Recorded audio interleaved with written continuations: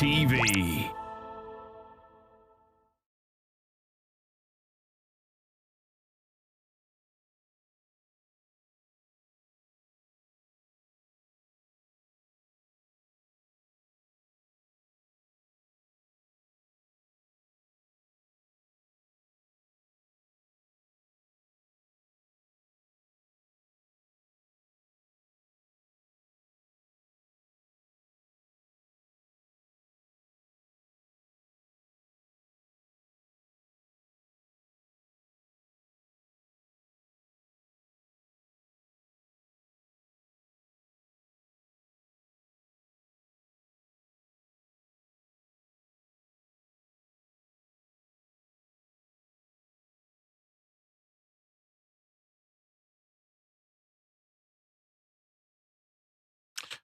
شاہ مرحبا، بزم مہدی کے نئے ایپیسوڈ کے ساتھ غفور الوی حاضر ہے۔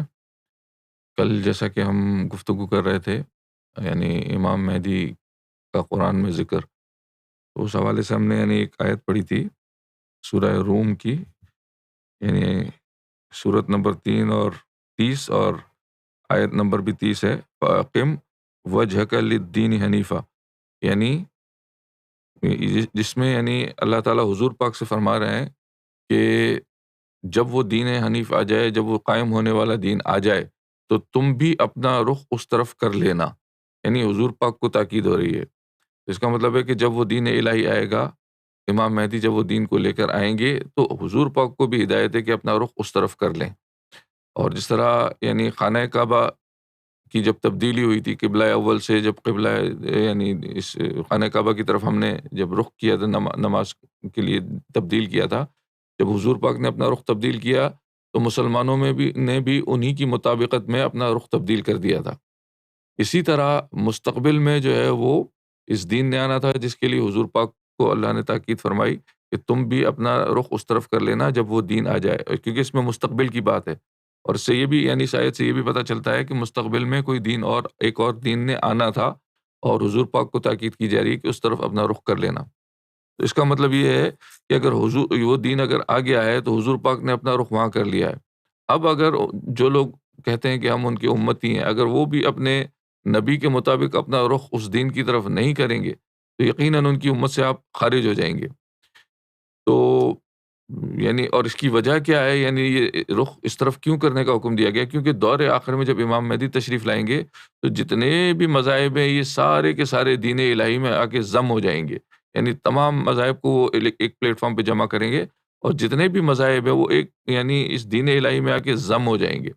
تو جب وہ ضم ہو جائیں گے تو پھر اس کے بعد جو ہے یعنی تمام انسانیت کا ایک ہی عقیدہ ہوگا۔ اور اسی لیے حضور پاک نے فرمایا بھی تھا آخر میں کہ لا یبقى من الاسلام الا اسمہ ولا یبقى من القرآن الا رسمہ، یعنی دور آخر میں اسلام میں سے کچھ بھی نہیں بچے گا سوائے اس کے نام کے، یعنی اسلام صرف نام کا باقی رہے گا۔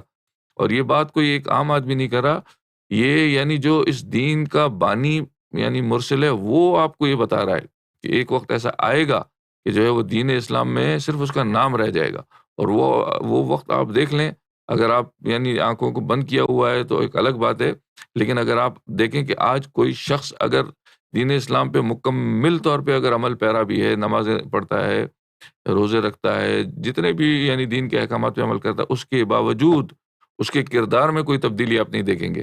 یعنی ایک وہ دور تھا جو حضور پاک جب اس دین کو یعنی لے کر آئے تو وہ جس معاشرے میں یعنی حضور پاک تشریف لائے وہ جنگلی لوگ تھے، یعنی وحشی لوگ تھے، یعنی بات بات پہ جو ہے تلواریں نکال کے ایک دوسرے کو قتل کر دیتے تھے، یعنی پانی میرے کنویں سے کیوں پیا، اس بات پہ قتل و غارت گیری ہو جاتی تھی، اور یہ نسل در نسل جو ہے وہ قتل چلتے رہتے تھے۔ ان درندوں کو جب یہ تعلیم حضور پاک نے دی تو وہ بھی جو ہے سدھر کے انسان ہو گئے، یعنی اس تعلیم نے ان درندوں کو بھی جو ہے وہ انسان بنا دیا تھا۔ اب اگر آپ دیکھیں کہ کوئی شخص اس دین پہ مکمل عمل پیرا بھی ہے تو ان کے کردار میں آپ کو کوئی تبدیلی نظر نہیں آئے گی۔ نمازیں 5 وقت کی پڑھتا ہے، پھر اس کے بعد جیسے ہی کاروبار پہ بندہ بیٹھتا ہے وہاں سے بے ایمانی شروع، تو تبدیلی تو آپ کے اندر آ ہی نہیں رہی۔ تو کیا وجہ ہے؟ یعنی آپ دین پہ مکمل عمل پیرا بھی ہیں، داڑھی بھی رکھی ہوئی ہے آپ نے، پردہ بھی آپ کرتے ہیں، یعنی اور بھی یعنی دین کے احکامات بظاہر آپ ان پہ عمل کر رہے ہیں، تو اس کی وجہ یہی ہے کہ وہ حضور پاک نے اپنا رخ اس طرف سے یعنی ہٹا لیا ہے۔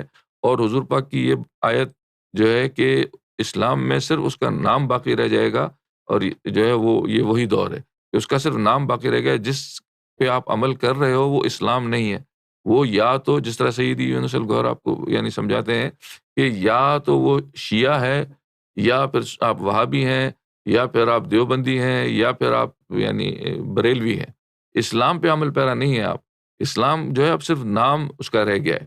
آپ ان فرقوں میں بٹ چکے ہیں، اور ان فرقوں میں جو مولویوں نے آپ کو بتایا اس پہ آپ عمل پیرا ہو رہے ہیں۔ جو حضور پاک جو دین لے کر آئے تھے اس پہ آپ عمل پیرا نہیں ہے، اس کا صرف اب نام رہ گیا ہے، وہ تقسیم ہو گیا ہے دین۔ تو ایک تو یہ تھی، پھر اس کے بعد ایک اور آیت ہے، یعنی 6 ابلک یعنی 6 اور 158۔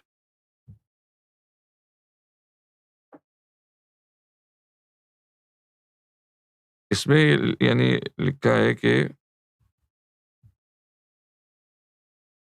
یوم یاتی بعد آیات ربک لا ینفع نفسا، یعنی یہ سورہ انعام کی آیت نمبر 158 ہے۔ اس کا جس کا ترجمہ ہے، جس دن تمہارے رب کی بعض نشانیاں آئیں گی تو جو شخص پہلے سے ایمان نہیں لایا ہوگا یا اپنے مومن ہونے کی صورت میں کوئی نیک کام نہیں کیا ہوگا تو اس وقت اس کو ایمان لانا کوئی فائدہ نہ دے گا۔ اے رسول کہہ دو کہ تم انتظار کرو، ہم بھی انتظار کرتے ہیں۔ یعنی یہاں جو ہے اللہ تعالیٰ جو ہے وہ یعنی حضور پاک سے کہہ رہے ہیں کہ تم بھی انتظار کرو، میں بھی انتظار کرنے والوں میں شامل ہوں۔ اب یعنی کوئی ایک ایسی چیز ہے، کوئی ایسی ہستی ہے جس کا اللہ بھی انتظار کر رہا ہے، کیونکہ اس میں کلیئر کٹ آپ دیکھیں انتظار کا لفظ اس نے استعمال کیا۔ اب اگر آپ اس کو یعنی کیونکہ ہم قرآن پہ غور کرتے ہی نہیں ہیں، کوئی سمجھانے والا ہی نہیں ہے، اب آپ اگر ان الفاظ پہ غور کریں کہ انتظار کس کا کیا جاتا ہے، انتظار آپ اس شخص کا کرتے ہیں جو آپ کی دسترس سے باہر ہو، جو آپ کے یعنی ریچ سے باہر ہو۔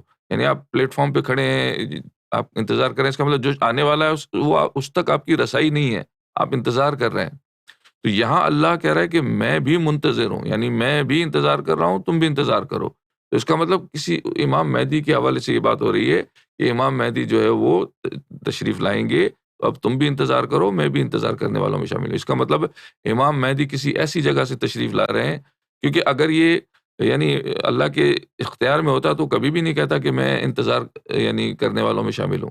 جس طرح ایک اور یعنی حدیث بھی آتی ہے کہ قیامت میں اگر ایک دن بھی اگر باقی رہ جائے اور امام مہدی تشریف نہ لائیں تو اللہ تعالیٰ اس ایک دن کو ہی اتنا طویل کر دے گا کہ جب تک کہ امام مہدی تشریف نہ لے آئیں۔ اب ظاہر ہے اس سے لوگ الفاظ کو پکڑتے ہیں، دن اتنا طویل نہیں ہو سکتا، ایسا نہیں ہو سکتا کہ سورج آ کے کھڑا ہو جائے 10 سال تک اور جو ہے وہ ایک ہی جگہ ٹکا رہے، ایسا نہیں ہوتا۔ یعنی اس دن کو بڑھا دے گا سے مراد یہی ہے کہ اللہ جو ہے قیامت کو پوسٹ پون کر دے گا، یعنی اس کی مدت بڑھا دے گا اگر امام مہدی تشریف نہ لائے۔ یعنی ایک دن بھی اگر قیامت میں رہ گیا، یعنی کل اللہ کے پلان کے مطابق کل قیامت نے آنا ہے لیکن امام مہدی ابھی تک تشریف نہیں لائے، تو وہ مدت بڑھا دے گا، وہ کینسل کر دے گا، پھر قیامت پھر اور آگے چلی جائے گی۔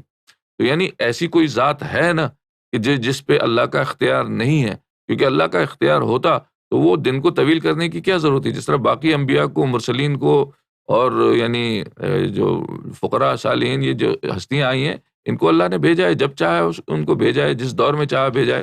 تو امام مہدی کو بھی جس دور میں چاہتا ہے وہ بھیج دیتا۔ یہ کہنے کی ضرورت کیوں پیش آتی کہ اگر ایک دن بھی رہ جائے؟ اس کا مطلب یہ کہ یہاں جو ہے وہ یعنی اللہ کا یعنی فلی اختیار نہیں ہے۔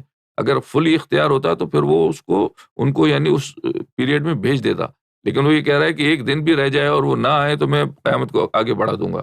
اس کا مطلب یہ ہے کہ ان کے آنا یعنی ان کا آنا اللہ کے بھی اختیار سے باہر ہے، تبھی وہ اللہ کہہ رہا ہے کہ میں بھی انتظار کر رہا ہوں، تم بھی انتظار کرو۔ پھر اسی طرح یعنی اچھا اس کی ایک اور بھی یعنی بیک گراؤنڈ بتایا جاتا ہے کہ جب حضور پاک یعنی تشریف لے گئے معراج پہ تو حضرت عیسیٰ سے ملاقات ہوئی تھی، تو حضور پاک نے جو ہے وہ ان سے پوچھا تھا کہ بھائی آپ 2000 سال سے یہاں کیوں مقیم ہیں؟ یعنی ظاہری طور پہ اگر دیکھا جائے کہ بھائی یعنی وہ جو واقعہ ہوا تھا سولی کا، چلو اس وقت ان کو اوپر بلا لیا، پھر اس کے بعد یعنی ان کو نیچے آ جانا چاہیے تھا نا، یعنی 5 سال 10 سال کے بعد، یا فوری نہ صحیح 10 سال کے بعد 20 سال کے بعد، لیکن وہ نہیں آئے اور حضور پاک تشریف لے آئے، اس کے باوجود وہ ابھی تک تشریف نہیں لائے۔ تو حضور پاک نے پوچھا تھا کہ یعنی اتنا یعنی آپ کو عرصہ ہو گیا ہے تو آپ ابھی تک یعنی یہاں یعنی ہیں، تو ابھی تک آپ یعنی نیچے نہیں لائے، تو اس کی وجہ کیا ہے؟ تو انہوں نے جو ہے وہ یہ ان کو کلو دیا تھا، اس وقت میں نے بتایا تھا کہ آخر میں ایک ذات آنے والی ہے، یعنی ہم انہی کے انتظار میں ہیں، وہ جب تشریف لائیں گے تو ہم آئیں گے نیچے. تو یہ یعنی حضرت عیسیٰ نے دیا تھا. پھر اللہ سے جب انہوں نے پوچھا اس ہستی کے بارے میں کہ بھائی یہ جو ہستی جو جنہوں نے آخر میں آنا ہے یہ کب آئیں گی، تب اللہ نے یہ آیت ان پہ یعنی نازل فرمائی تھی کہ وہ جو ہے میں بھی انتظار کر رہا ہوں، تم بھی انتظار کرو، مجھے یعنی معلوم نہیں ہے. تو پھر مزید جب پوچھا اللہ سے تو اللہ نے کہا کہ ان کی جو صورت ہے، ان کی جو شبیہ ہے وہ حجر اسود میں ہے، اسی لیے پھر وہ حجر اسود سے لپٹ لپٹ کے وہ رویا کرتے تھے. اور پھر فرمایا بھی کہ اس میں جو ہے وہ 2 آنکھیں، 2 کان، 1 زبان ہے. وہ اسی طرف اشارہ تھا کہ اس میں کوئی شبیہ ہے، اور اس حجر اسود سے لپٹ لپٹ کے وہ رویا کرتے تھے. اور یہی وجہ تھی کہ انہوں نے قبلہ کی تبدیلی کا بھی خواہش ان کی اسی وجہ سے ہوئی. ورنہ اگر دیکھا جائے تو یعنی مسلمان عبادات کر رہے ہیں، اللہ کی عبادت کر رہے ہیں، چاہے خانہ یعنی قبلہ اول کی طرف منہ تھا یا خانہ کعبہ کی طرف تھا، فرق کیا پڑتا ہے؟ یعنی آپ اللہ کی عبادت کر رہے ہیں. حضور پاک کی کیوں خواہش ہوئی کہ اس کے بجائے ہم خانہ کعبہ کا رخ کریں؟ تو کیونکہ اللہ نے یہی کہا نا کہ تمہارا بار بار جو چہرہ اوپر اٹھانا ہے، یعنی حضور پاک بار بار اوپر دیکھتے تھے دعائیہ انداز میں کہ ہمارے قبلے کو چینج کر دے. تو وہ خواہش کیوں حضور پاک کے دل میں آئی؟ وہ اسی لیے آئی کہ جب ان کو پتہ چل گیا کہ یہاں یعنی خانہ کعبہ میں جو حجر اسود پہ ان کی شبیہ ہے، اس ذات کی جس نے آخری دور میں آنا ہے، تو ان کی پھر خواہش ہوتی تھی کہ کیوں نہ ہم اپنا رخ ادھر کریں.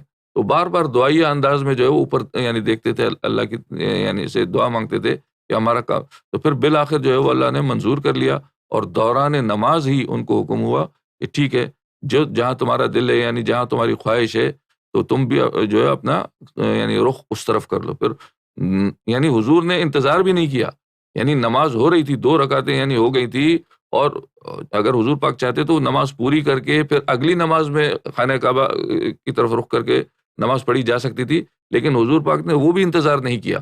دوران نماز ہی حضور پاک نے فوراً اپنا رخ جو ہے وہ تبدیل کر لیا.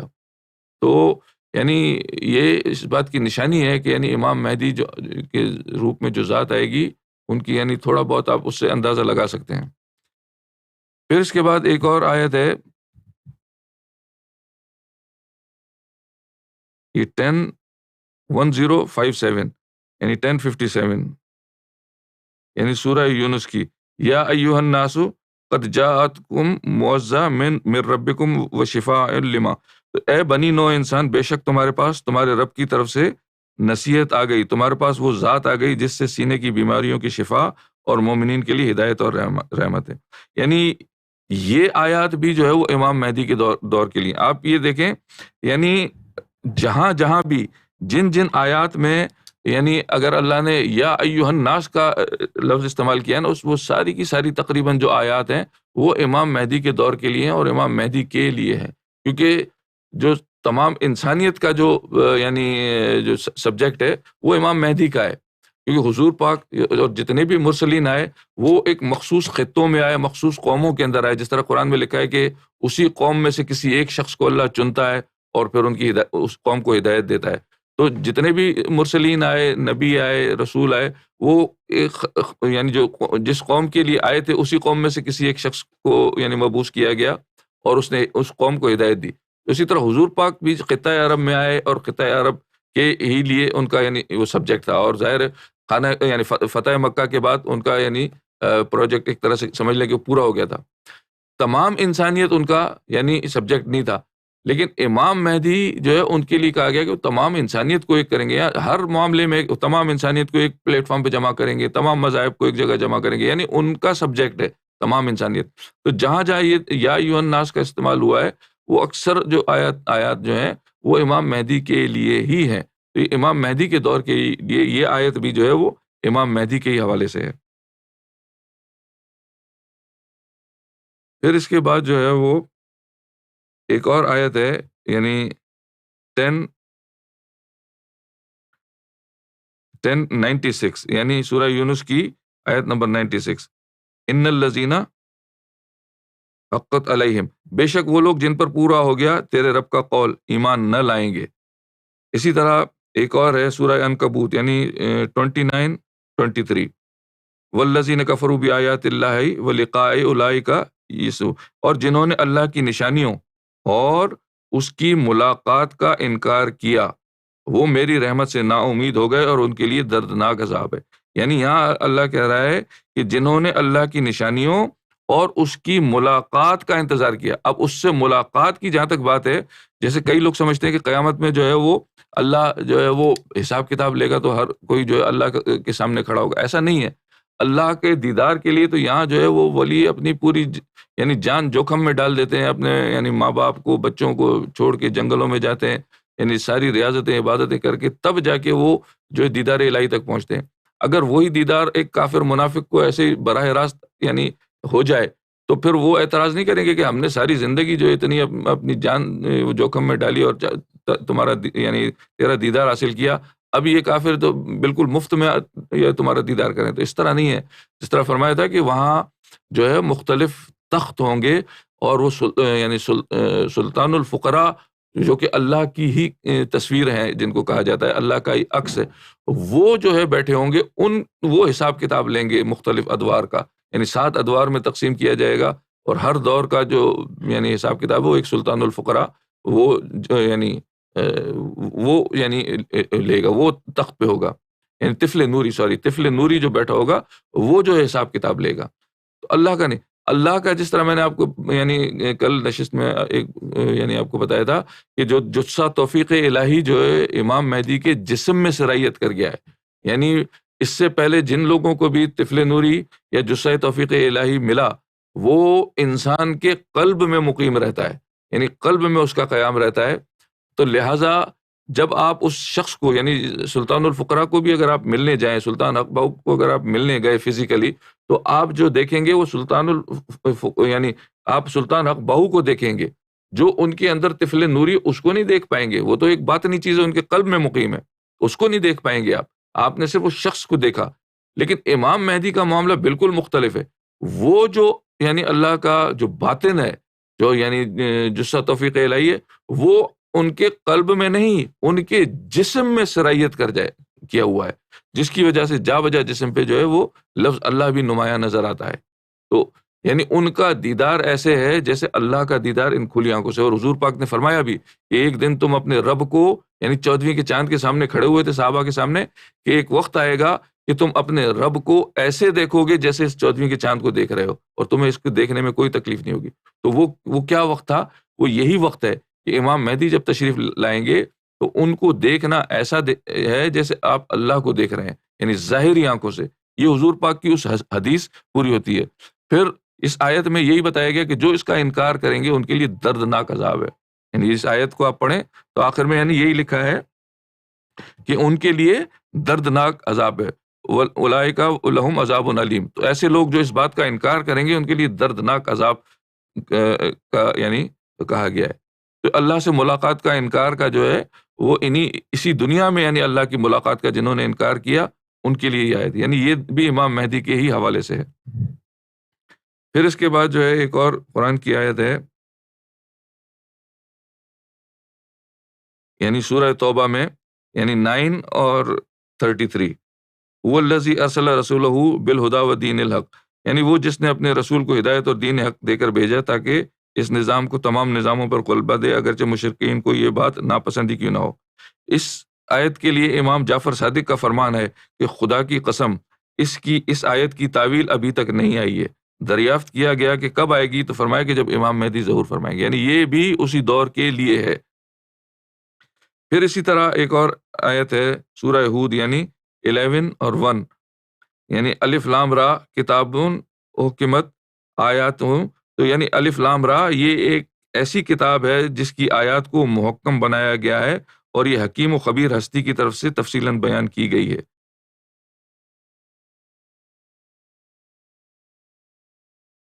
یعنی اس میں بھی جو ہے یعنی یہ بھی امام مہدی کے دور کے لیے، یعنی وہ ایسا علم لے کر آئیں گے کہ یعنی وہ فیصلہ کن تعلیم ہوگی، یعنی جس طرح سیدی یونس الگوہر جو تعلیم بیان کرتے ہیں یہ فیصلہ کن تعلیم ہے۔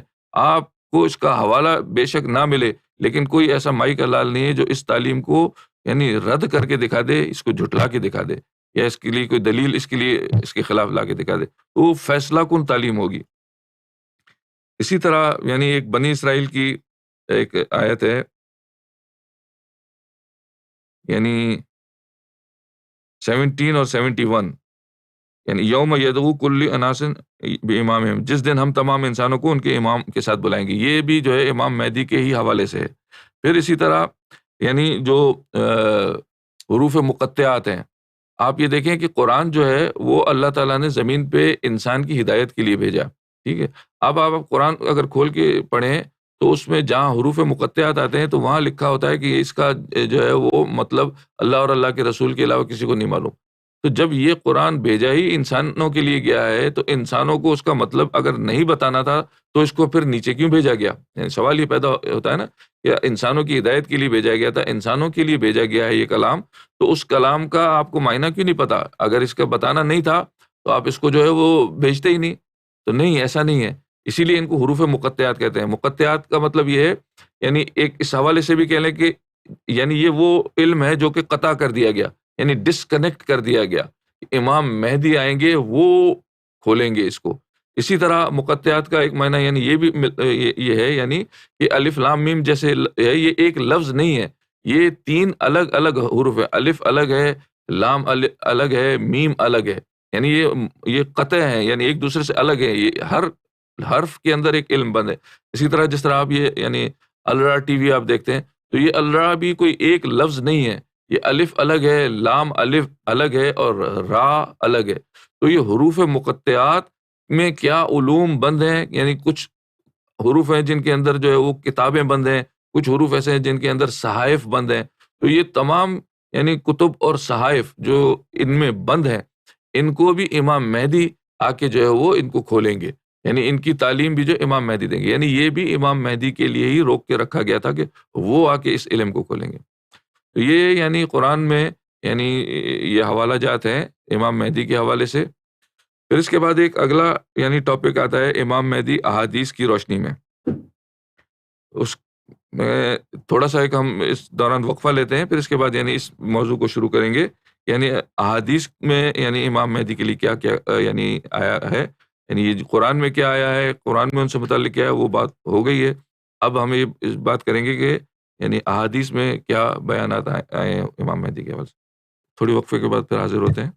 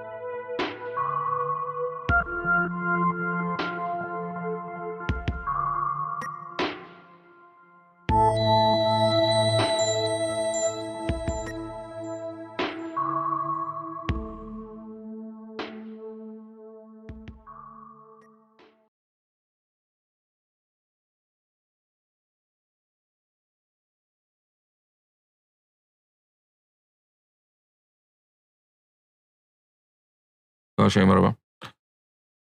احادیث کے حوالے سے جو یعنی صحیح بخاری میں کتاب المناسک میں یہ ہم نے پہلے بھی ایک دفعہ پڑھی تھی کہ قال عبد الرحمن عن شعبۃ لا تقوم الساعة حتى لا يحج البیت، یعنی عبد الرحمن نے شعبہ سے روایت کی کہ ساتھ یعنی امام مہدی کی ساتھ قائم نہیں ہوگی یہاں تک کہ بیت اللہ کا حج بند نہ ہو جائے۔ یعنی یہ امام مہدی جو ہے کے حوالے سے یہ بات ہے کہ جب تک یعنی امام مہدی کی یعنی جو ظاہر ہوں گے ان کی ایک نشانی یہ بھی ہے کہ حج بیت اللہ یعنی حج موقوف ہو جائے گا۔ اب ابھی آج کل تو خیر کورونا کے حوالے سے دیکھا جا رہا ہے کہ یعنی فزیکلی وہ یعنی واقعی میں اس کو لاک ڈاؤن کیا گیا ہے، لیکن حج موقوف ابھی نہیں ہوا ہے۔ حج موقوف اسی دن ہو گیا تھا یعنی جب حجر اسود پہ جو ہے وہ پینٹ کر دیا گیا تھا۔ آپ کو پہلے بھی یعنی بتایا گیا تھا کہ حج جو لفظ ہے وہ نکلا ہی حجر یعنی حجر سے ہے، یعنی حجر کے گرد گھومنے کو یعنی حج کہا جاتا ہے، یعنی حجر کے گرد گھومنا اس کو حج کہا جاتا ہے۔ تو حج بنیادی طور پہ ہے ہی حجر اسود سے متعلق، اور حج کی دو بنیادی شرائط ہیں، یعنی ایک تو آپ کا جو ہے وہ عقیدت اور محبت سے اس کا بوسہ لینا اور اس کا طواف کرنا۔ جب یعنی باقی بھی چیزیں ہیں جیسے آپ یعنی سر کے بال بھی مڈاتے ہیں اور یعنی شاعر اللہ ہے مختلف ان پہ یعنی دوڑتے بھی ہیں، وہاں شیطان کو بھی یعنی کنکریاں مارتے ہیں، وہ اپنی جگہ ہے، لیکن یہ جو ہے نا یہ بنیادی چیزیں ہیں، کیونکہ یہ جب آپ حجر اسود کو چومتے ہیں تو یہ آپ کے سارے گناہوں کو جو ہے وہ جذب کر لیتا ہے۔ اسی لیے کہا جاتا ہے کہ اگر انسان کا حج مقبول ہو جائے یعنی قبول ہو جائے تو وہ گناہوں سے ایسے پاک ہو جاتا ہے جیسے آج ہی ماں کے پیٹ سے جنم لیا ہو۔ تو اس کا فینومینا کیا ہے؟ اس کا میکینزم یہ ہے کہ جب آپ عقیدت اور محبت سے حجر اسود کا بوسہ لیتے ہیں اور جب آپ کے یعنی لب جو ہے وہ اس کو مس کرتے ہیں تو وہ سارے گناہ آپ کے جذب کر لیتا ہے۔ اور یہی وجہ ہے کہ حجر اسود جب یہ یعنی حضرت آدم اپنے ساتھ لائے تھے تو اس کا کلر گرین تھا یعنی سبز تھا، لیکن پھر وہ انسانوں کے گناہ جذب کرتے کرتے کرتے جو ہے وہ اس کا رنگ جو ہے وہ سیاہ ہو گیا۔ تو یعنی یہ شرط ہے اس کی۔ جب اور دوسری بات یہ بھی آپ کو بتا دوں کہ حجر اسود کے جتنے بھی تغرے یعنی ابھی تو یہ موبائل فون آ گیا، لیکن اس سے پہلے جب موبائل فون نہیں تھا کیمرے ہوتے تھے تو اس وقت جو ہے حرم کے اندر کیمرہ لے جانے کی اجازت نہیں تھی۔ آپ کسی بھی شخص سے پوچھ لیں جو یعنی تھوڑی بہت معلومات رکھتا ہے، اس زمانے میں حرم سے متعلق جتنی بھی تصاویر آتی تھی، جتنے بھی تغرے آتے تھے وہ ہوتے تھے جو حکومت سعودیہ خود جاری کرتی تھی، نیچے اس پہ باقاعدہ لکھا ہوا ہوتا تھا۔ اور ایک حجر یعنی جو تغرا ہے وہ بڑا مشہور تھا، ایک آدمی چھتری لے کر جو ہے وہ خانہ کعبہ کے پاس کھڑا ہوا ہے، وہ تغرا اور اس سے پہلے جتنے بھی تغرے آپ دیکھ لیں ان میں حجر اسود کو اگر آپ تصویر کو دیکھیں تو اس میں آپ کو انسانی شبیہ بالکل صاف اور واضح نظر آتی ہے۔ لیکن 1998 کے بعد جب یعنی ہم نے یہ بتایا لوگوں کو کہ امام مہدی کی تصویر یعنی حجر اسود پہ آ گئی ہے، تو انہوں نے کیا کیا کہ حجر اسود پہ پہلے تو پینٹ کرنے کی کوشش کی، پینٹ اکھڑنے لگا تو پھر شیٹ چڑھا دی گئی، اور بعد میں اب یہ سنتے ہیں کہ حجر اسود کو سرے سے وہاں سے ریموو ہی کر دیا گیا۔ یعنی اگر وہ شیٹ بھی چڑھی ہوئی ہے تو اب جیسے ہی آپ نے اس پہ شیٹ چڑھائی تو اب آپ کے لب جو ہے وہ حجر اسود کو مس نہیں کرتے، جس طرح نیل پالش لگانے سے وضو نہیں ہوتا، کیونکہ آپ کے ناخن اور پانی کے درمیان وہ نیل پالش کی لیئر آ گئی اور پانی نے چھوا نہیں آپ کے ناخنوں کو، تو لہٰذا وضو نہیں ہوا۔ اسی طرح آپ کے ہونٹ اس سے مس نہیں ہوئے یعنی ٹچ نہیں ہوئے حجر اسود سے، تو اس نے گناہ بھی جذب نہیں کیے، اور آپ کا ایک اہم ترین جو رکن ہے بنیادی رکن وہ پورا نہیں ہو سکا۔ تو اس لیے وہ اس یعنی جب انہوں نے یہ شیٹ چڑھائی تھی اس زمانے سے یہ حج متروک ہو چکا ہے۔ یعنی حج متروک سے ہونے سے مراد یہ نہیں ہے کہ لوگ خانہ کعبہ جانا چھوڑ دیں گے یا عبادت یعنی ترک کر دیں گے، ایسا نہیں ہے۔ یعنی حج کی کوئی اہم جو اہم رکن ہے وہ پورا نہیں ہو سکے گا، جس کی وجہ سے حج قابل قبول نہیں رہے گا، یعنی اللہ کی بارگاہ میں مقبول نہیں رہے گا، اور اس طرح سے کہا جائے گا کہ اب حج متروک ہو گیا، یعنی آپ ادا کیے جا رہے ہیں لیکن وہ اللہ کی بارگاہ میں یعنی قابل قبول نہیں ہے تو وہ متروک ہو گیا۔ تو حج جو متروک ہوا تھا اسی زمانے میں ہو گیا تھا 1998، اور آپ دیکھیں کہ 1998 کے بعد جتنے بھی حجر اسود کے یعنی تغرے آئے ہیں تو آپ کو اس میں وہ چیز نہیں نظر آئے گی، الگ سے ہی نظر آئے گا کہ یعنی کوئی شیٹ چڑھی ہوئی۔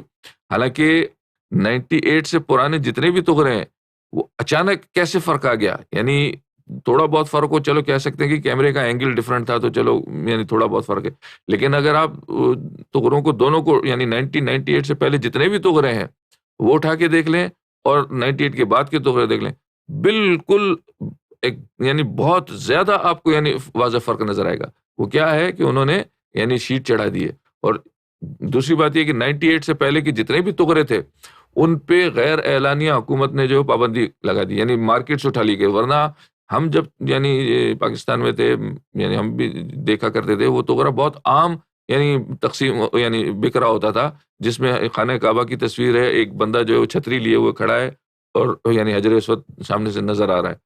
تو وہ تصویر جو ہے آج آپ بازار میں نکلے آپ کو کہیں نہیں ملے گی۔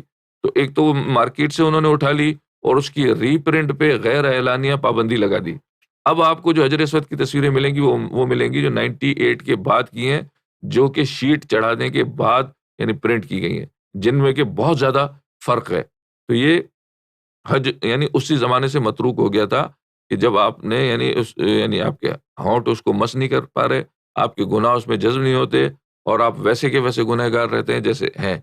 اور حج کی تو شرط یہی تھی کہ یعنی آپ وہاں سے جب واپس آئیں تو ایسے پاک ہو جائیں جیسے آپ اپنے یعنی آج ہی اس دنیا میں یعنی پیدا ہوئے ہیں۔ تو وہ حج متروک ہونے سے یعنی کی جو نشانی ہے امام مہدی کی، وہ بھی پوری ہو چکی ہے۔ اور یعنی اب تو یعنی فزیکلی جو ہے وہ جو جس کے لیے یعنی خانہ کعبہ کے لیے یہ لوگ کہتے ہیں کہ جی 24 گھنٹے میں کبھی بھی اس کا طواف نہیں رکا ہے، تو وہ طواف بھی آپ دیکھیں رک گیا ہے۔ خانہ کعبہ کیا ساری مسجدیں، سارے یعنی گرجا گھر، سارے مندر سب ویران ہو گئے۔ تو یہی نشانی ہے امام مہدی کے دور کی۔ اس دور میں بھی اگر انسان محروم رہے، مذاق اڑاتا رہے، تو پھر وہ محروم ہی رہے گا۔ اگر آپ کو مفت میں یعنی ذکر قلب جیسی دولت مل رہی ہے، اس میں کیا حرج ہے؟ میں یہ کہوں گا کہ اگر انسان کی یعنی انا بھی اگر آڑے آ رہی ہے کہ نہیں جی ہم نے تو ان کی ساری زندگی مخالفت کی، ہم ان سے ذکر کیسے لیں گے، تو ٹھیک ہے، وہ آپ ذکر ہم سے نہ لیں، لیکن چاند سے تو لے سکتے ہیں نا آپ۔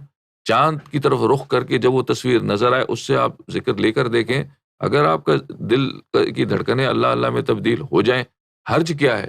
جب نور اندر آئے گا تو آپ کو سمجھ میں آ جائے گا یعنی کیا یعنی یہ امام مہدی ہیں یا نہیں۔ اگر آپ کو یعنی اپنی دھڑکنوں سے جو آج آپ کو دھک دھک کی آواز آتی ہے، اس کے بجائے آپ خود اپنے کانوں اور اپنے حواس سے سنیں کہ جی وہاں سے اللہ اللہ کی آواز آ رہی ہے، تو اور کیا چاہیے آپ کو؟ یعنی مفت میں جادو سے بھی اگر ہو جائے تو کوئی حرج نہیں ہے، اللہ کا ہی نام ہے جو آپ 24 گھنٹے آپ کے اندر گونجتا رہے گا۔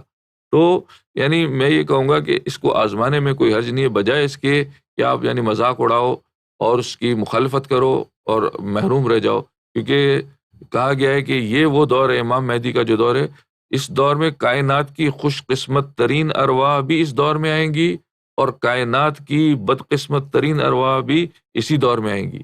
اور وہ فرق کیا ہے؟ جس نے امام مہدی سے یعنی جو وابستہ ہو گیا، ان سے فیض حاصل کر لیا، وہ اس کائنات کی خوش قسمت ترین ارواح میں سے ہوگا، اور جو امام مہدی کے تشریف لانے کے باوجود ان سے فیض نہ حاصل کر سکا تو کائنات کی بدقسمت ترین ارواح میں سے ہوگا۔ تو بجائے اس کے کہ آپ مذاق اڑائیں، یعنی ان چیزوں کا اللہ کی نشانیاں ہیں، ان کا مذاق اڑانا کوئی یعنی مذاق نہیں ہے۔ اللہ تعالیٰ جب گرفت کرے گا، بے شک اللہ چھوڑ دیتا ہے، یعنی اللہ نے ایک دن مقرر کیا ہوا ہے، اسی دن حساب لیتا ہے، پوچھتا نہیں ہے، آپ کو کھلی اجازت ہے۔ لیکن جس دن وہ گرفت کرے گا، جس دن وہ آئے گا، تو اس دن پر آپ کے پاس کوئی جواز نہیں ہوگا، اور ابد الآباد کی آپ کی زندگی تباہ ہو جائے گی۔ اس لیے میں یہی کہوں گا کہ آزمانے میں کوئی حرج نہیں ہے۔ یعنی آپ اگر ویسے اختلاف رکھتے بھی ہیں، جیسا ہم آپ کو بتا رہے ہیں کہ چاند پہ جو امام مہدی کی تصویر ہے وہ بھی ذکر آپ کو دے سکتی ہے۔ اگر آپ یعنی یہاں رابطہ کرنے میں شرم آتی ہے یا کوئی رکاوٹ ہے، بطور تجربہ آپ چاند میں وہ تصویر جس طرح دکھائی گئی ہے، یعنی اس وقت بھی اسکرین پہ نظر آ رہی ہے، وہ تصویر آپ دیکھنے کی کوشش کریں۔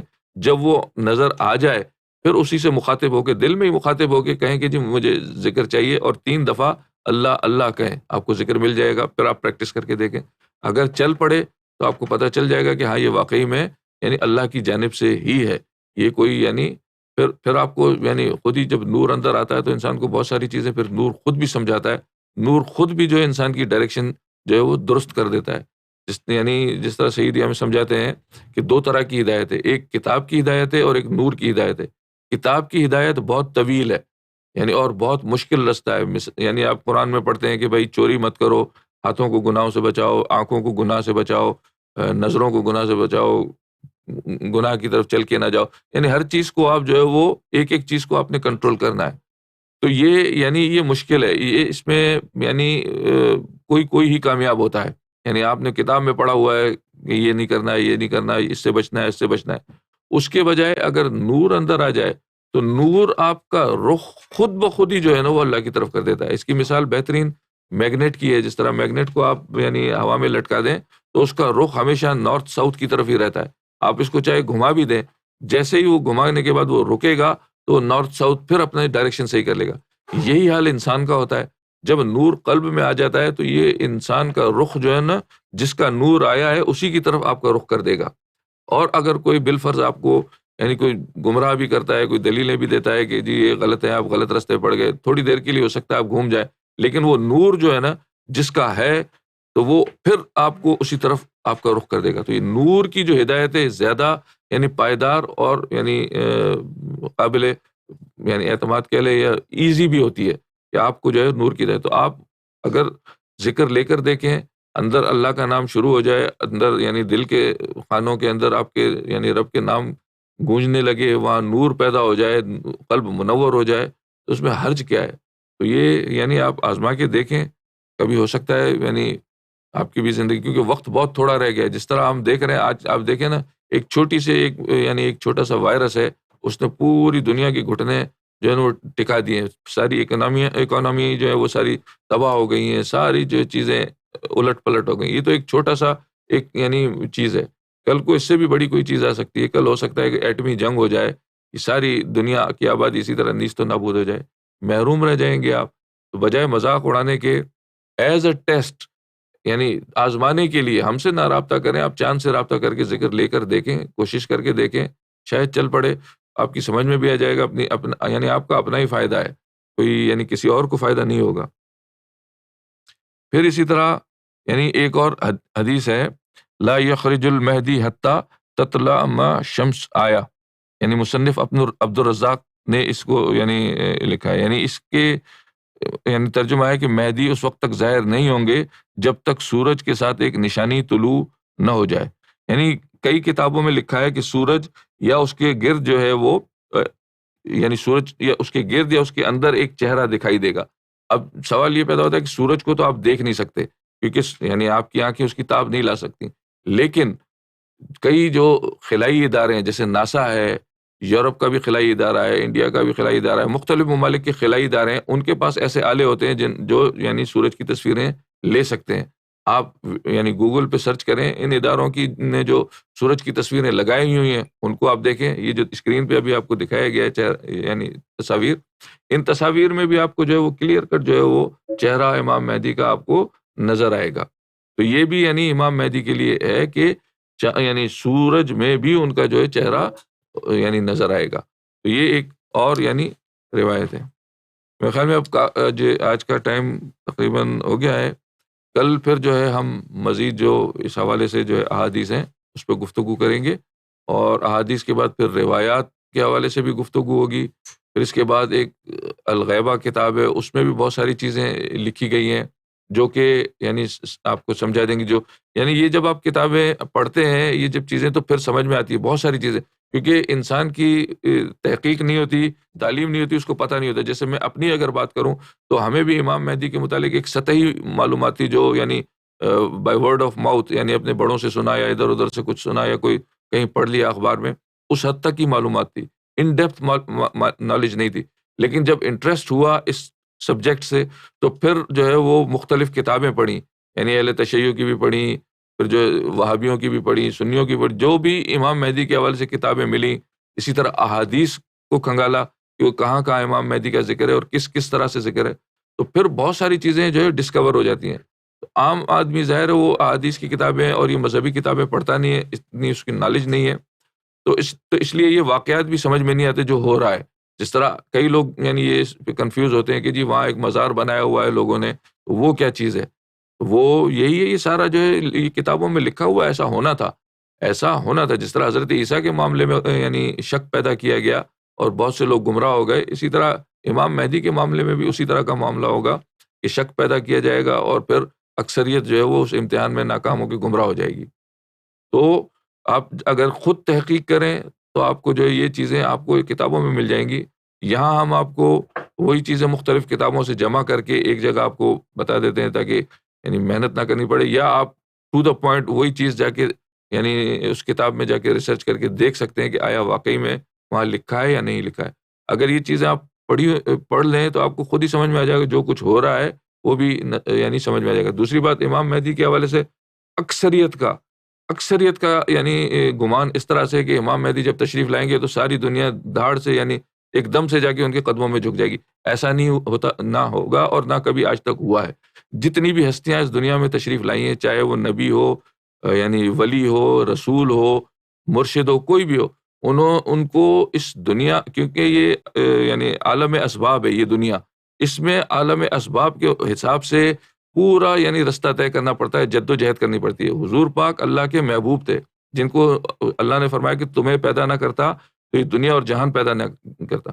تو اس محبوب کو بھی آپ دیکھیں کتنا ان کے ساتھ پرسیکیوشن ہوئی, کتنا ان کو ستایا گیا, کتنا ان کے لوگوں کو تنگ کیا گیا, اتنا زیادہ کہ ان کو وہ اپنا علاقہ یعنی شہر چھوڑنا پڑا, ہجرت کر کے دوسرے شہر چلے گئے, مدینہ چلے گئے.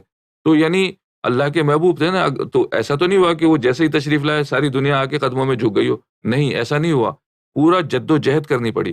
تو اس دنیا میں جو یہ عالم اسباب ہے اس کے حساب سے ہی چلتے ہیں. تو امام مہدی کا بھی معاملہ ایسا ہی ہے کہ ان کی بھی ایک تحریک ہوگی, جد و جہد ہوگی, جس سے جو ہے وہ آہستہ آہستہ وہ تحریک ان کی تعلیم آہستہ آہستہ دنیا میں پھیلے گی اور دنیا تسلیم کرے گی. یہ خیال رکھنا کہ جی امام مہدی آئیں گے ایک دم سے ساری دنیا جھک جائے گی, ایسا نہیں ہے, ایسا نہیں ہوگا. آپ یہ جو نشانیاں ظاہر ہوئی ہیں ان کو دیکھیں, جو تعلیم یعنی آپ بیان ہو رہی اس کو دیکھیں, یہ چیزیں آپ کو سمجھا سکتی ہیں. اور پھر کتابوں میں پڑھیں گے تو آپ کو وہاں بھی یہ چیز ملے گی کہ امام مہدی کی پہچان اس طرح سے ہوگی. تو ان چیزوں پہ آپ غور کریں, امید ہے آپ اپنی عاقبت کو بچائیں گے, کیونکہ وقت بہت تھوڑا رہ گیا ہے. کوئی پتہ نہیں ہے زندگی کا آج ہے یعنی جو حادثاتی موتیں جس طرح آج کل ہو رہی ہیں, کس لمحے سیلاب آتا ہے, کس لمحے سونامی آتا ہے, کبھی زلزلہ آ جاتا ہے, کبھی ایکسیڈنٹ ہے, کبھی وائرس ہے, کوئی زندگی کا بھروسہ نہیں ہے. محروم رہ جانے سے بہتر ہے, جس طرح میں نے کہا کہ آزمانے کی کے حد تک ہی صحیح آپ چاند سے جو ہے وہ تصویر سے وہ ذکر لیں اور اس کی پریکٹس کر کے دیکھیں. اگر اندر جاری ہو گیا تو آپ کا اپنا ہی فائدہ ہے. اس کے ساتھ ہی مجھے اجازت دیجیے گا, کل پھر جو ہے ایک نئے موضوع کے ساتھ یا نئے یعنی ایپیسوڈ کے ساتھ آپ حاضر خدمت ہوں گے. اللہ حافظ. الف اللہ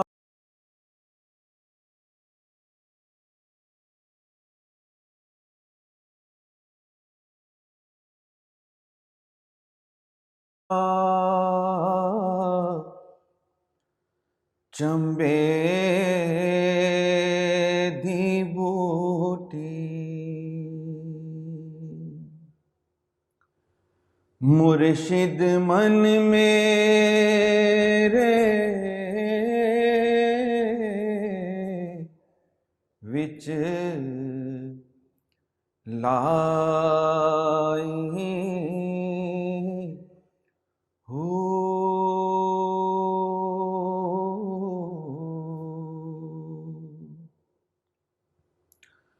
نفی اسبات دا پانی ملیا ہر رگے ہر جائی ہو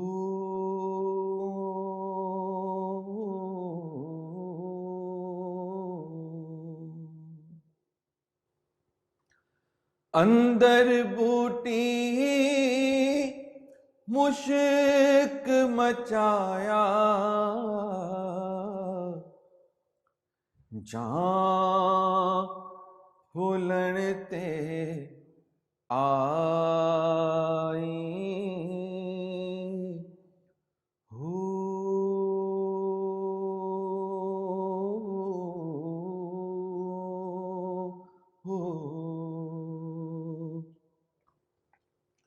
جگ جگ جیوے مرشد باہو جے اے بوٹی لائی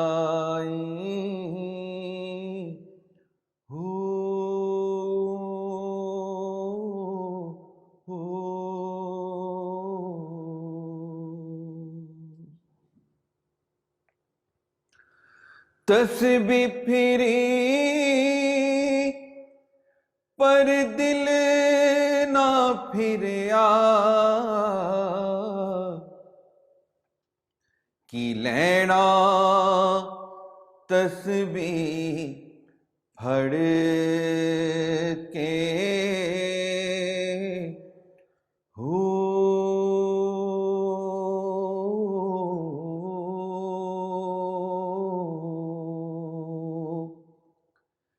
علم پڑھیا پر ادب نہ سکھیا کی لینا علم نو پڑھ کے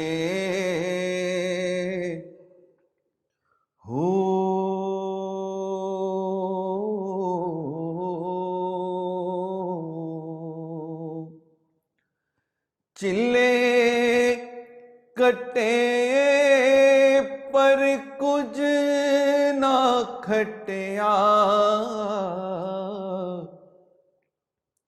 کی لینا چلیاں وڑ کے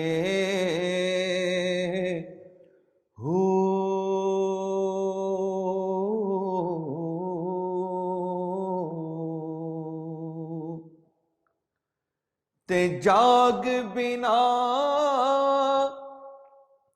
دودھ جم دینا ہی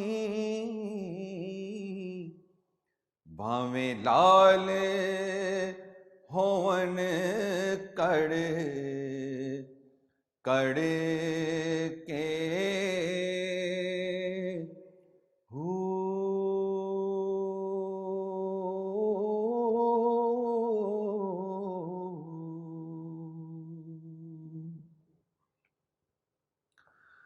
باج حضوری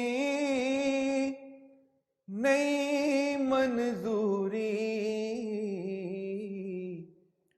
توڑے پڑھن پہ صلاتاں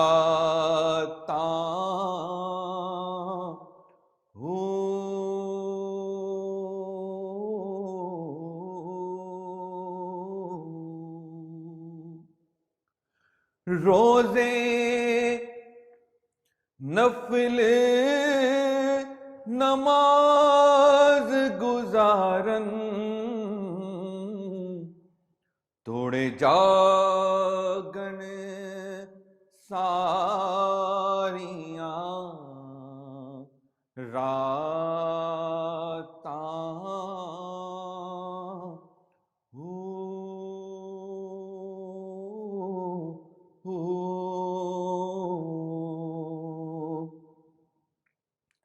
باجوں قلب حضور نہ ہووے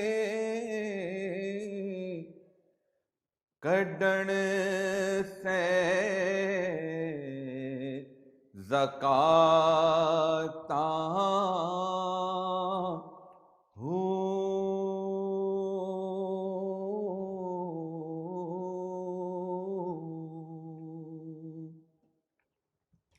باج فنا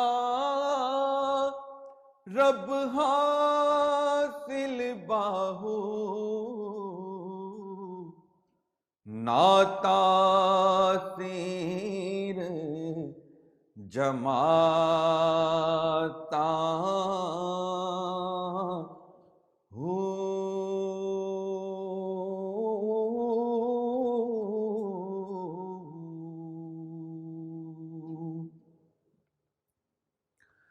ایمان سلامت ہر کوئی منگے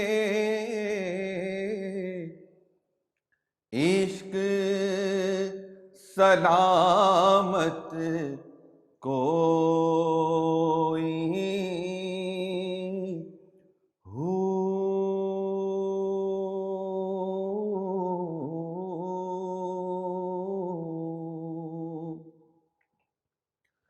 منگن ایمان شرماون عشقوں میرے دل نو غیرت ہوئی ہو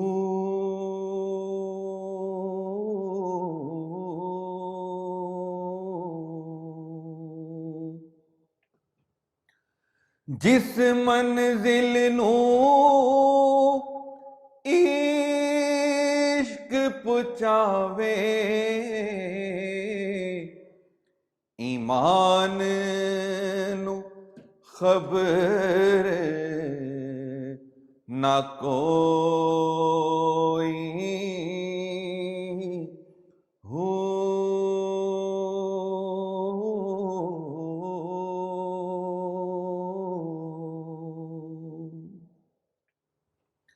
میرا عشق سلامت رکھیو باہو ایمان نو دیواں دھروئی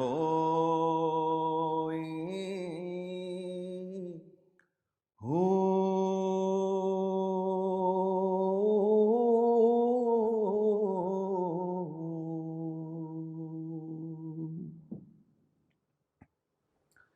زبانی کلمہ ہر کوئی پڑھدا دل دا پڑھدا کوئی ہو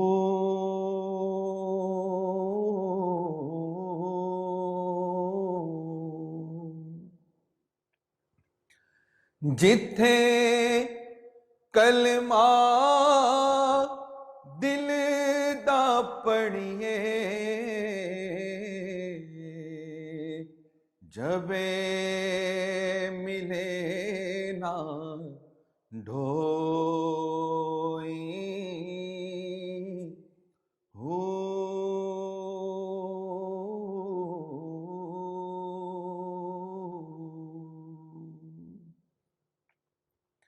دل دا کلمہ عاشق پڑھ دے کی جانن یار گھلوئی ہو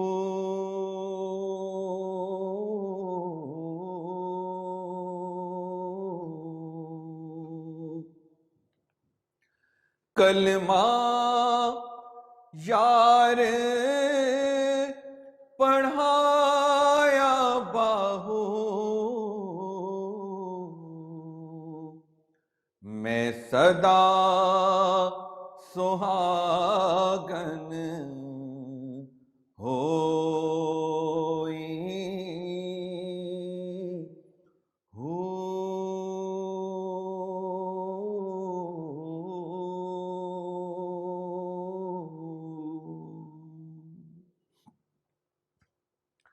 شریعت دے دروازے اونچے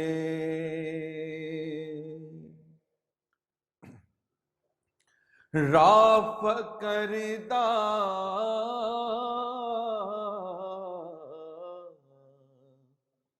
موری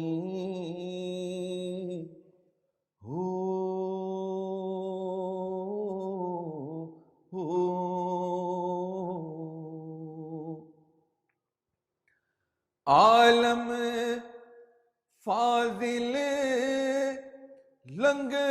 لنگن نہ دین دے جو لنگ دا سو چوری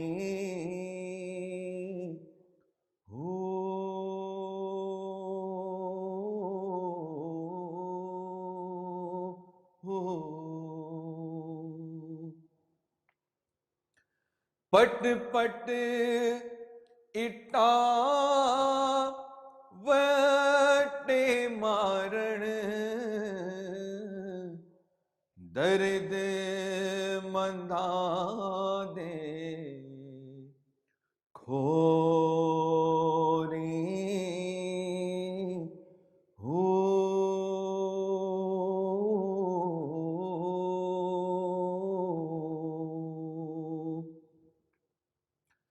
عاشق جانن راز باہو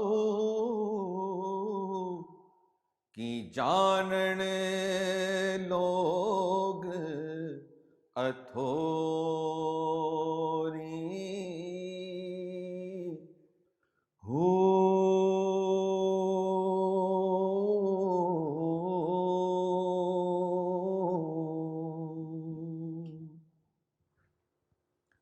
دل دریا سمندروں ڈونگے کون دلاں دیاں جانے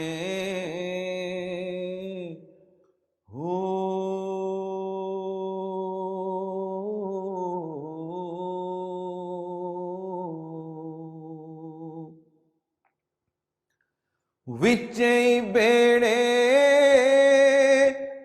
وچے جیڑے وچے ونج مہانے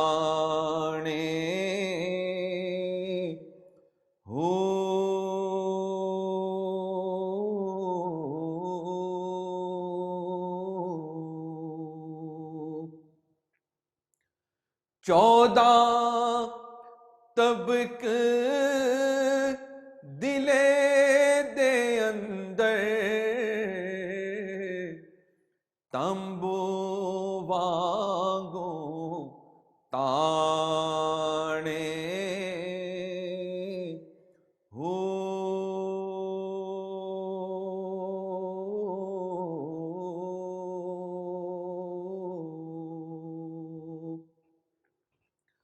دل دا محرم ہووے باہو سوئیو رب پچھانے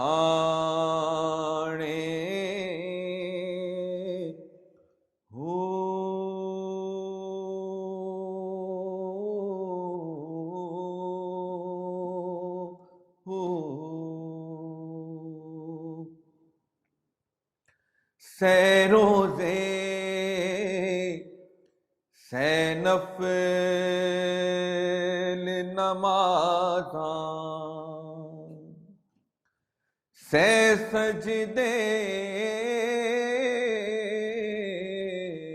کر تھکے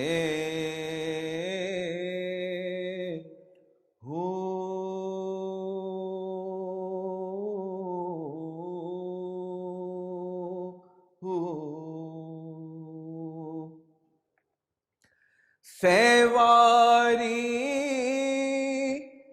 مکے حج گزارن دل دی دوڑ نہ مکے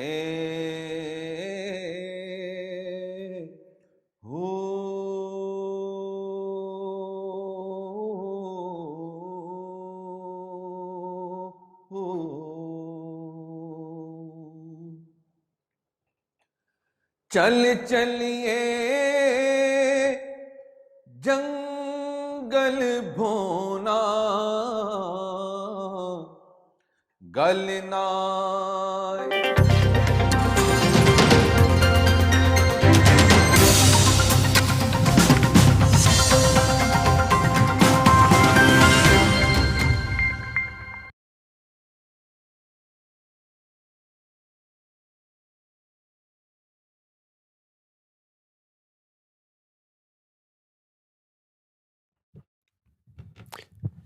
Goshi Maraba, a very good evening, Assalamu alaikum, and Shabbat Shalom to all our Jewish followers.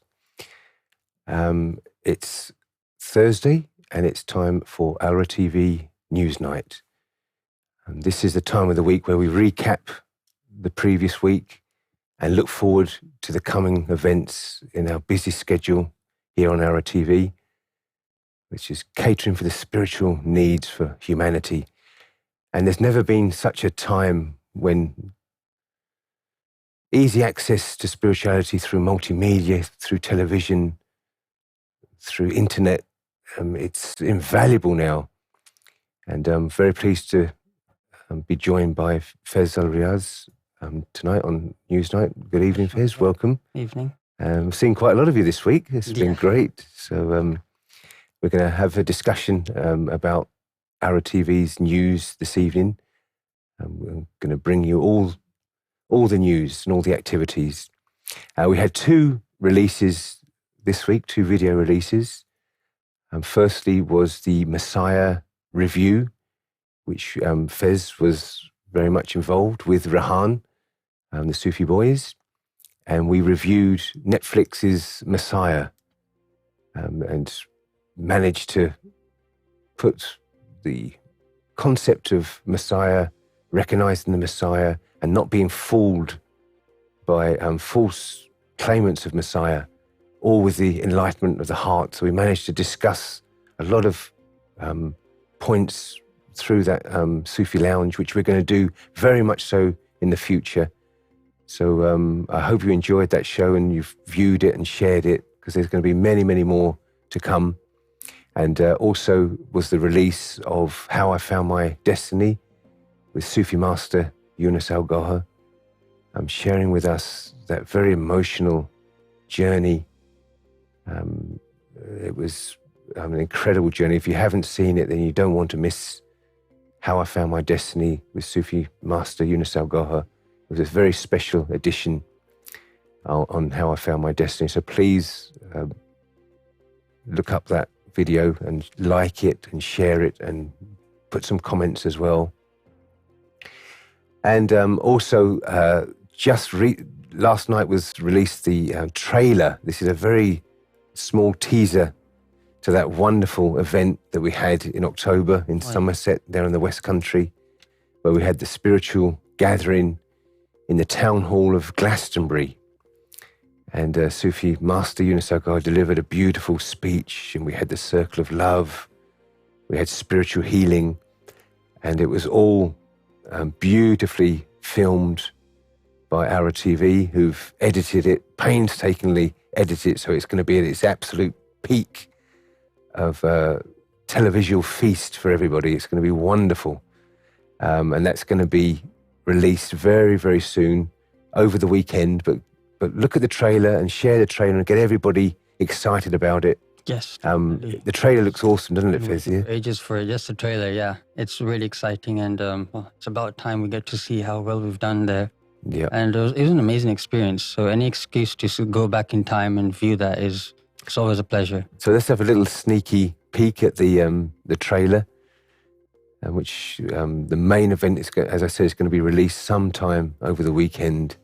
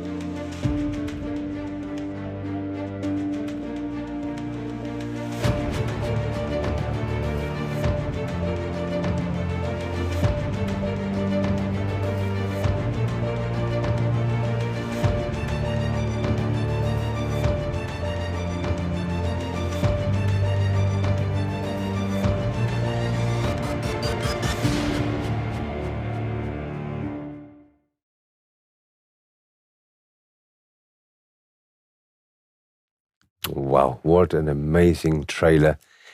And you'll be very pleased to know as well that obviously the main bulk of the video and the film is going to be in English, but it will be subtitled in Urdu, so everybody will be able to enjoy it. Every word is going to be beautifully translated, and the subtitles will be all there, all the speeches, everything will be subtitled, so everybody's going to enjoy that. And we're going to make this, as soon as this is released, we want everybody to view it instantly and to share it, and we can really get this, well, it's good for us, but the Glastonbury Festival, which is the biggest music festival in the world, which they hold in Glastonbury every year, that's been cancelled because of the coronavirus problem. So obviously Glastonbury is trending right now. And definitely. So as soon as this comes out and people start searching for Glastonbury, they're going to come across this video. So this is a really magnificent time for us to promote this. So everybody please get on board the Glastonbury video. So that was the two releases and the trailer of the release that's coming up at the weekend. But after last week's news night on Thursday, we had the Universal Sufi Order Showcase on Friday. And we started off with a beautiful rendition of Hallelujah from Sufi boy Mahad Amjad. And that was your stage name, what was it? Yeah, Brian Mayhad. And so he was singing and playing the guitar. He was doing really well. Really well. You know, so men can multifunction. Yes. And he was really brilliant. I mean, everybody enjoyed that. And I'm glad everybody was supporting him and getting on board. And we want more of that. We want all the youngsters to show their talents and share our message through these means. It's wonderful. And then Fez again, with Sheikh Wajid, afterwards we reviewed The Art of Living. Yeah.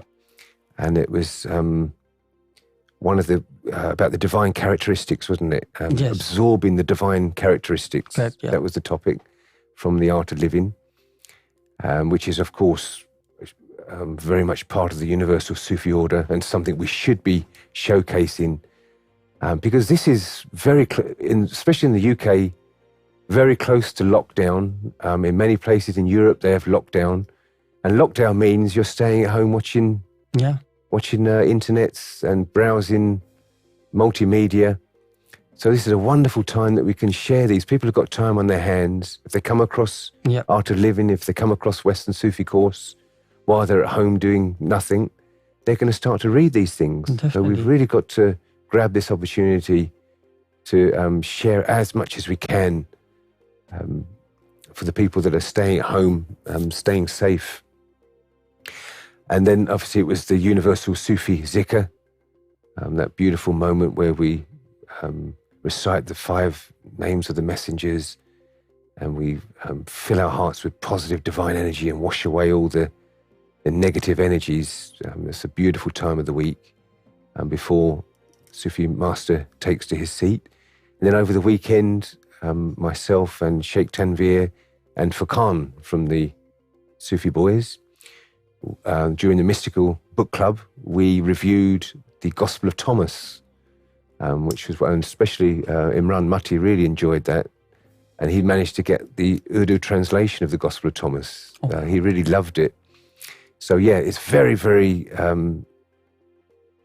mean, they need to be, they're sayings of Jesus. It's not just the events of the crucifixion, the forgiveness of sins and the healing of the sick that we hear in mainstream Bible and the 4 main Gospels, the canonical Gospels.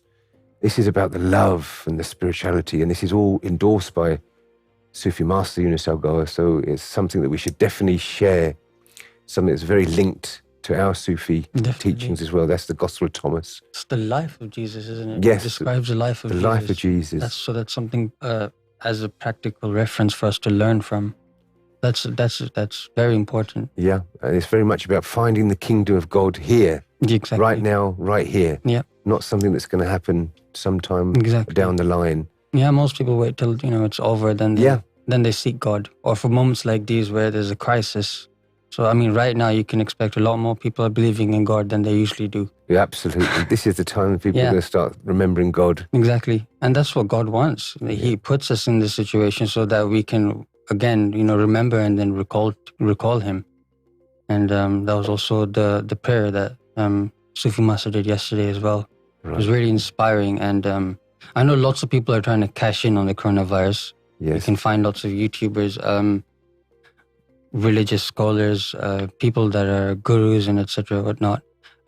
So I've actually heard quite a few people. Someone claims to be immune to coronavirus. Someone claims that if you do these certain things, like they showcased in Ummat Ki Adalat on Monday. Yes. So that was describing the society, the things that are happening in society right now amongst religious societies, basically. How the leaders are using coronavirus to further confuse people and bring them towards them to get their propaganda, their self-interests at hand. Yeah. So we didn't even plan for a prayer or anything of that sort. But yesterday someone came onto YouTube and they requested a Sufi master to make a prayer so that the humanity can somehow resolve this. Right. And what was surprising was the first thing that they did was initiated the zikr. And everyone that was on live, people that were here in the studio and people that were on live viewing us, they were all requested to join in.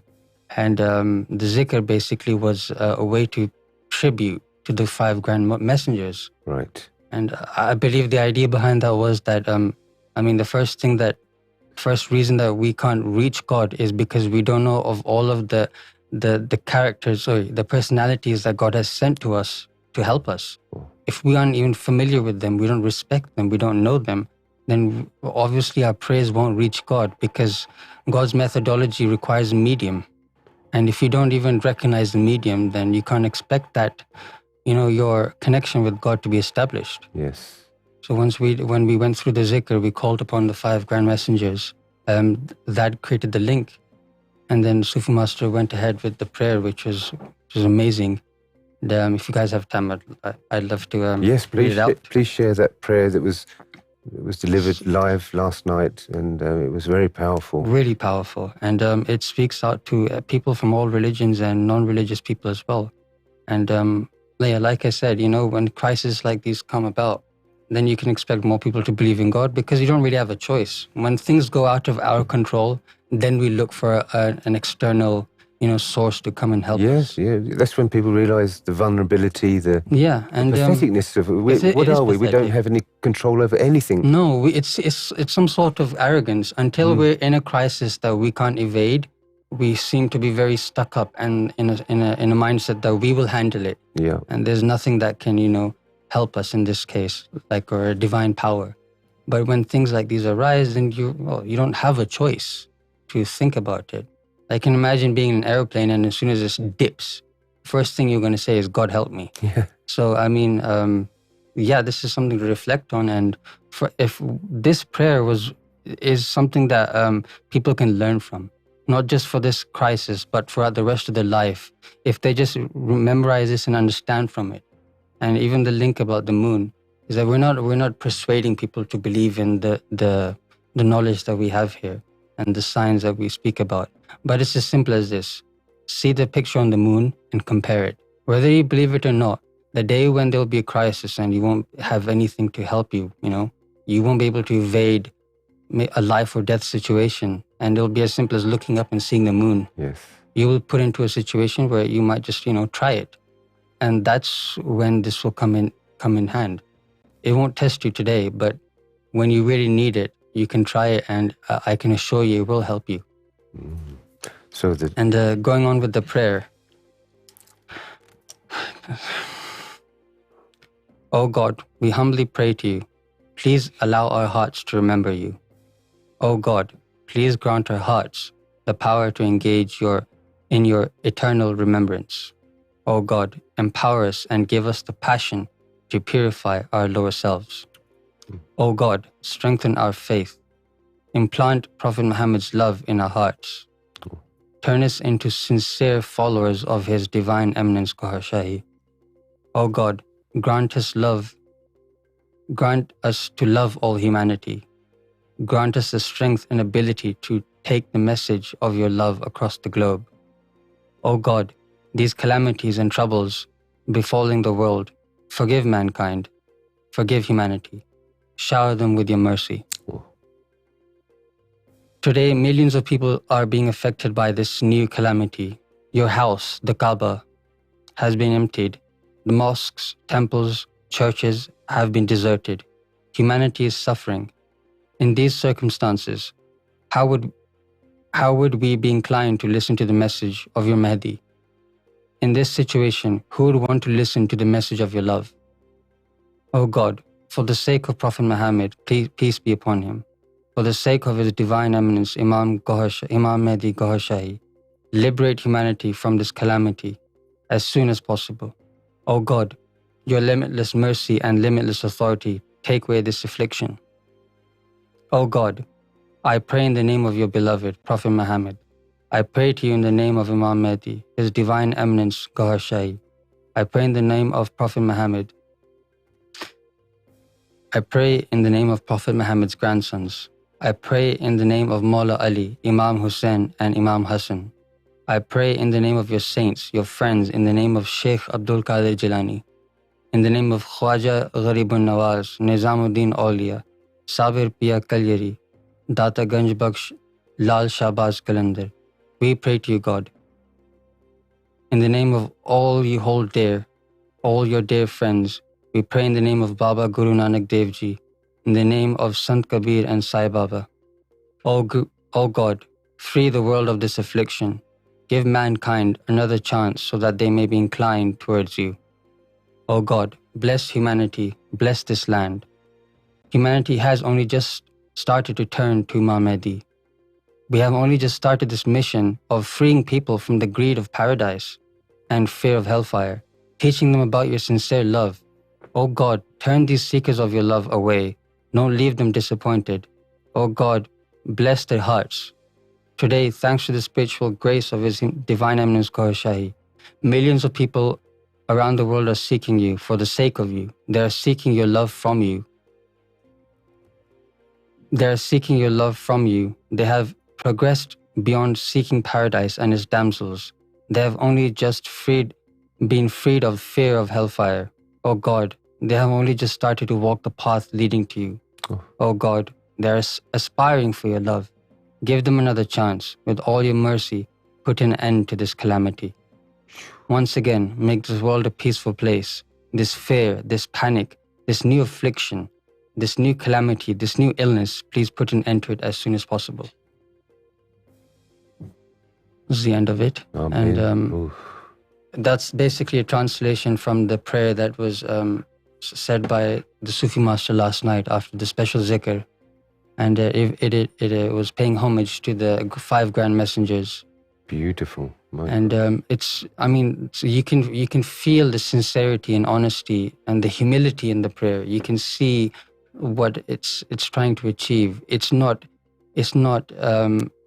the prayer isn't made in the sense to refer to people's desires, because right now there's all sorts of people in the world and everyone's got certain things that they're desiring basically. Life has come to a halt as we see, and people are in their homes. And for the people that are trying to cash in on this and get more followers, the things that they say are just to try and develop more greed in you, to lure you somehow. And that's one of the few ways you can distinguish the difference. In here, it's all about the wellness of humanity and how we can, be together. This, I think, is a great opportunity for humankind itself to somehow be more helpful to the human being next to them. Yes, definitely. And if we bind together in this time, we can definitely get through this. And hopefully this is a turning point for humanity where they look within themselves and they begin to feel and come towards God. Yes. To find God. And I hope whoever's listening to this, whether they believe in God or not, give it a chance. There's nothing that we need from you.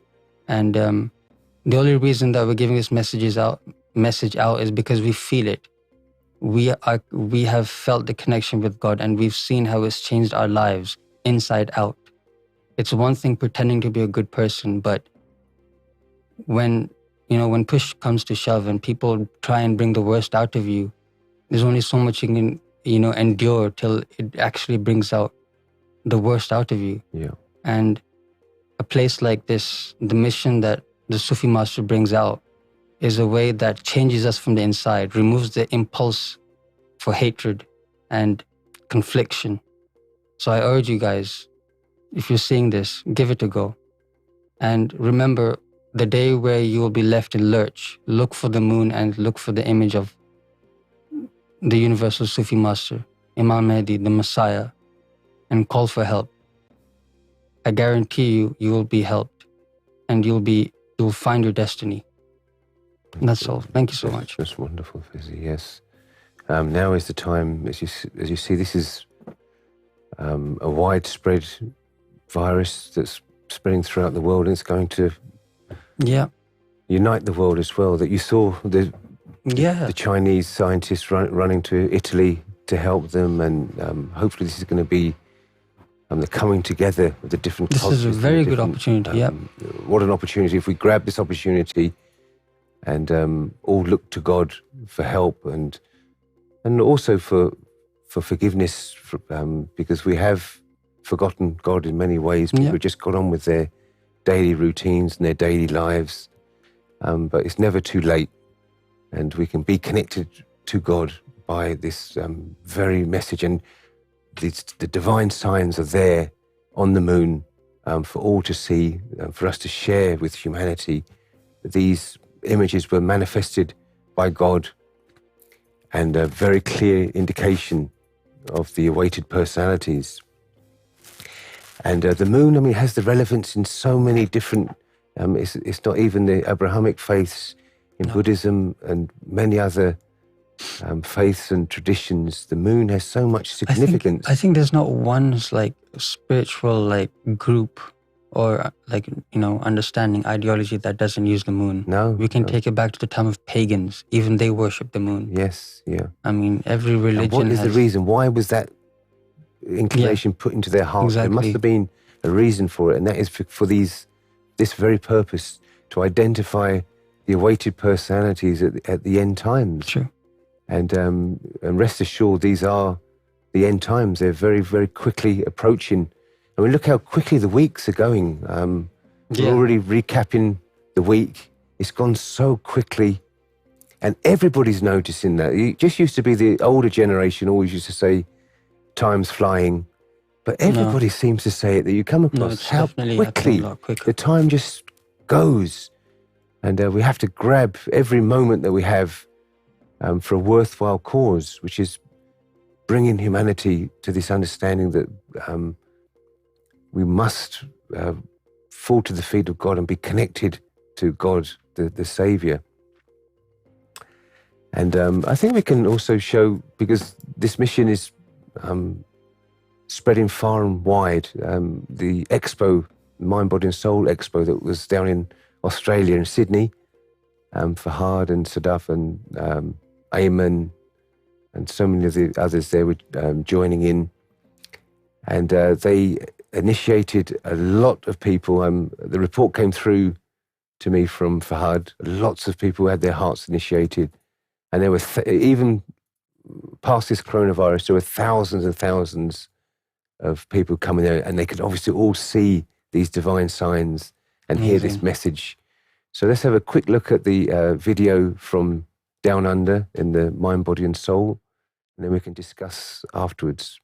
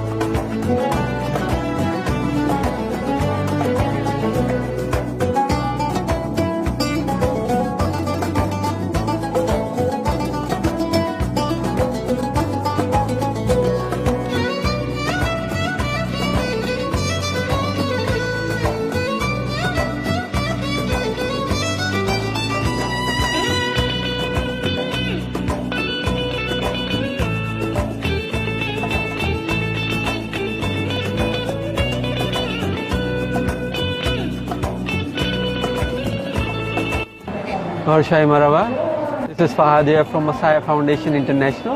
We are here at Mind Body Spiritual Exhibition. Here we are here to show the divine science of our spiritual master.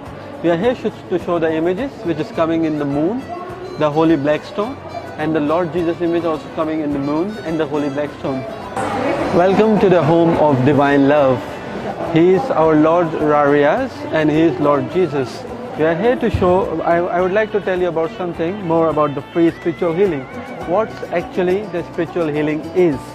What we believe, what our spiritual master taught us is, every human organ has its respective soul that's run on divine energy. When the divine energy is lost or the standard of the functioning is badly affected, in order to replace the lost energy in the affected organ, you may obtain the necessary energy from the divinely ordained spiritual healer. So we believe that our spiritual master is also a spiritual healer, and he can connect you to God with his divine energy to get into your heart. Once the energy gets into your heart, you will feel that divinity within yourself, and your heart will enchant the name of God. Whatever name of God you would like to say, it will, which is worthy of respect, that name can be enlightened within your beating system.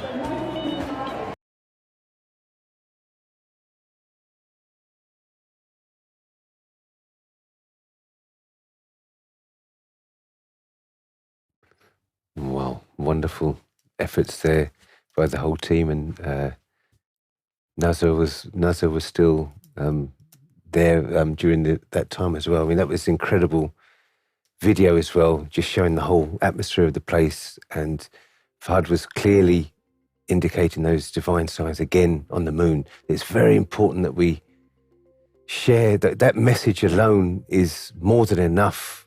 We don't have to go into great details. No. As long as they see those images, they will remember that, and just say to them, if you're saying you don't want benefits now, you will remember it for the future. Just look at them and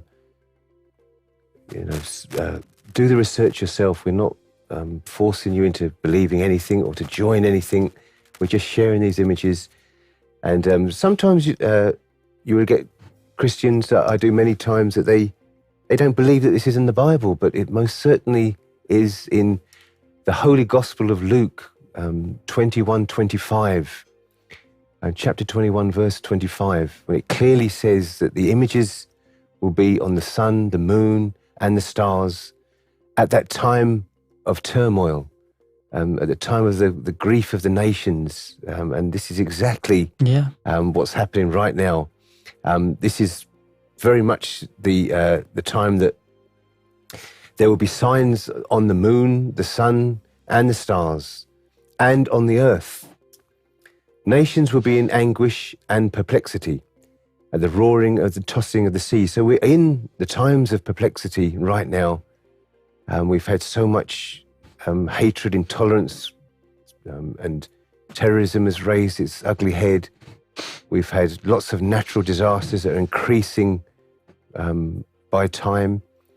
And now we're having a string of these viruses over the last 10 years that are increasingly getting worse and spreading out and grabbing more people as they go along. And people are starting to turn to God, but they don't know what to do. They've forgotten how to connect to God. They've even forgotten how to pray to God.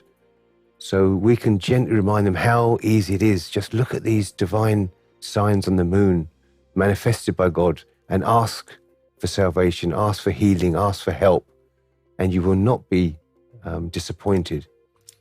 And if your prayers aren't answered from any means that you're doing, then use this prayer and it will definitely work for you. And of course, contact us on ALRA TV. We can't emphasize how important it is now, ALRA TV. Sufi Master has mentioned many times that travel and social gatherings and socializing is going to get very, very difficult in the future. So if now is a time that we can lay the foundations before that happens, we can get a big strong hold of social media through Facebook, Instagram, Twitter, and of course ALRA TV on YouTube. And we can already be sending out this message. And increasingly now people are going to be staying at home and they're going to be finding the message. I mean, even today, a lady called, she actually first got into contact with Ikhlaq by Kelly Brooks from Illinois in USA. And I've never even heard of it. It's a place called Chatham. It's a very, very small town. She actually said to me, I'm a small town girl. She'd never even been to Chicago. She's from Illinois. And from this very small town, she came across our message and contacted us through Facebook. And then she contacted me on WhatsApp. And she's from the Lutheran branch of Christianity, Lutheran Church. And when I heard this connection, Illinois and Lutheran Church, I thought of Pastor Brian Wise that I met in the religion of the Parliament of World Religions in Toronto. In 2018, and he interviewed me on one of his blogs, and he does the what are the other things they do that a podcast? Podcast, yes. Does podcasting. And he was very much around the Illinois area. And I thought it was through him that she contacted me. But she said, no, I was just browsing through and I just came across it. You know, she's at home. She's self-isolating from Corona scare. And she's come across our message. So it's so important. She phoned the number and we initiated her heart with Ya Isa.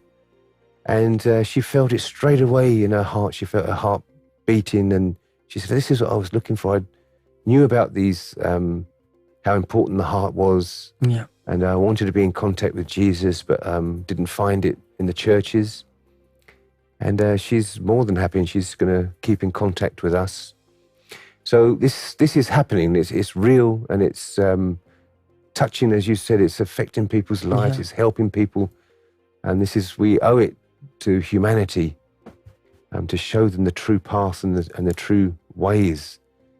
Fez, is there anything else you'd like to... I mean, that prayer as well, that's out on video, that's been released, the dua. Yeah, and it's doing well as well. There's quite a few people that have seen it since last night's upload, I believe about just over 12,000 views. And I suppose just want to emphasize on the fact that like everyone is put into a situation right now where they have so much time to reflect and, connect with themselves as well. Because in order for us to go anywhere, we need to start off by knowing who we are and what we want. Yeah. And most people have forgotten that. They don't know how that feels because we're chasing, we're in a race in life. And that race has kind of just abruptly come to a halt, and everyone's, I suppose most people are panicking, and for some it's quite a shock. Yeah. And for others might not be the same, but I suppose the reason why there's so much unrest is because there's uncertainty. No one knows what's going to happen with us tomorrow. Will we live or will we die, or what's going to happen to the world right now? And this is the missing link. Yeah. If you know yourself and you know your inner being, you're connected to God, and you know that there's more to life than what you see right now, and you have the power to overcome, all of your shortfalls, then this isn't as catastrophic as we think. No. We can do so many things about it. Suppose people should also think of it this sense, that maybe God is upset with us. And because for some people, if you believe in God, for you it's fine. Because I know people have a habit, whatever they do, end of the day, they say within themselves, to their mind, they lie to themselves, God will forgive me. God sees what I'm doing. He knows I'm struggling, or, how I feel. But the thing is, maybe God will help you. There's not a problem with that. Maybe He will see how helpless you are. He will help you. But how can He do that when He can't see you? He looks at hearts that have His divine energy. That's His way to see the world. Yep. Only then He can see your struggle and your despair, your helplessness. Without that, we're the same as animals. Yes, yeah. So, like I said, the moon, that's the key, isn't it? Yep. Whether you hear this message or not, just remember, look at this picture on the moon. Save it in the back of your head somewhere, take a picture, and when the day arises where you feel that you must call upon God or a higher power to help you, then test the moon.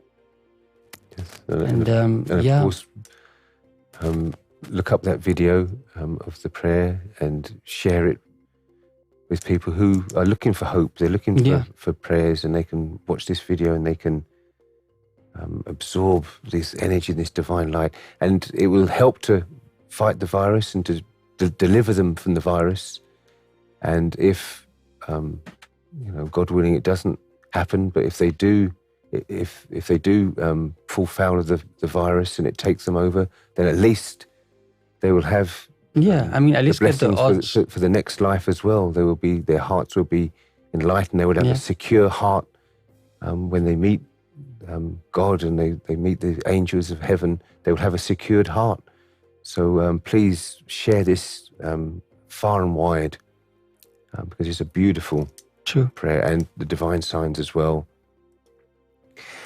So we've got a few minutes left because it's the Daily Pulse show is going to come up with Nasser Younus, and tomorrow is the Universal Sufi showcase as well, where we'll be showcasing more of the Universal Sufi order, and after that will be the Zikr, and I think the Mystical Book Club, we're going to discuss the Gospel because it was so enjoyable. We're going to discuss the Gospel of Thomas again, more sayings and verses from the Gospel of Thomas over the weekend. So stay tuned throughout the rest of the week, and we really want your input as well. If you have any suggestions, especially on the Tuesday, that's what I wanted to mention before. I didn't go over what Tuesday we had the Spotlight show, and we discussed the challenges of the Sufi, and Sheikh Naveed joined us as well, myself and Imran Ali. And we discussed the challenges of Sufism. We'd really like you to put your input as well. So if you're online, if you have any messages, if you have any input to the conversation, please do that. That's the time on Spotlight. Or if you want any subjects to be discussed, then please let us know. Oh yeah, but we definitely help through those channels. Because we've also got 2 new shows as well, Sufi Lounge and the first episode of Sufi Podcast. Yes. That'll be releasing next week. I mean, we'll start recording next week for that as well. Right. So people can send us your messages, your ideas, things, topics we can talk about. Yes. Yeah. That'll be really great and helpful. And Wednesday we had part 1 of that wonderful journey of Sheikh Mian Zafar. And that is just part one of his epic journey that he had. And that's just led us up now to their stint in the Tihar jail, the notorious Tihar jail in Delhi in India. And you have to tune in on Wednesday for part 2 of his journey, because what happened in that jail was nothing short of miraculous. That's true. And the amount of mission work they did there, all what happened from that that jail term was just out of this world. Complete flip. Yeah, you'd expect someone to be in such a notorious jail in India. Yes. Like what would happen to them, especially being a minority from Pakistan, right? And being Muslims. I suppose I'll save it for Wednesday, but it's an amazing story. I mean, It's not what you'd expect. It's amazing. It's wonderful. So, and please share with everybody. Tell all your friends to tune in on Wednesday to How I Found My Destiny at 9:00. And then also after that, he ventured off to America. So there's lots to talk about there, the mission work that carried on from there in America and Canada from those events in the Tihar jail. So that's coming up on Wednesday. And that's it for myself and Fez tonight. And stay safe, everybody, from this terrible virus. And we'll see you again tomorrow. And it's coming up now is Nasser Younus's Daily Pulse. Thank you for joining me.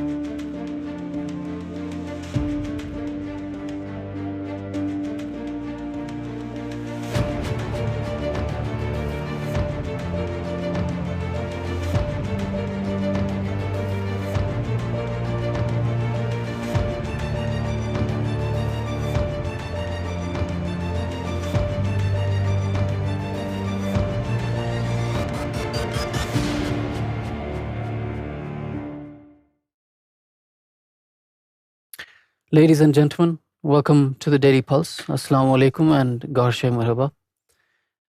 It's a time that we should all find things that we can learn, that we can, take a journey into. There's many things that we can ponder about in a time where we have been advised all over the world, regardless of what country you're in, to isolate. And the good thing about that is that we now have more time, and we should find various ways to use that time to bring out some good in us, in those around us.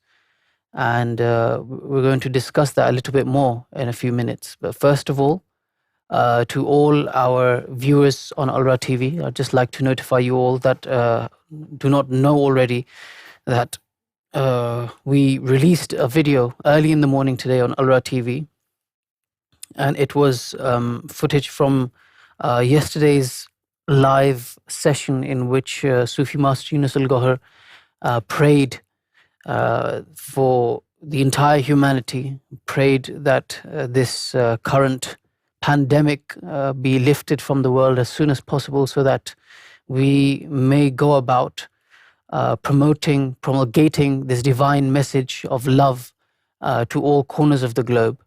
Because obviously in the global climate right now, it's not possible at the moment.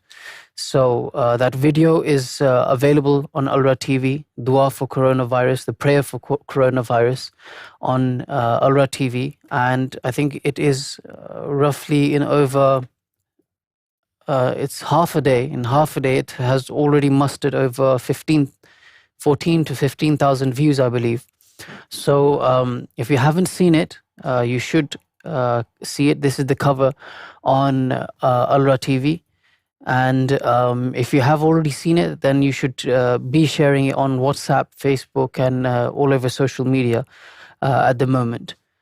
To all those that are in isolation, should be everybody at the moment, but to those that are in isolation and have nothing to do, and you're bored, again, it's always good to remind you that social media is online 24 hours of the day. And this is a good opportunity for us to use our time to propagate this divine message, to make ALRA TV more known, so that more and more people can benefit, especially at such a time where this pandemic is the first of many. There'll be many more types of diseases and different excuses that would be used to eliminate more and more lives on this planet. But it just dawns on you even more that it's just that bit more important that we realize our role in making sure that more and more people are aware of the divine signs. His Divine Eminence Gohar Shah, he said that when you are in trouble, whatever kind of trouble, but trouble is more pronounced today, it is more understood today with the ailments such as the coronavirus, with the wars that have been going on around the world and will be going on around the world. With these ailments, these wars, these atrocities that will be and have begun to show all over the world, whenever you need any kind of help, you're in pain, you're in some form of atrocity, then at that time, call everybody for help. Call your prophet, call your spiritual guide, call God, whosoever you hold dear, call them for help. And if and when you receive no help, then at that time, look towards the moon. The moon can be seen from anywhere in the world. And this image of His Divine Eminence Gohar Shah, he is visible very clearly on the moon. And again, we are not converting you. We are not saying that you should accept anything. We are not saying that you should proclaim the spiritual status or rank of His Divine Eminence Gohar Shahi. We are just saying, just listen. Just register this in your head and observe this beautiful face on the moon and remember this image on the moon, so that whenever you are in trouble, any form of trouble, in the future, today, whenever you are in any form of trouble, then you look towards this image on the moon and you ask His Divine Eminence Gohar Shahi for help.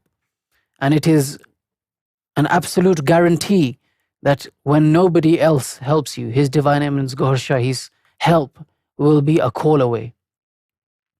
So this is a reminder not only for the viewers on ALRA TV, but it's a reminder that you take this message, you take these divine images and make sure that you show them to each and every single person that you can, because they will be needing the help of His Divine Eminence Gohar Shahi in the times to come. And the beginning of the end, these are just a few signs of that, but we should know that it has started.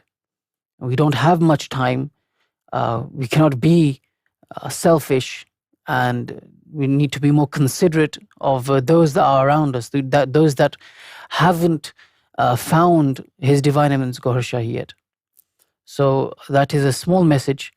And since we should be in isolation all across the world, this is a small chapter from the book of His Divine Eminence Gohar Shahi, The Religion of God, which I'm going to read right now, so that you get a bit of a taster of the type of knowledge, the type of wisdom that we have available to us. And this book has been authored by Sayyidina Gohar Shahi, His Divine Eminence Gohar Shahi. It's available on www.thereligionofgod.com. It's also available on the iBookstore, on the Google Bookstore. It's available on Amazon Bookstore. It's available digitally everywhere. So in this time of isolation, we have so much free time. You should download or order this book online and start reading, because it completely, shatters so many myths that we have come to believe in. It completely enlightens you on the creation of man, the origins of man, why humanity was created, and so much more. And this particular chapter is called Ponder. It's page 30, and the chapter is Ponder, progeny of which of the many Adams do you come from? Now, the chapter itself poses a very, very huge question, which I doubt anybody thinks about today. And the question is, ponder, progeny of which of the many Adams do you come from? According to various celestial books, 14,000 different Adams came in this world. And some said Adam Safiullah is the 14,000th and the last Adam as well. Verily, there came many Adams to this world. When Adam Safiullah was being molded with clay, the angels tipped, pointing towards Adam. This too would cause mischief and strife in the world. The angels' remarks show that they were already aware of the stories of earlier Adams. Had there not been more than one Adam, how would they know as to how he would behave once he is in the world? The guarded tablet contains various languages, various kalimas, various jantar mantras, magical codes, various gods' names, various scriptural verses, and even mentions magical acts, which the two angels Harut and Marut taught people. And as punishment, both of the angels are still hanging upside down in a well in Babel, also known as Babylon, one of the cities of Egypt. Each of the Adams was taught a language. Then the prophets were sent in these nations for their guidance. It is therefore said that 124,000 prophets came to this world. It is therefore said that 124,000 prophets came to this world. It is 6,000 years since Adam Safiullah came to this world. Had a prophet been sent every year to this world, the total number would not have exceeded 6,000. Sometime later, these nations were destroyed due to their disobedience. Just as archaeological excavations found the ancient cities later, along with the writings in ancient languages, incomprehensible even today. Some nation was destroyed by a hurricane, and some people survived in certain areas, just like some people survived after Noah's hurricane. Finally, Adam Safiullah was risen to an exalted nature above all others and was sent in Arabia. All of the grand messengers were born in his progeny. The languages of the various Adams remained in practice among their surviving nations. When the last Adam came, they were taught the Suryani language. When the children of Adam Safiullah traveled far and wide for tourism, they came across members of the various nations also. Some of them who either liked the place or were inspired by the lavish green fields settled in those places. Suryani was the language of the land in Arabia. Through intermingling of various nations, Suryani evolved other languages too, such as Persian, Latin, Sanskrit, and finally, the English language emerged through the process of lingo evolution. Progeny of several different Adams was settled in various islands. One of the Adams was a gypsy. The race of this particular Adam still lives and is responsible for discovering various nations. The nations that lived in islands across the ocean were unaware of each other. A long sea voyage was not possible either by horses or the paddled boats. Columbus successfully made a motorized ship through which he was the first one to have reached the American soil. He saw red people at the shore, and he said, "Perhaps I have arrived in India, and they are Red Indians. This is why this nation is called the Red Indians. They still live in North Dakota. I asked," says His Divine Eminence Gohar Shahi, "I asked the chief of a Red Indian tribe, 'Who is your Adam?' He replied, 'According to our religion, our Adam is in Asia, whose wife is Eve. But according to our history, our Adam came from a mountain in South Dakota.' The mountain is still marked as a historical place. It's a general perception among people that the English and the Americans have a fair complexion owing to cold weather in their regions. But that is not true.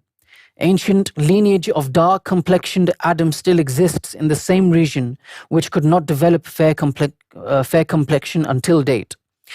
Therefore, this is the reason that the color, the appearance, the temperament, the intellect, the languages, and the diet of human beings differ. The chain of the progeny of Adam Safiullah did not spread beyond the Middle East. This is why people of the Middle East resemble each other in features. It is generally believed that Adam Safiullah descended in Sri Lanka and subsequently migrated to the Arab region where he lived all his life. His grave is in the Arab region. The question is, who pointed out the descent of Adam Safiullah and his footproofs in Sri Lanka, which are still preserved?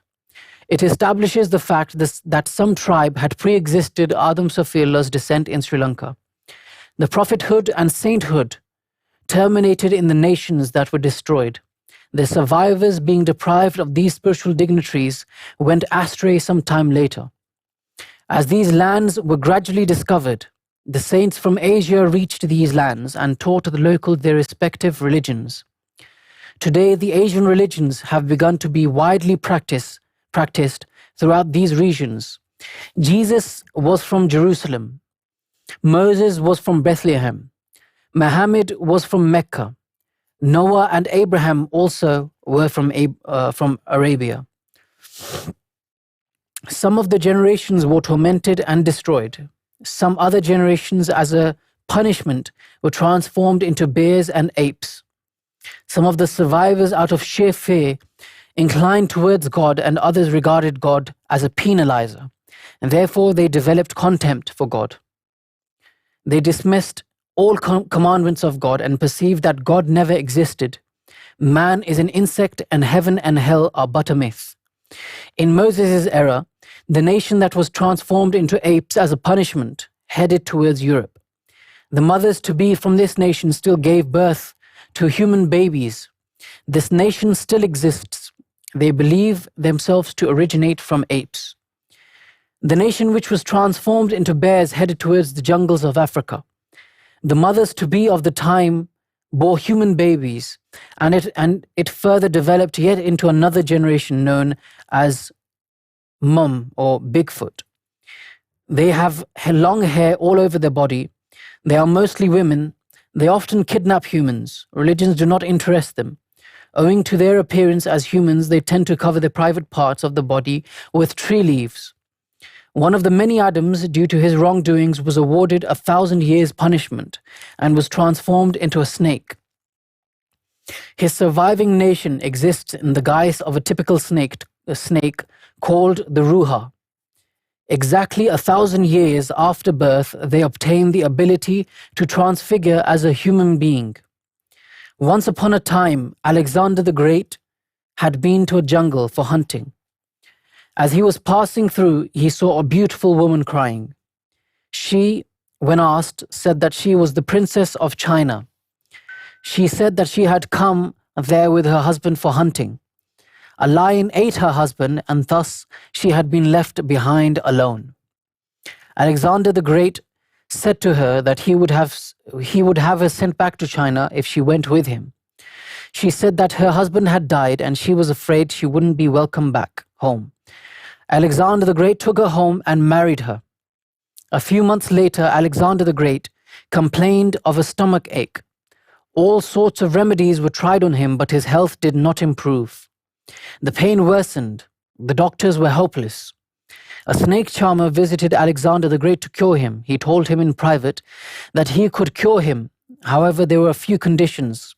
He further said, "If I fail to cure you within a few days, you may get me killed by all means." He advised, "Tonight, prepare rice with lentils with an extra bit of salt. You and your wife should eat plenty of it. Lock the room from inside so that neither of you are able to leave the room. Do not sleep, rather pretend to your wife that you are sleeping, and make sure not even a single drop of water is available in the room." Alexander the Great did as he was advised. Sometime during the night, his wife felt thirsty, and she noticed the water pot was empty. She tried to open the door, but it was locked. She looked at her husband and assumed he was in deep sleep. She transfigured into a snake and found her way through a hole. She drank water, re-entered the room in the form of a snake, and then she returned to the human form again. Alexander the Great saw it all. In the morning, he told the snake charmer all that he saw the previous night. The snake charmer said, "Your wife is a female snake that transfigures after 1,000 years, and her poison caused the pain in your stomach." Then this woman was taken to the sea on the pretense that they were going on an excursion. The sign where she was thrown still exists today and is called the Barrier of Alexander. This particular species of snake still exists in the world.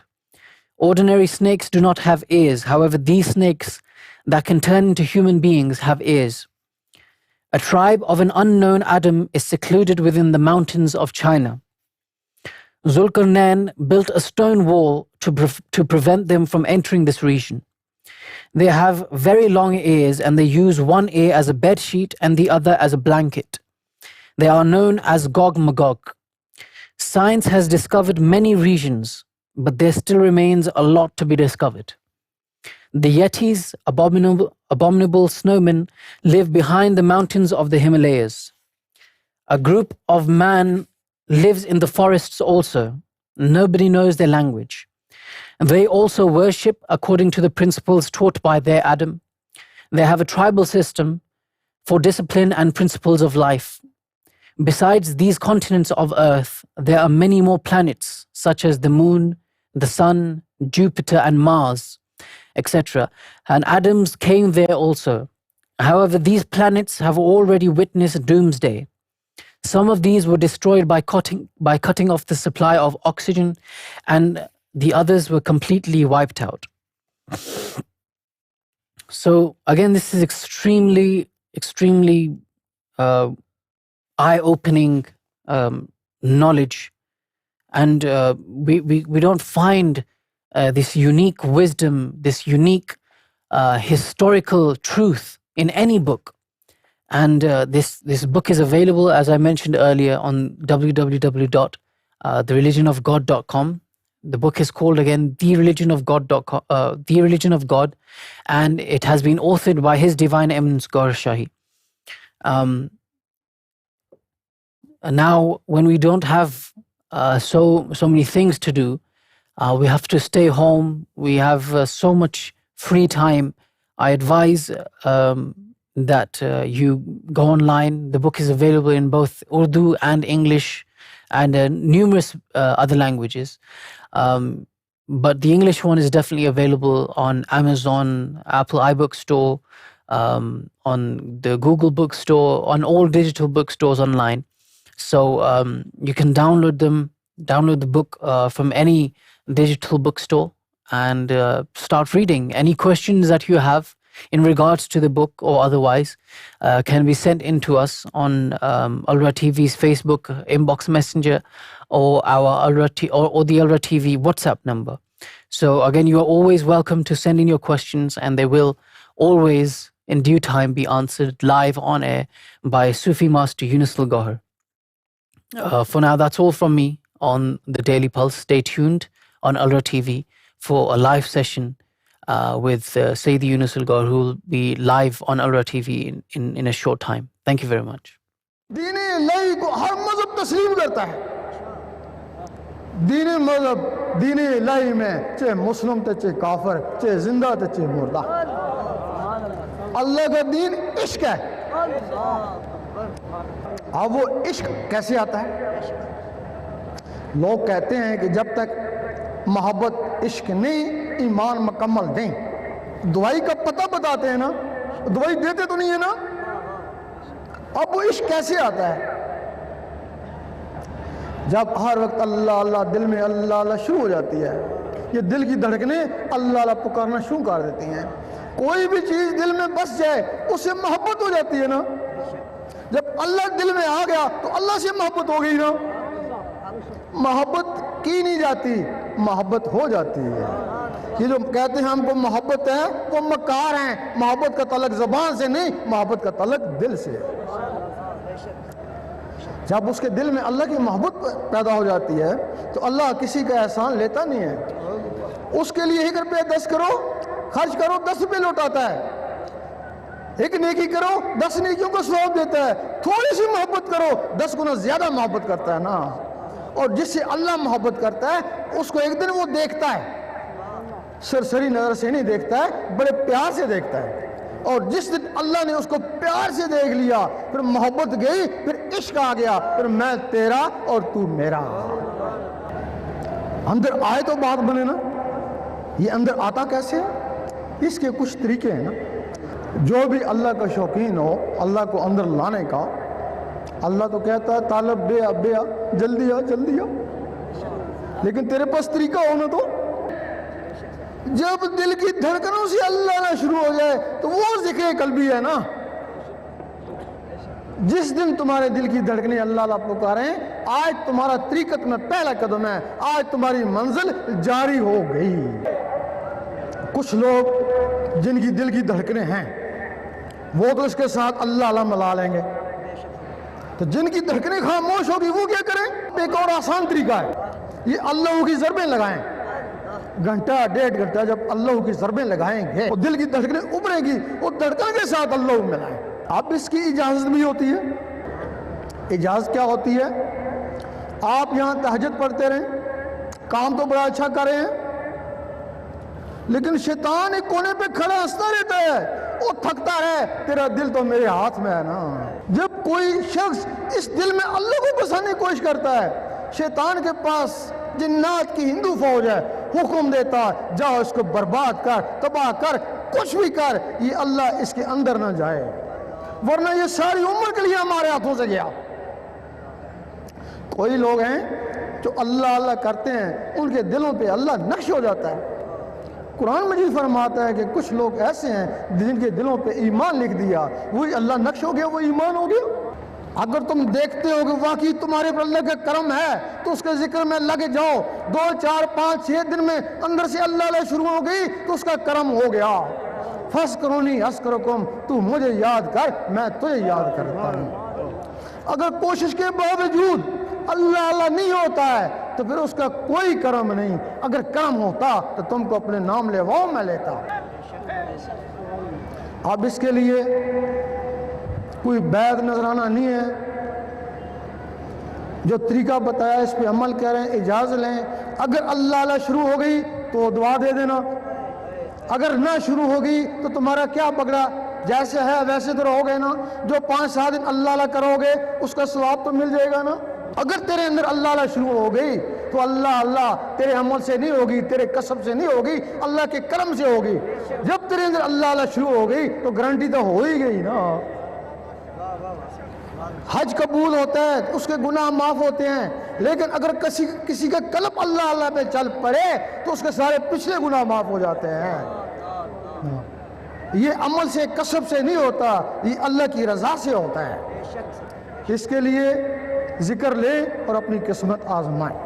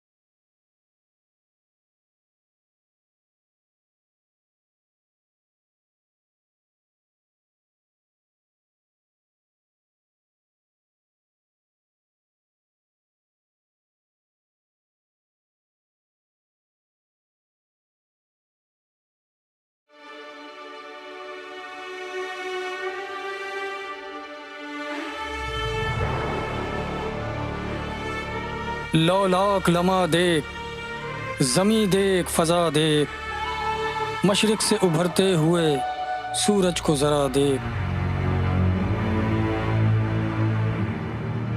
چاند کو ہر مذہب میں کیوں اہمیت حاصل ہے؟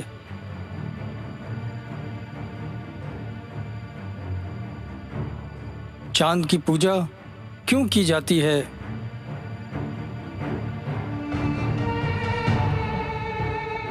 چاند کو دیکھ کر دعائیں کیوں مانگی جاتی ہیں؟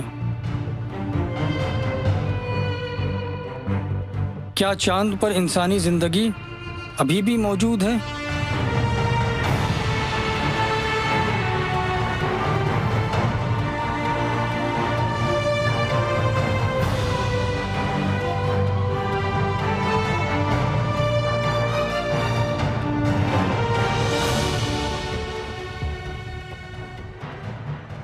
ناظرین، یہ اس طرح کے سوالات ہیں جو انسانی ذہن میں ہمیشہ سے ابھرتے رہے ہیں. کرۂ ارض میں ایک آگ کا گولا تھا، حکم ہوا کہ ٹھنڈا ہو جا، پھر اس کے ٹکڑے فضا میں بکھر گئے. چاند، مشتری، یہ دنیا اور ستارے سب اسی کے ٹکڑے ہیں، جبکہ سورج وہی باقی ماندہ گولا ہے. جب سے یہ دنیا مارز وجود میں آئی ہے، انسان کا چاند سے بہت گہرا تعلق رہا ہے. چاند زمین سے نظر آنے والا سب سے روشن سیارہ ہے، اور نظام شمسی کے باقی سیاروں کے مقابلے میں چاند زمین سے قریب ترین سیارہ ہے. قطب نما کی ایجاد سے قبل بھی لوگ چاند اور ستاروں کی مدد سے سمت کا تعین اور راستے تلاش کیا کرتے تھے. خوبصورتی اور حسن کی جب بھی بات کی جاتی ہے تو چاند کو ہی استعارہ کے طور پر استعمال کیا جاتا ہے. شعراء عظام کے نزدیک بھی چاند سے حسن کی وابستگی رہی ہے، اور حسن کی عکاسی کے لیے بھی چاند کو ہی ذریعہ بنایا جاتا ہے. چاند کے حوالے سے عوام الناس میں بھی یہ مفروضہ پایا جاتا ہے کہ وہاں کوئی انسان موجود ہے، اور اس بات کو نیشنل جغرافک نے بھی اپنی ڈاکومنٹری میں بتایا ہے.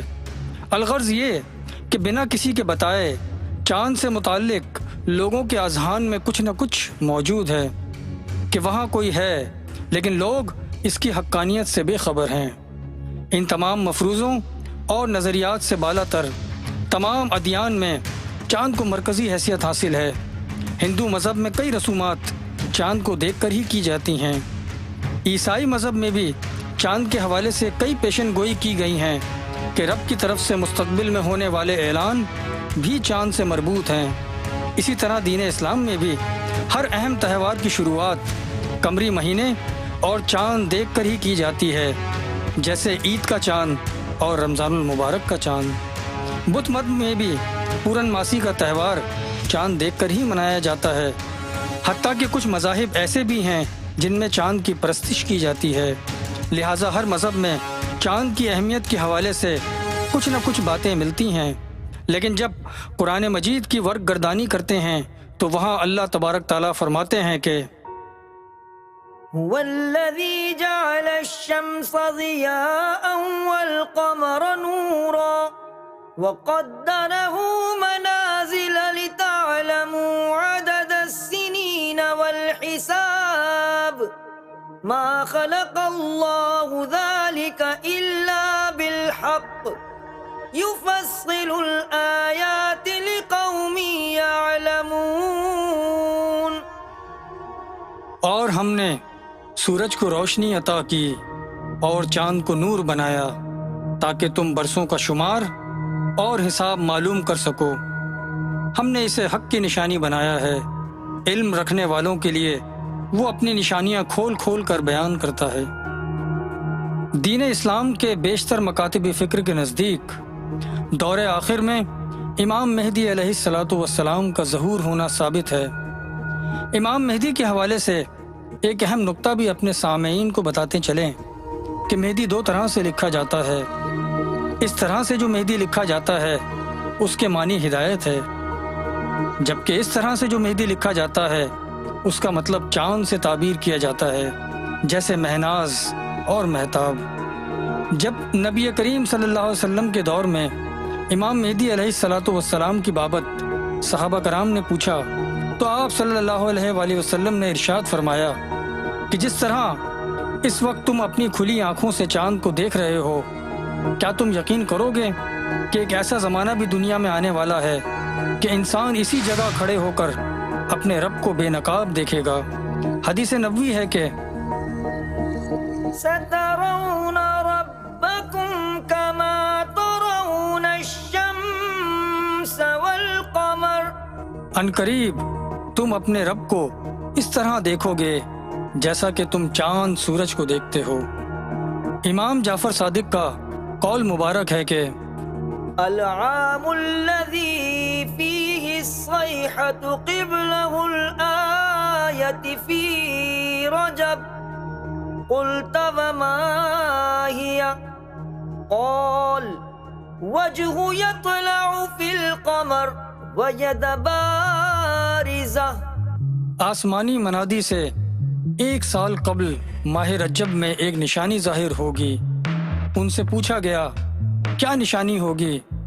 فرمایا کہ امام مہدی کا چہرہ چاند میں طلوع ہوگا اور ایک مددگار ہاتھ ظاہر ہوگا۔ امام مہدی علیہ السلام کی پہچان میں ایک خاص الخاص نشانی چاند میں نمودار ہونے والا ان کا چہرہ مبارک ہے۔ چاند پر چمکنے والا یہ چہرہ نہ صرف امام مہدی کی پہچان ہوگا بلکہ اس چہرہ مبارک سے زبردست روحانی فیض بھی ہوگا جو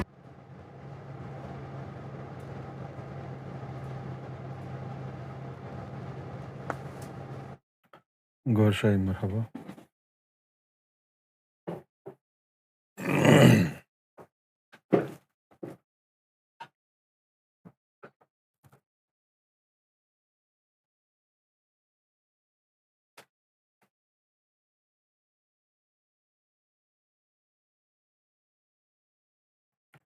How is everybody today?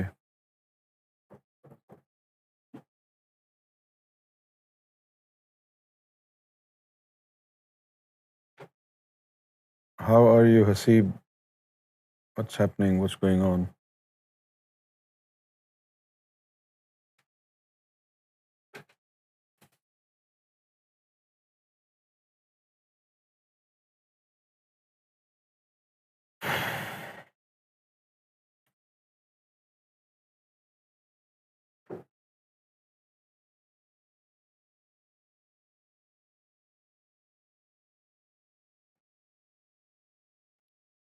coronavirus has literally paralyzed life in the world completely. But in the UK,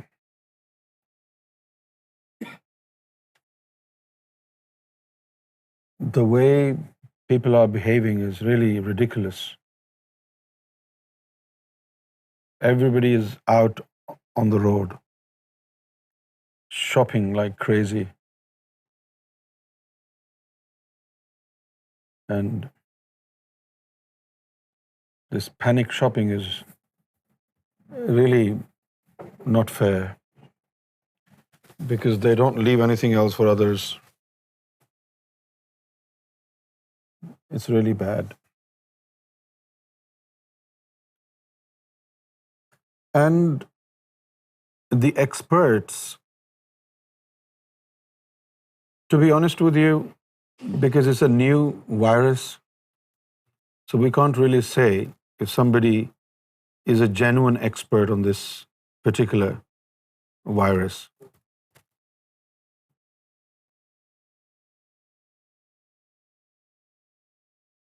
Virus is a part of a cell.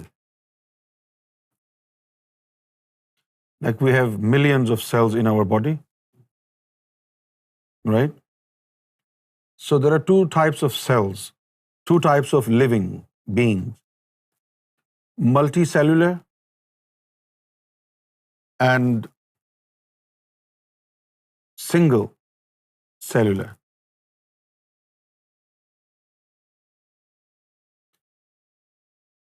So unicellular, single cellular, has its body which is not visible to the naked eye. And a virus is part of a cell. A virus is part of a cell, and when it detaches itself from the cell, it becomes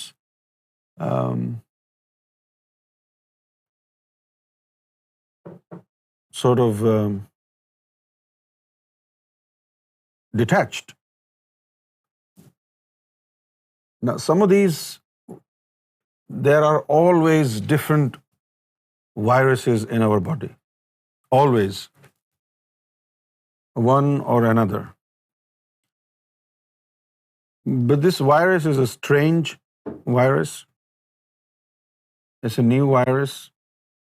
It's a foreign virus. And it is heavy in weight in comparison to all the other viruses that we have. Since it's very heavy, therefore, it is not possible for this virus to be airborne.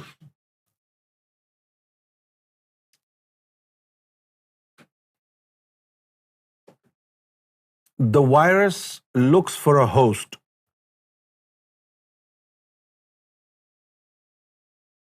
In order to multiply. If the virus doesn't find a host, then it dies. I hope you understand my point. If somebody is sneezing or coughing, the droplets will come out from the body, will either fall on your hands or on the table. It will not be airborne. So, if we take a bit of precaution and we keep washing our hands and using alcohol-based sanitizers, we can easily avoid getting infected.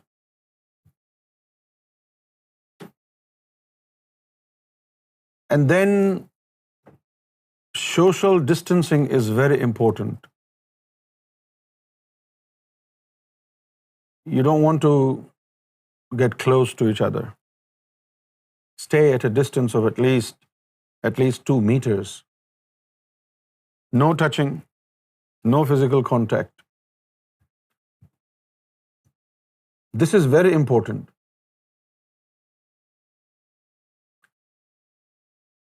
Now, sweating is far more dangerous than the droplets that come out from somebody's mouth as a result of cough. Because the sweat is coming out of your body. So going to a gym or somebody who is sweating, getting close to them, it's really, really dangerous. I'm telling you, sweat is even more dangerous than the droplets that come out from your mouth when you either sneeze or you cough.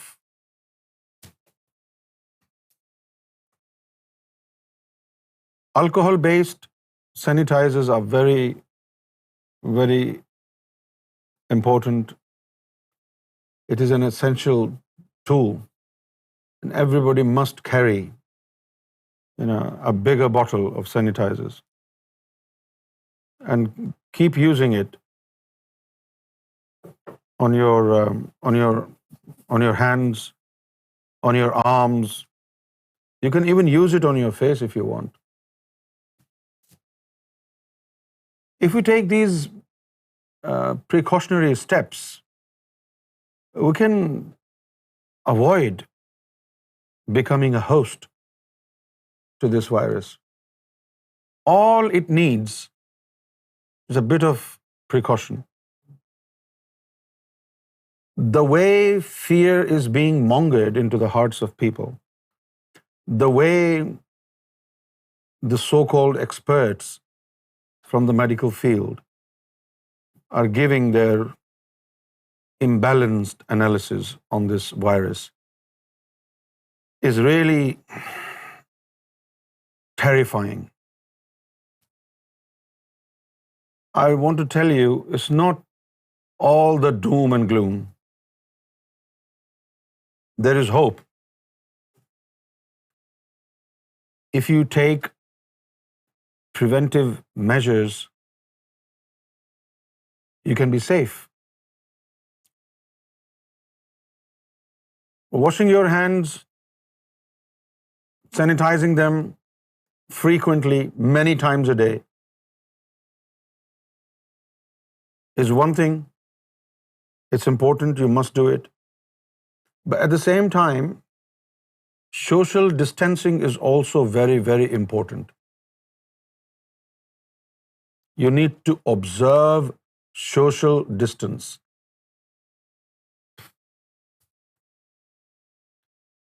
Today, the total number of coronavirus cases is 3,269.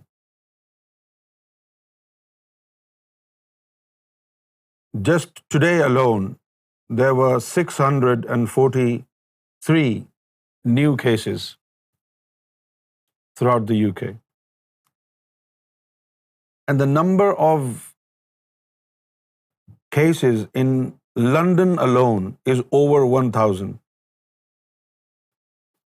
Central London.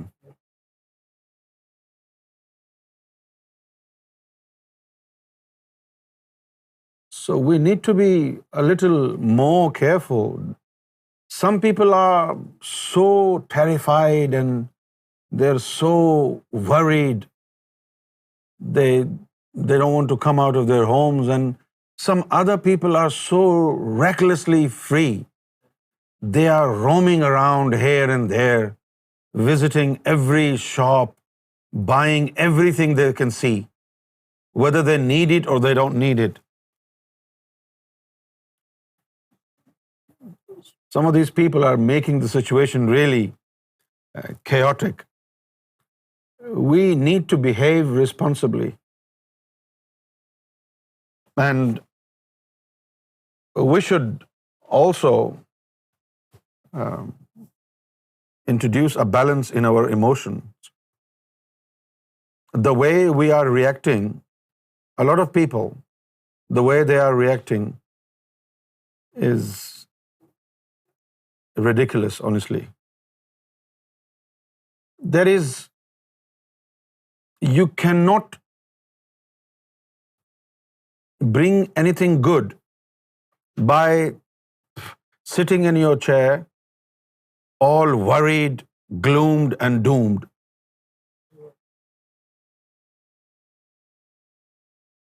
This is not going to help. What will help you is to take precautionary steps.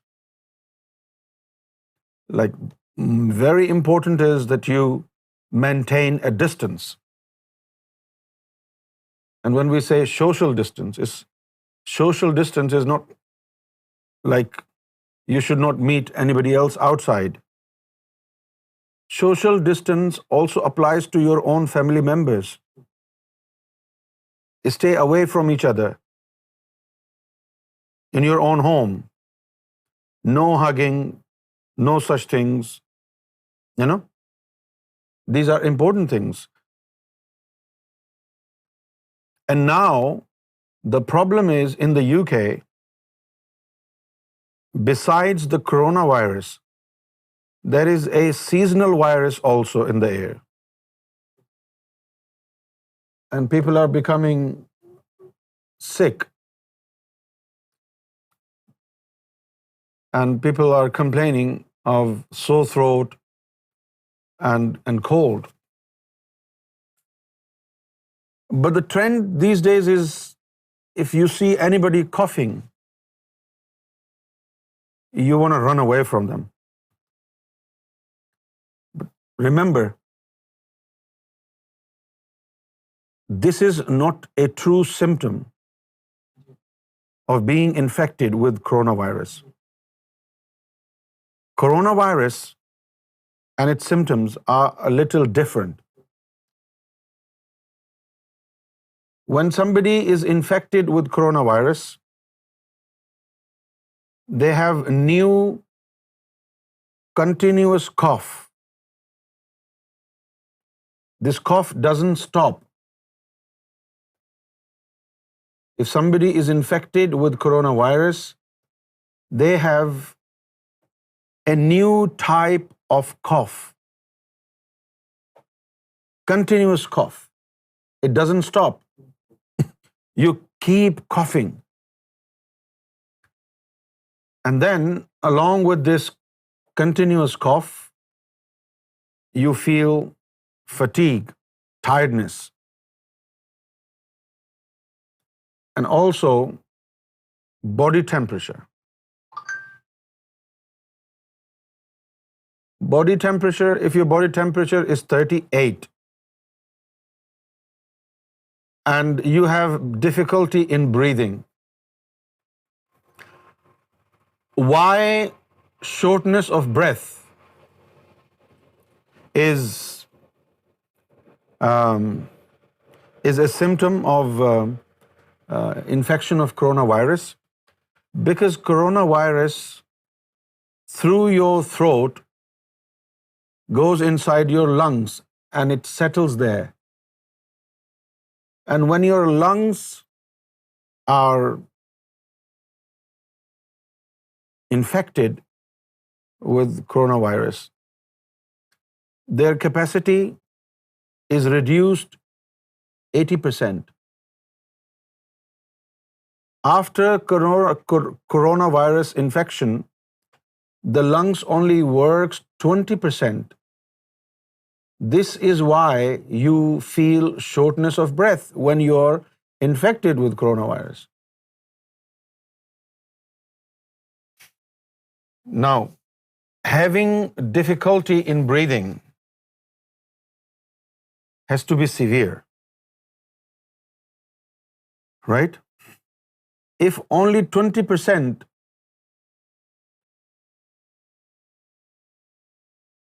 your lungs are working, then you will have a lot of difficulty in breathing. This is why people who have this complaint of shortness of breath and they cannot breathe normally, they need to be put on ventilator, right? But now this happens, shortness of breath, when it is a critical infection of coronavirus. 93% of people who are infected with coronavirus are only showing mild conditions. Mild. And globally, only 7% of them are showing critical conditions. And shortness of breath, where the lungs are reduced to 20% of its performance, it is critical. You will feel some shortness of breath if you are infected, but not too much. Now, one thing is very important. Coronavirus, when somebody is infected with coronavirus will stay in your throat for at least 4 days. The day you feel tickly in your throat and dryness in your throat, you should start taking lukewarm water with a couple of slices of lemon. And if you do this, even if you are infected with coronavirus, but in the first or second day you start taking lukewarm water with lemon slices, honestly, within a couple of days, you'll get rid of it. Within a couple of days. And it will not reach your lungs. So you need to be aware what to do. This is like an SOS piece of advice. Start taking lukewarm water with a couple of slices of lemon. Even if you don't have any symptoms, keep taking it. It is good for your health.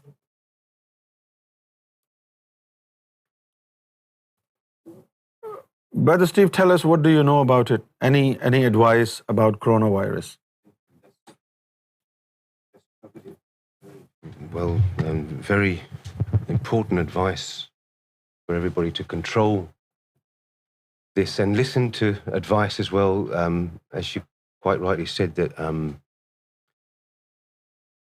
there's going to be nobody in the field that's experienced in this, because it's a unique virus. It's a one-off and different to any virus before. So there won't be any experts. They'll just give advice. Yeah. This is the only drawback, and the media have really had a field day. If you look at the headlines in the newspapers when you walk past and look at just that headline, I mean, the media has gone berserk. Irresponsible. Very irresponsible. It's okay for a grown adult and a strong, healthy person, if they read it, okay. But you have to have some empathy for old people, young children. They're very scared. You're putting fear into the young children. Their brains aren't properly formed. Yeah. And they can't absorb such information. It has to be said very gently. You're going to really distress people. And the elderly as well, it's going to affect them really badly. So they should, behave themselves with the headlines and they don't know figures. They're just plucking figures out of the sky. Where are these figures coming from? Hundreds of thousands here, and it's terrible. Every time they speak about it, they say it's only affecting the old ones, the elderly ones, who are over 65 and 70, right? Yes. And at the same time, they say many million people will die. Are you crazy? It started from China. And there are almost 81,000 cases, out of which only 3,500 people died, and they have recovered. They're coming out of this pandemic sort of thing. And now they're back into their life again. Yes. So when it started in Wuhan, and in the entire China, there are 81,000 cases, and 3,500 people have died. Thousands of miles away from China, in the United Kingdom of Great Britain. Why are you saying many million people will die? We think people are crazy? We have no brains? This is ridiculous. And then one expert was saying today that it will have a dip in the summer, and then in November it will come back. Yeah. I mean, November. What? Wow. They should write a Bible or a Quran. Yeah. Everybody is acting like he's Michel Nostradamus. This will happen, that will happen. And then when they give this information, say like to the not the children, the next generation up, the millennials, they're not taking it seriously at all, because they've been given this information that it's only the sick, the weak, the old, and the very vulnerable. If you're healthy, then you'll just shake it off within a few days. So they're out they're not changing their lifestyle at all. They're still hugging and kissing each other. I've been watching a lot on Twitter and on my own local Facebook groups, and the pubs are full tonight. They've been advised, don't go to pubs. And they're still going there? They're still going, yeah. They're going to nightclubs, they're going to pubs, because they think, okay, we've been told we're just going to get it like a flu. But they're not thinking about other people, because if they carry the virus, then they might pass it on to a vulnerable person. Yeah, vulnerable person. So, okay, I'm not going to die, but you're going to give it to somebody else, and you're going to spread it. So they need to be more strict now, and maybe start to think about a shutdown.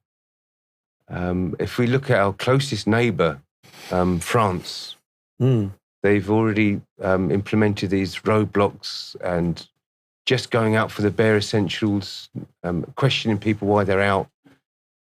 But how they would do it here is another story. Who would listen? It's another story. People are not listening. No.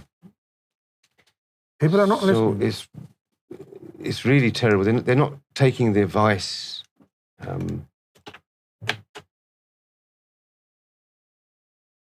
Because you could say, isn't it, there's two forms to this as well. Two types of people die from this. One who gets the virus and the symptoms develop, and if they can't shake it off, it goes into their lungs, they will die.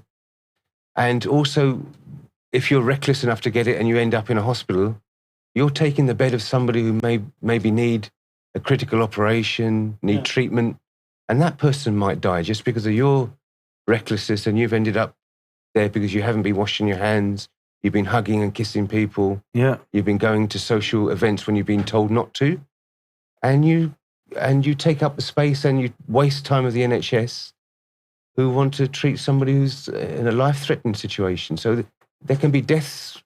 I mean, this is going to cause a lot of deaths through recklessness. Recklessness, that's true.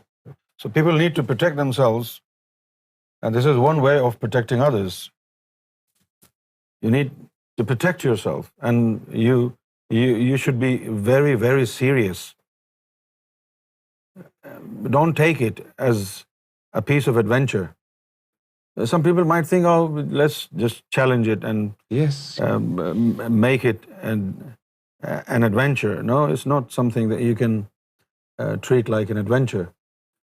You have to take it very seriously. The world has come to a complete standstill. Yes. Nothing is happening nowhere. Life in the entire globe is almost paralyzed. Everybody's living in, in agony and in fear. And the way the media is behaving, it's like it's all doom and gloom. There is no hope left. Yes, and scaring people. And I mean, if it does, it's going to be down to them. I mean, I'm not going to do my Nostradamus bit now, but I can feel there's going to be riots very soon. There'll be rioting. There'll be Many people have said that. yeah. Many people have said that. I've got the feeling, and they love it. They love an excuse to go out and start vandalizing and smashing the place up. So this is all down to the media scaring people and getting people worried that there's going to be a shortage of food. And we've been assured by all the farm industries, there's no shortage of food. Just don't panic. There's no shortage in the supply. There's no shortage in delivering. There's people working in the supermarkets to just take it easy, you know.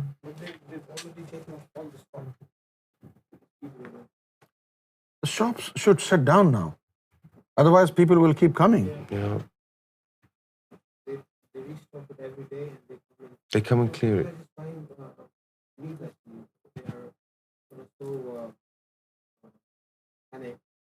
This stockpiling in these critical times is really unfair. Yes. It's not fair. It's not fair. And then they're putting those videos on social media of their houses, like look how I had. Like one video was out there, and somebody had like hundreds and hundreds of hand sanitizers just piled up in his toilet, and then oil and the paracetamol. I mean, it's dangerous to take more than 4 or 5 in a day. So even if you've got this virus for even 2 weeks, why would you need? They buy paracetamol. And there is one thing more important, Brother Steve. You know, some people in England are now breaking into houses of elderly people, and they're posing as if they're a doctor. Yes. Mm-hmm. And they have come to do a test. And they're breaking into the houses, and they're looting elderly people. So everybody should be really careful. Do not open the door for anyone, especially if they say they are doctors. They have come to do a test. Do not open the door, because this is what's happening. That's a wonderful point. And they're also saying they're from social services and they do the shopping. We'll do shopping for you, give us the money. Yeah. And we'll go and buy your bread and things. And they just take all the money. They're targeting especially the elderly people. Yeah. That's true. Everybody is taking the opportunity. Yeah. Even there were some videos going viral on the social media. People are buying guns and in the United States. In the United States, people are buying a lot of guns. I don't know what are they buying guns for. Are they going to eat it? No, or kill the virus with the gun? No, they are saying that people are kill the virus. Oh, he has the virus. Shoot him. No, they are saying that people are piling up food in their houses, and then we're going to use these guns to get those stocks. So we are not buying food; we are buying ammunition. They think it's The Walking Dead, don't they? Yeah. Honestly, yeah. That's how they're treating it. Yeah. That's how people are thinking. I mean, I have the same feelings that if this goes on for a little bit long, then there will be people coming out and You still remember the riots in 2011? Yeah. What was the occasion? Nothing. How did the riots break out? No. No. It's a shooting. There's one. The police. One black guy was killed, and then they started riots against police in one part of London, and then the other just they took it for granted and they started breaking into shops and. He was a hardened criminal, and they thought he was escaping, and he was shot. I think soon the shooting will start for food. Yes. People will start shooting each other for food. I mean, I remember how these people, they started from Brixton and all the way to Croydon. Yeah. Breaking each and every shop and putting properties on fire and looting everything. Yes. It's so dangerous and scary.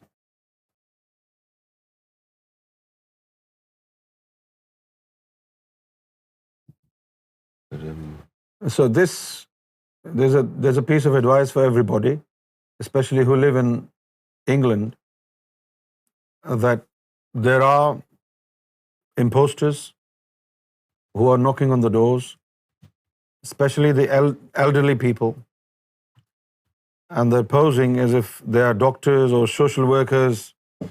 Yep. Do not open the doors. Do not open the doors for anybody, for except those that you know. And those that you know, tell them, please do not visit me. Globally, we're in crisis. Yes. So there is no point visiting each other for fun. No, we have social media, telephones, and Yeah, social media, use FaceTime, yeah. make a video call.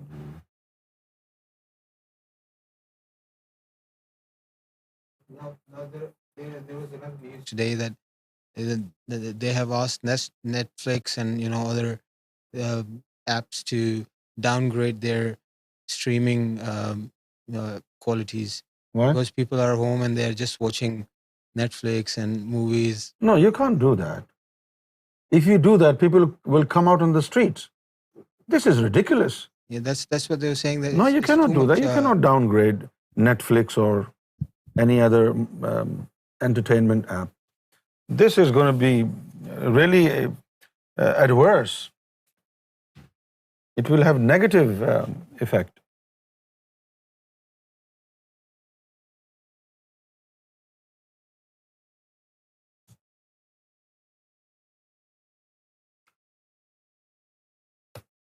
Right now, Italy has become the epicenter of this Yes.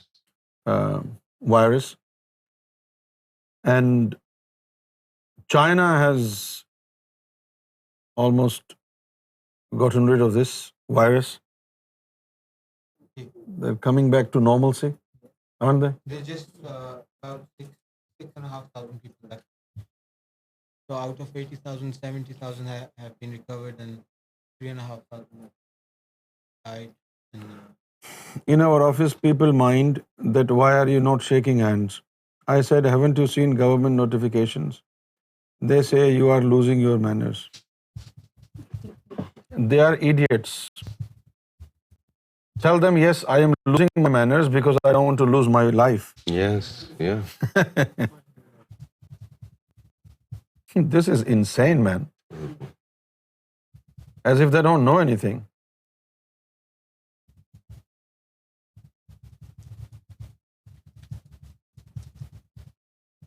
I don't think they should downgrade Netflix. Because this is one thing which is, keeping people inside their homes. That's the next thing we'll have to talk about and give advice. Yeah. Because people aren't used to staying at home. No, they're not used It's not to. easy It's not easy to stay at home. And even in the families, some people are only living together because they only see each other at night. Yes. They cannot stay under one roof for many hours. No, it's not. We used to see that on holidays. When we used to go holidays, always the husbands and wives are fighting with each other. They're not used to the whole year. They're one's here, one's there. Yeah. Then 2 weeks they just put together 24/7. Oh, and gosh. It starts. It's not easy. So we definitely have to give advice. You have to keep your routine. Yeah. You can't walk around with your pajamas on and unshaven, and you have to keep up a decent kind of life. Yeah, that's very true. Now, virus is on widespread, and one solution is the lockdown. And when there is a lockdown, you stay home, and now it's your test.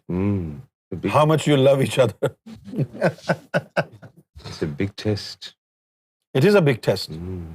Staying home 24 hours a day, not for one day, not for 1 week, for many weeks. I think we should pray to God for 2 months meditation. God should make everybody sleep for 2 months. And after 2 months, we wake up and it's sunshine, no virus, nothing. And we enjoy life. Wow. Yes. 2 months meditation. Yeah, Imran Mati's, that's been said as well. Yeah. And they're going to be called the Coronials. Cronians. That's nice one. The Cronians. This baby boom is going to be called the Coronials.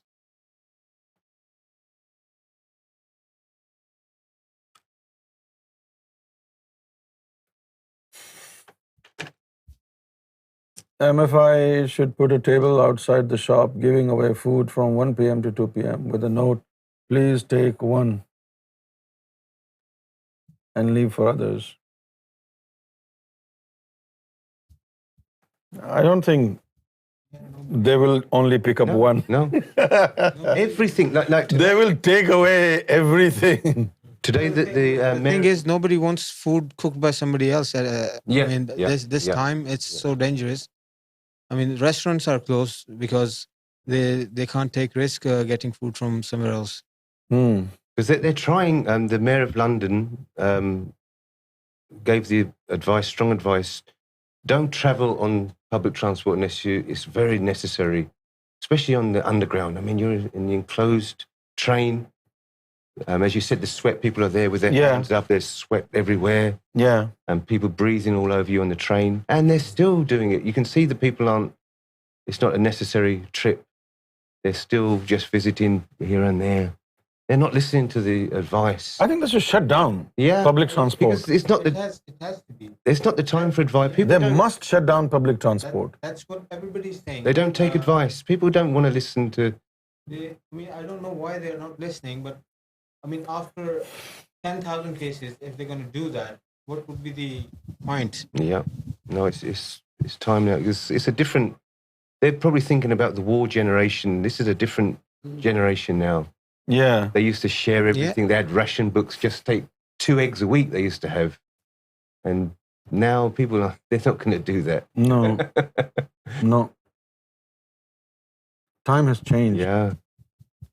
And this generation, very disappointed in the way the millennials, they think they're going to survive it and we're okay, but they're going to spread it. If they keep catching this virus, they're going to just spread it to others. It's terrible attitude. Yeah.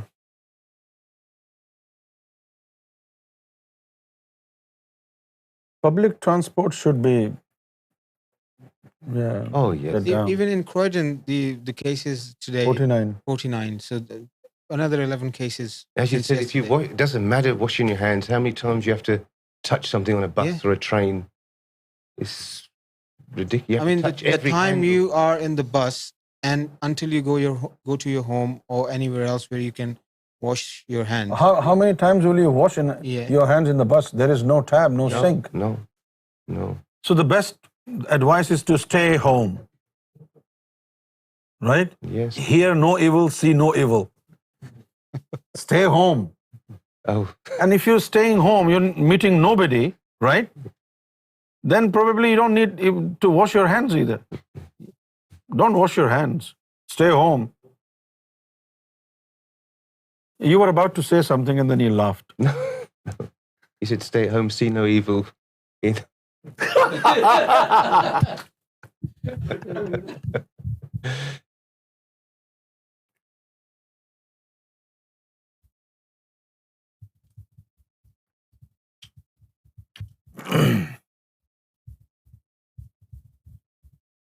Yeah, and most certainly, like Amjad Bhai said, going to restaurants and takeaway. I mean, most of them are run out of cleaning products, and they're carrying on cooking. And I mean, don't trust anywhere to eat. I mean, they just before this they closed the mirch masala in Norbury. Yes. Yeah. And same was the condition there. There was no hygiene at all. No. Yeah. Washing liquids or you know those sanitizers. Their favorite dish was ratatouille. Yeah. Dish of the day was ratatouille.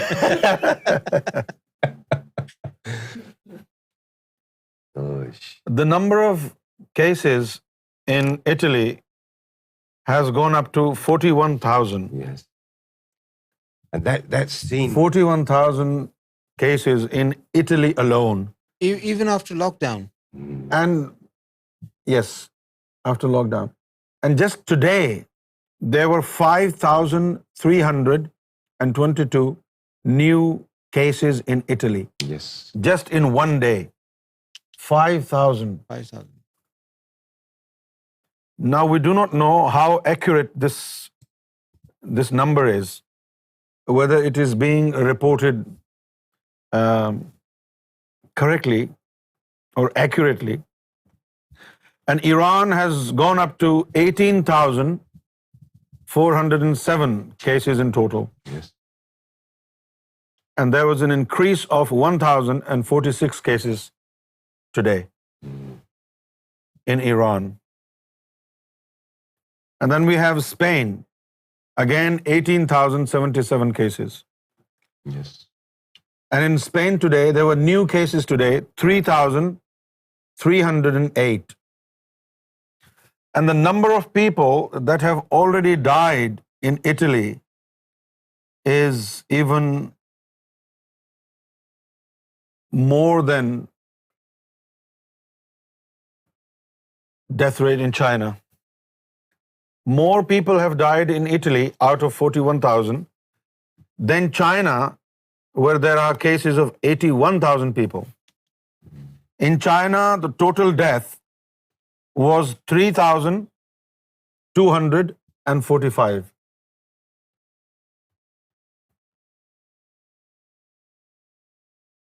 Oh, it's 27 लोग अभी update किए हैं। अभी थोड़ी देर पहले 100 UK में? US Now, it was 180.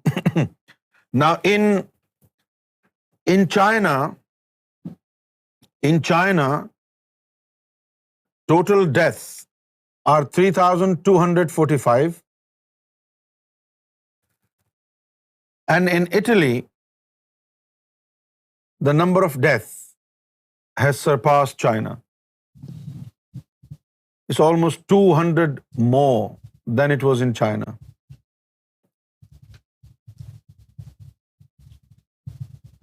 And in India, the situation is really, really grave.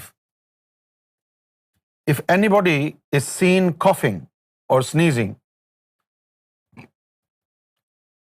people hit him or her from the back and they call the police to take him away. Even if they're sneezing a little or coughing a little, people have taken it to, now hitting each other. In India, in Bangalore, they're just hitting people.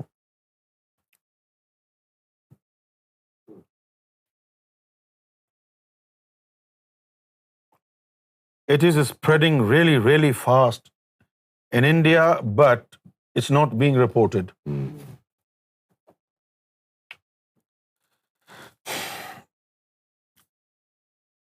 And 1,284 people have died in Iran. Yes, Imran Mati, India is not reporting accurately. No. In Spain, the number of cases in total is 18,076, and out of which 3,308 were reported today.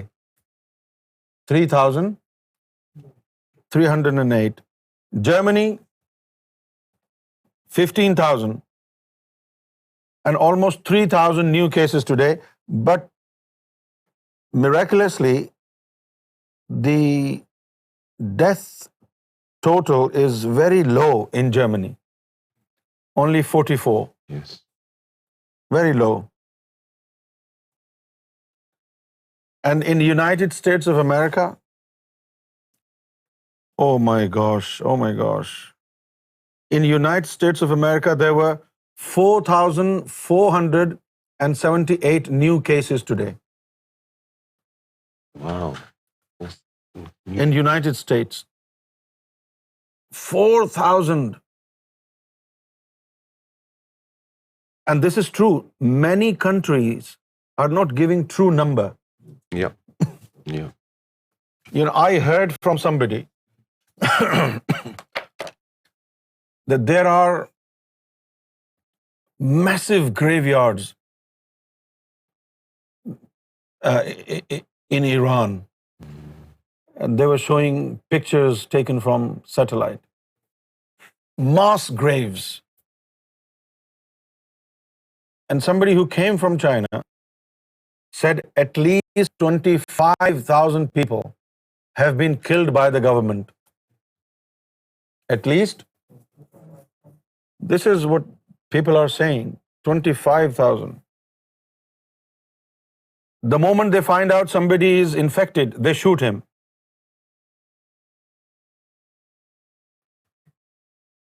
The moment they find out somebody is infected, they shoot him. In Iran.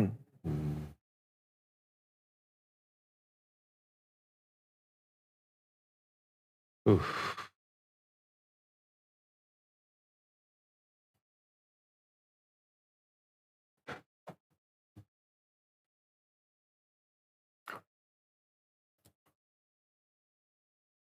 France has reached almost 11,000 cases. 1,861 cases today. And the death total is 372. South Korea is 8,565. An increase of 152 new cases today. Total deaths 91. Switzerland 4,222 in total. 1,107 new cases today. And total death is 43. And United Kingdom 3,269 cases in total, with an increase of 643 new cases today, and total number of deaths is 144. 144. Netherlands 2,460.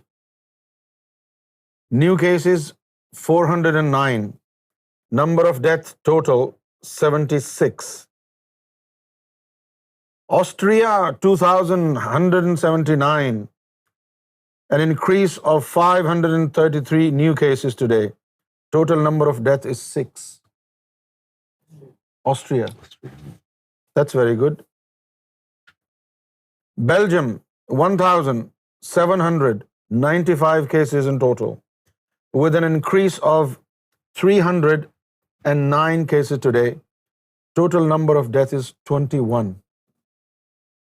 Norway 1,790 people. New cases today 199. Total deaths 7. Sweden 1,439 cases in total, with an increase of 138 today. Total number of deaths is 11. Denmark 1,151, an increase of 94 cases today. Total number of deaths is 6.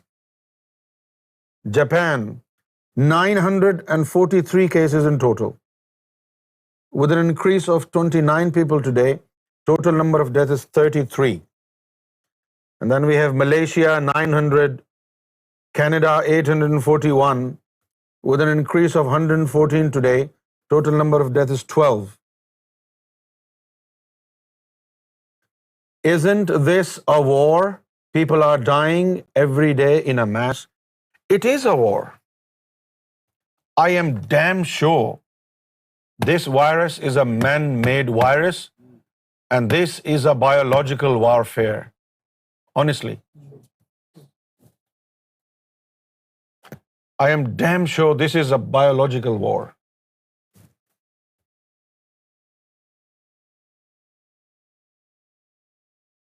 Remember when I said this virus is heavy in weight?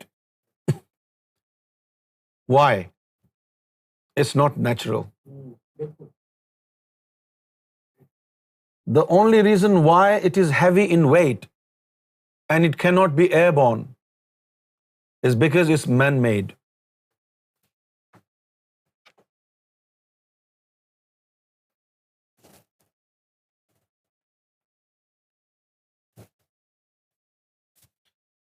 It's man-made. I said it in the beginning, didn't I? I said it in the beginning. It's a man-made virus. And I'm telling you today, you will see very soon the virus will disappear altogether, like it never existed. The virus, coronavirus, will disappear like it never existed.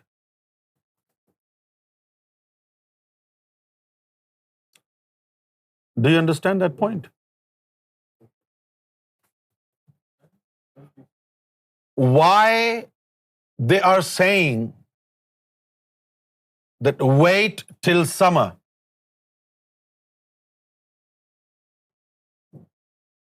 Because they know it's a man-made thing, a bunch of chemicals. When this virus makes contact with heat, sunlight, over 27 degree, it will melt and gone.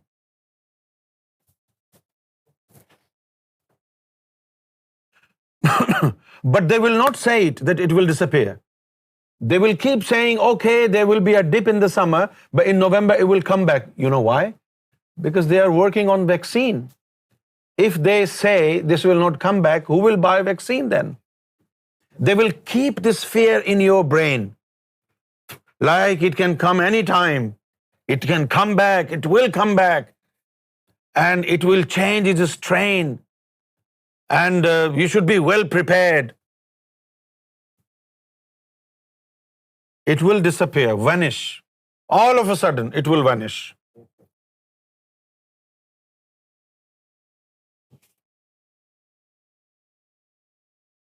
And then we need Imam Mehdi Sarkar Gohar Shah's mission to reach humanity.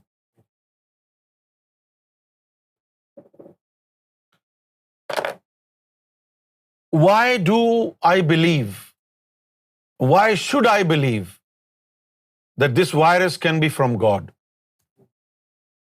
Does he not know we're in the last episode of the world? And the message and the mission of his love is now picking up. We are getting a breakthrough. And in the early days of the breakthrough, if the entire world is disturbed and it is put into a chaotic situation, this act cannot be an act of God.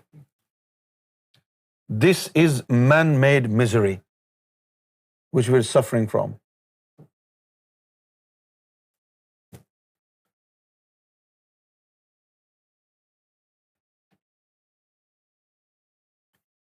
This is what I personally believe. I'm not asking any one of you to believe what I say, but this is my own understanding.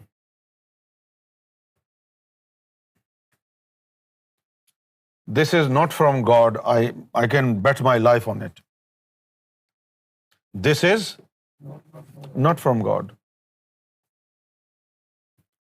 But God doesn't have any interest in killing the elderly ones. I mean, the governments are beneficiary of this. Why? Millions of elderly people are on pension. They're living in old homes. And it's like a burden on governments, especially the governments of these European countries, which are social welfare countries. The pension is given to all these elderly people. If all these elderly people die, or at least reduced 70 or 60%, they will have billions of pounds and billions of dollars in their pocket. So it's a game.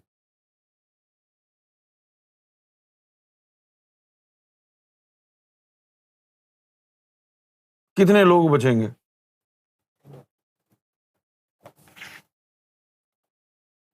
नहीं, अल्लाह ऐसा virus क्यों बनाएगा भाई कि जिसमें बुड्ढों को मारे वो? अल्लाह ऐसा वायरस क्यों बनाएगा? तो अब ये जो वायरस बनाया गया है, तो इसका मतलब ये है कि इस वायरस में ऐसी चीजें रखी गई हैं कि जो उन लोगों को पकड़े जाके जो ऑलरेडी मेडिकली अनस्टेबल है, उसको एग्रीवेट करें. I give you a tip. There was a news item from France few days ago. Do not take ibuprofen because it does aggravate in symptoms who have coronavirus. Now look at the chemical equation of ibuprofen and then have a look at the chemical equation of coronavirus. And you will see who is the mastermind. How did you know ibuprofen will aggravate it? Have you done research on it? If you know it can aggravate, then you're also able to make vaccine of this. If you know what can aggravate coronavirus, should you not know what can heal coronavirus?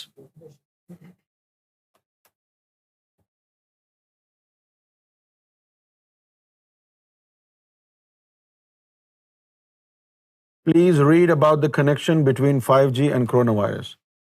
I don't believe in that shit, Imran Mati. This is no. Don't give it any importance. Is this a new world order? Of course, it is a new world order. It is a new world order, my friend. How many cases have been reported in Russia?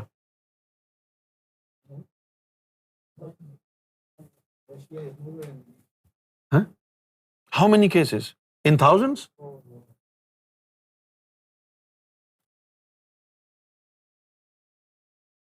How many? Somebody wants to be a superpower again.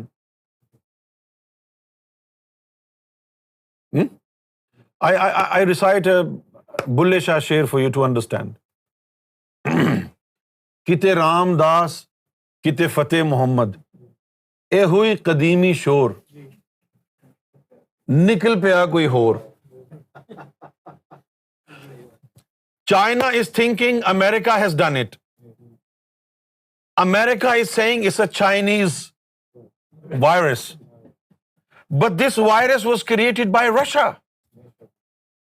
Russia doesn't want America to be superpower and Russia doesn't want China to be superpower.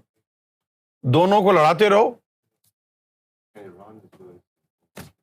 बस खत्म हो गई कहानी. Iran में भी शुरू हो गया है. सऊदी अरब में जो कुछ भी वायरस वगैरह है वो तो है, वो सऊदी अरब भी अंदर से खत्म हो गया है, खोखला हो गया है. Russia.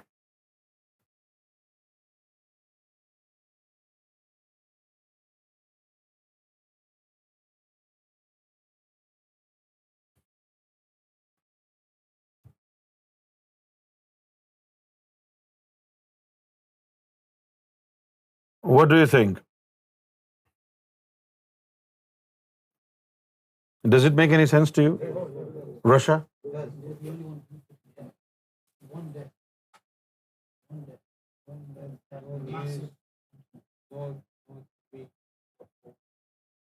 And it's the coldest area on earth. You know how cold it is in Russia?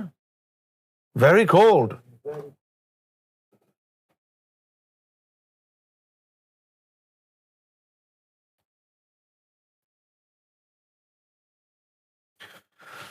But I want to tell everybody that God is with America. God bless America. God bless United Kingdom.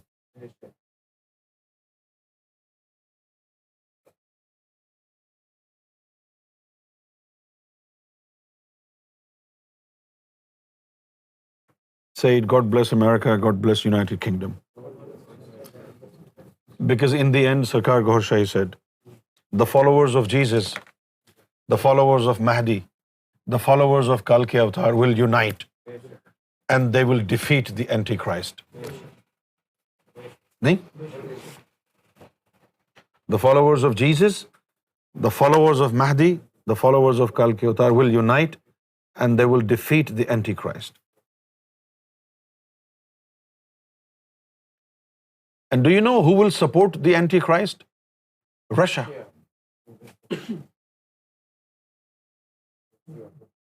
Russia will support the Antichrist. America, United Kingdom, India, they will all help and support Imam Mahdi alayhi salatu wasalam.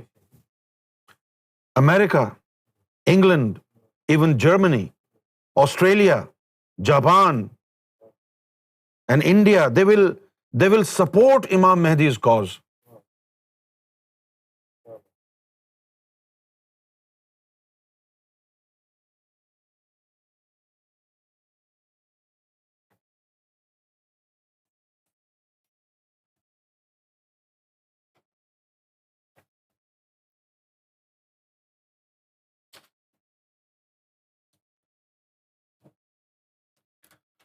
So I would like to tell our Chinese listeners, do not blame United States of America for this, because it was not made by United States of America. And people in Pakistan are making jokes out of it. You know what they're saying? Oh, don't worry about this coronavirus. It will not last for too long because it is made in China.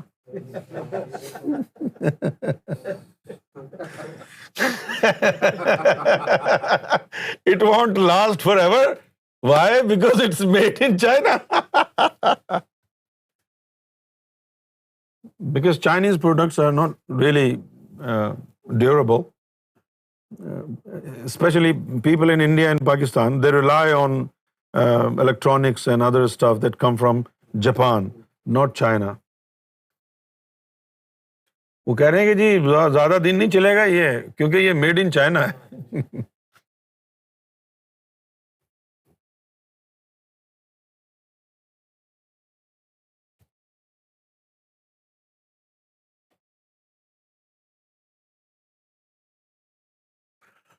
All right, we have had some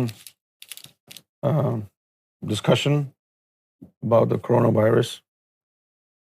Now let's go back to normalcy.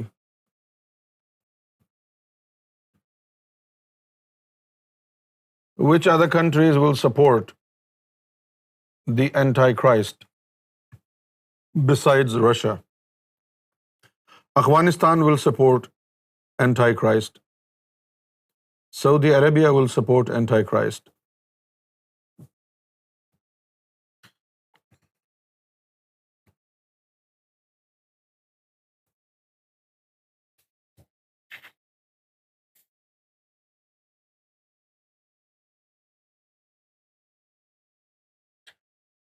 Somebody tweeted today in Arabic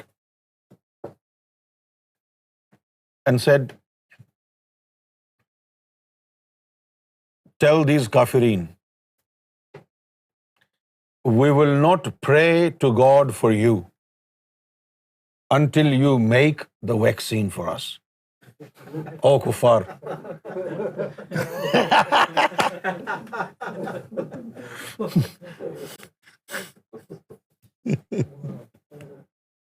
We will not pray to God for you until you make the vaccine for us.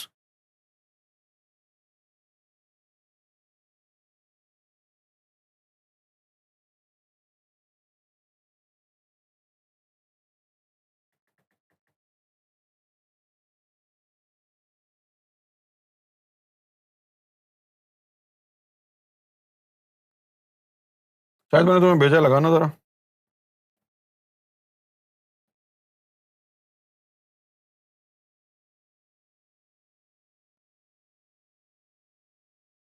مل گیا؟ What's app یہ لگانا ذرا.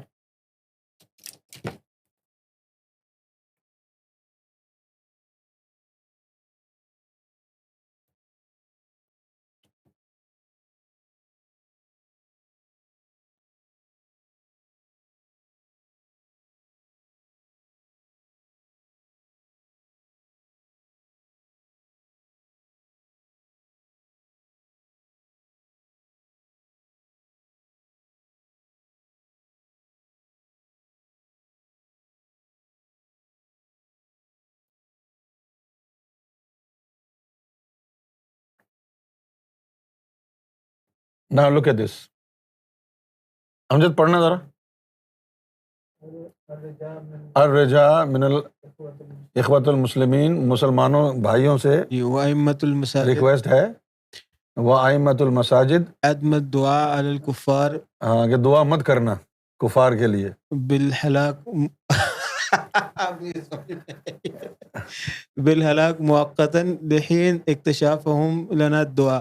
یعنی وہ کہہ رہے ہیں کہ اس وقت تک کافروں کو مرنے کی دعا نہ کرنا جب تک کہ وہ ہمارے لیے ویکسین نہ بنا دیں. بتاؤ یار کتنے یار کنجر لوگ ہیں. ابھی بد دعا نہیں دینا ان کو، دعا نہیں دینا ان کو. جب ویکسین بنا دو پھر ہم ان کو بد دعائیں دیں گے.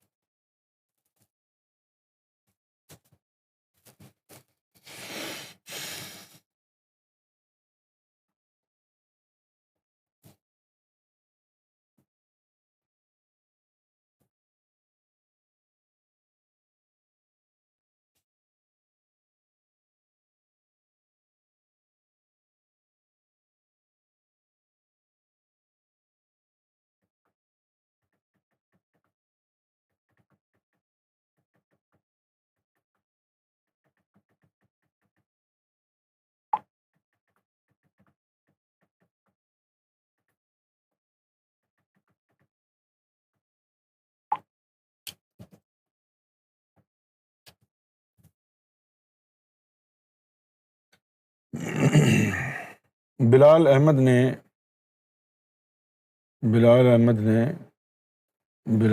نے بڑی خطرناک جگہ سے سوال کیا ہے.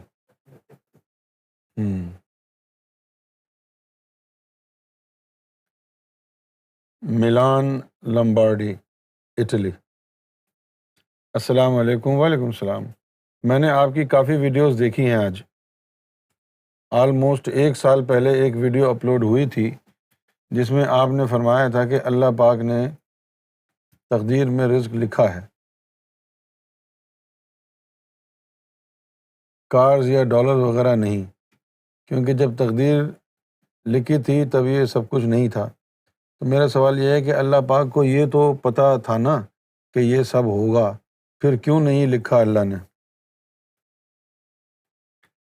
اللہ تعالیٰ نے جو ہے ایک پوٹینشیل لکھا ہے، پوٹینشیل آپ کے مقدر میں، چیزیں نہیں لکھی ہیں آپ کے پوٹینشیل. جس طرح آپ کو اپنی ضرورت زندگی کے لیے آپ کام کرنے جاتے ہیں تو وہ آپ کو چیزیں تو نہیں دیتے نا ریٹرن میں، وہ آپ کو ایک پوٹینشیل دیتے ہیں جس کو ہم کہتے ہیں کرنسی.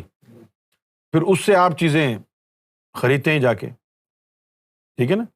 اب آپ کی سیلری یہ تو نہیں ہوتی کہ بھائی تمہاری ماہانہ سیلری ہوگی، 10 کلو آٹا دیں گے تمہیں، 10 کلو تیل دیں گے، 10 کلو باجرہ دیں گے، 10 کلو مسور کی دال دیں گے. ایک لم سم، ایک پوٹینشیل اماؤنٹ ایک منی کی صورت میں، ایک کرنسی کی صورت میں دیا جاتا ہے. اسی طرح اللہ تعالیٰ نے بھی جو ہے جو کچھ بھی ضروریات آپ کی ہیں ان کو رزق کا نام دیا ہے. کیا دیا ہے؟ اس کو رزق کا نام دیا ہے. رزق کا مطلب صرف کھانے پینے والی اشیاء نہیں ہوتی ہیں. رزق کا مطلب ہوتا ہے کہ آپ کو زندگی گزارنے کے اسباب دیے ہیں، یہ ہے اس کا مطلب.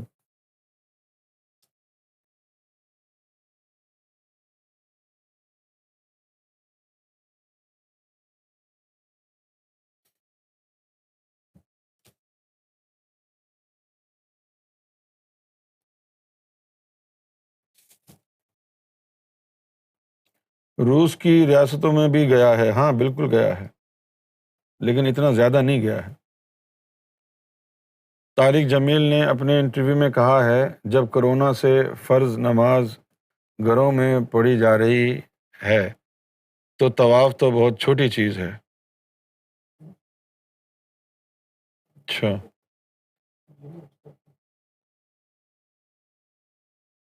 ہم؟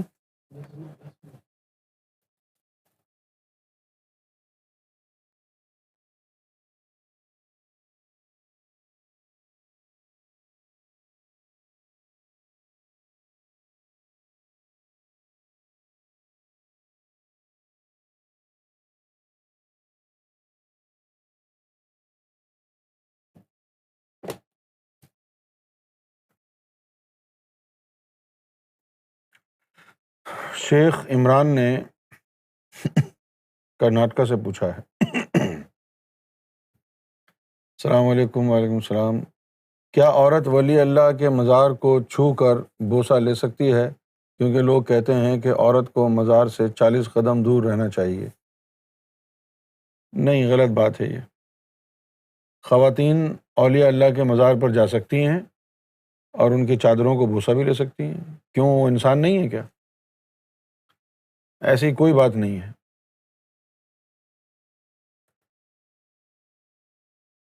یہ مجھے بھیج دو حدیث، ابھی یہ موقع نہیں ہے اتنی گہری بات کرنے کا۔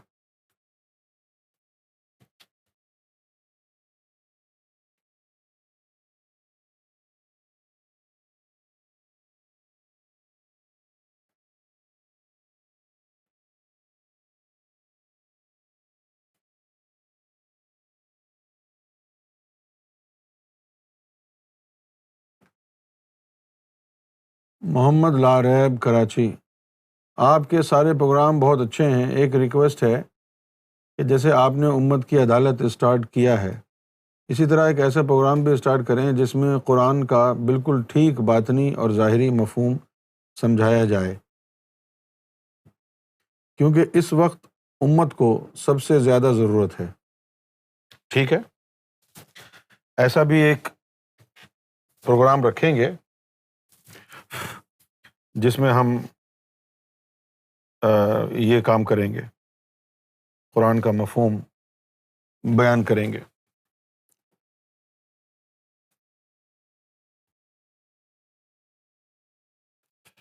تو اس کو ہم نام دے دیں گے قرآن مکنون۔ کیا نام دیں گے؟ قرآن مکنون۔ اور یہ ہم کریں گے ہر فرائیڈے کو۔ آج سے بنا لیں اس کا،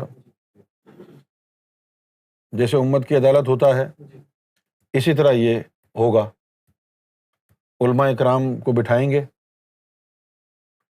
اور پھر تشریح ان سے کرائیں گے اور پھر ہم بتائیں گے کہ اس کا کیا مطلب ہے، اس کا کیا مطلب ہے۔ اب ہم بتاتے ہیں کہ اس کا کیا مطلب ہے۔ تو یہ کہلائے گا قرآن مکنون۔ پین نہیں ہے آپ؟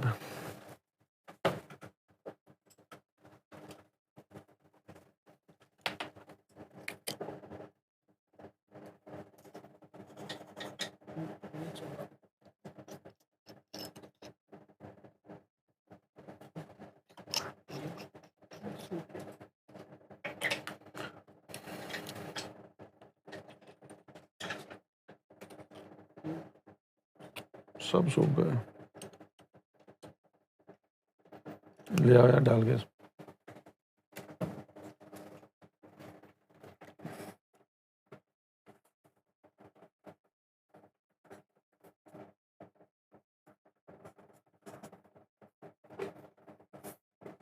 قرآن مکنون۔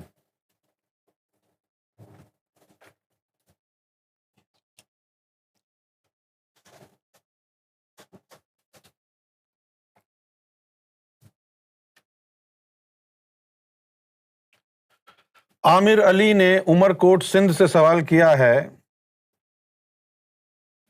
عطا کسے کہتے ہیں؟ عطا وہ شے ہوتی ہے جو بغیر محنت کیے آپ کو دے دی جائے۔ وہ عطا ہے، اور فضل وہ ہے کہ آپ اس کے مستحق نہ ہوں اور رب آپ کو وہ دے دے. یہ بلال Afridi that would be great co-translation of the Quran with references. بھائی جب قرآن پڑھیں گے تو ریفرنس کس کا دیں گے؟ When we will study Quran, do we need any reference now when we are studying Quran?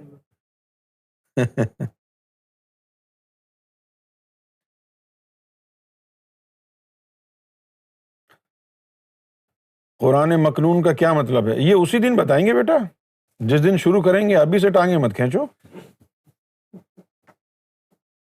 یہ اسی دن بتائیں گے نا عابد بھائی جس دن شروع کریں گے، کیونکہ میرا طریقہ جو ہے وہ بالکل پیچھے جا کے اس کی جو ہے بیک گراؤنڈ انفارمیشن لا کے پھر آپ کے سامنے رکھنا ہے تاکہ آپ کی سمجھ میں پوری بات آ جائے.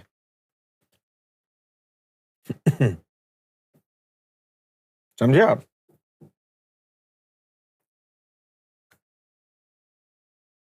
عقیب احمد کرناٹکا، السلام علیکم. وعلیکم السلام ورحمۃ اللہ وبرکاتہ. میرا سوال یہ ہے کہ میں ایک بار کامل مرشد کی محفل میں گیا تھا تو انہوں نے بیان کرتے ہوئے کہا کہ قرآن کے اندر جتنے بھی آیات ہیں وہ پورے انسان کے اندر موجود ہیں. کیا ان کا ایسا کہنا صحیح ہے؟ اس میں تھوڑا سا رد و بدل کر لیں کہ قرآن کی جتنی بھی آیات ہیں ان کا انسان کے اندر ہونا ضروری ہے. یہ ہے کہ قرآن کی جتنی بھی آیات ہیں ان کا انسان کے اندر ہونا ضروری ہے. آلریڈی تمہارے اندر قرآن نہیں ہے. اگر آلریڈی تمہارے اندر قرآن ہوتا ہے تو پھر تم حفظ کیوں کرتے ہو؟ When you will be starting, we will be starting on Fridays. The coming Friday will be the first day of this program. بلال افریدی نے فرمایا ہے کہ I mean جو آیت جس ٹائم نازل ہوئی that reference. ہاں بالکل اس کا تو ریفرنس دیں گے نا بھائی. اس کا شان نزول ہوگا، اس کی بیک گراؤنڈ انفارمیشن ہوگی کہ اس آیت کی ضرورت کیا تھی، کون سا واقعہ ہوا تھا جس کی بنا پر اللہ تعالیٰ نے اس آیت کو نازل فرمایا. اس کو کہتے ہیں شان نزول. تو شان نزول تو بیان ہوگا بلال بھائی، شان نزول تو بیان ہونا بڑا ضروری ہے.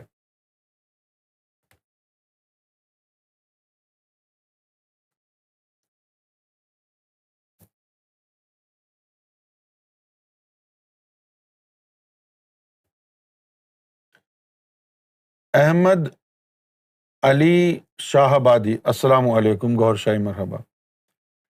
جب بھی میں قلبی ذکر کے لیے بیٹھتا ہوں اور سرکار سیدنا گوہر شاہی کا تصور جماتا ہوں تو جب تصور پکا ہوتا ہے تو پتہ نہیں شیطان یا میرا نفس سرکار کی بے حرمتی کرنا شروع کر دیتا ہے. میں کیا کروں؟ ہاں وہ شیطان روکنے کی کوشش کر رہا ہے آپ کو. آپ اس وقت جو ہے یا گوہر المدد پکارا کریں، یا گوہر المدد، یا گوہر المدد. کب آئیں گے سرکار باغ دوڑ سنبھالنے؟ ابھی تو ہمیں تو پتہ نہیں ہے، جب سرکار کی مرضی ہوگی تب آئیں گے میرے بھائی.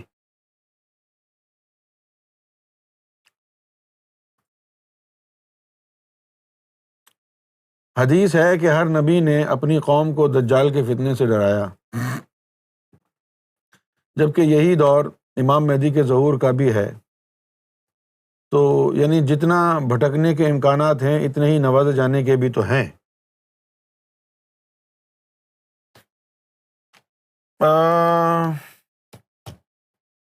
بات کچھ یوں ہے اعجاز بھائی، امکانات نہیں ہیں.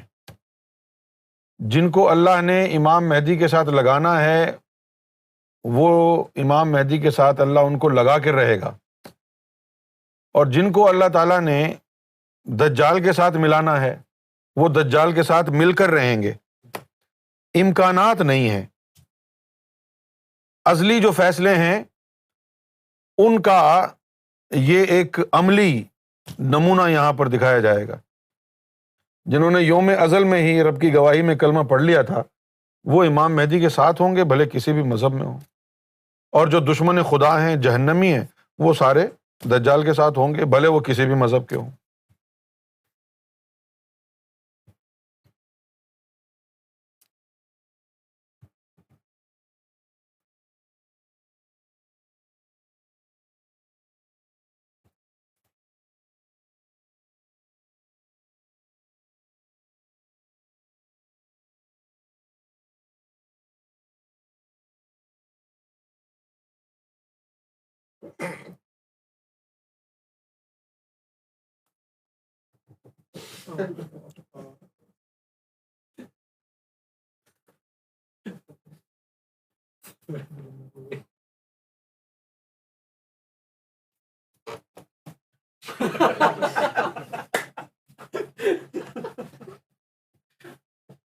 نہیں وہ ڈراپلس یہاں آ نہ جائیں۔ چندن بھائی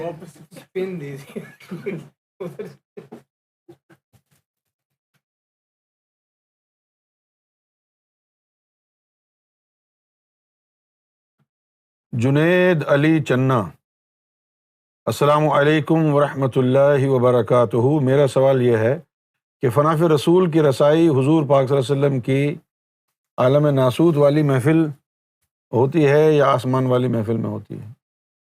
فناف رسول جو ہوتا ہے اس کا تعلق حضور کے سینے کے لطائف سے ہوتا ہے، تو کم سے کم اس کی رسائی عالم ملکوت والی محفل کی ہوتی ہے۔ عالم ناسوت والی محفل میں اگر وہ بیٹھا ہے تو فناف رسول نہیں ہے، غوث الزماں ہے۔ فناف رسول کم سے کم وہ ہوتا ہے جس کا تعلق حضور کے لطیفہ قلب سے ہو۔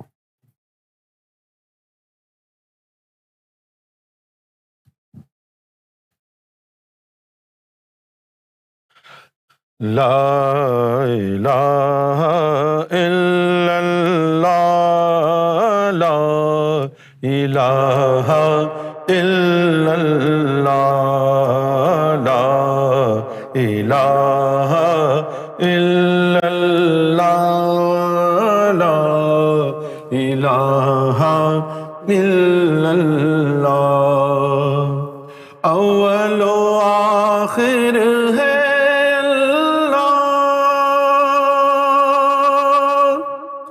ظاہر و باطن ہے اللہ، ظاہر و باطن ہے اللہ،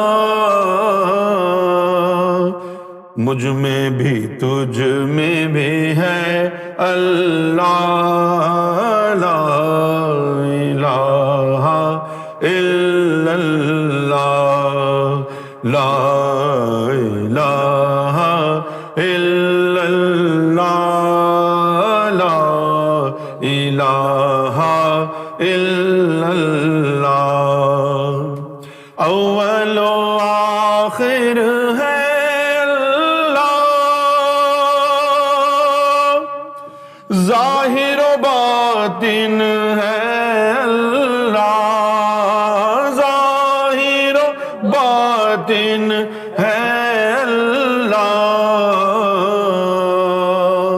تجھ میں بھی مجھ میں بھی ہے اللہ، لا الہ الا اللہ، لا الہ الا اللہ، لا الہ الا اللہ، لا الہ الا اللہ، لا الہ،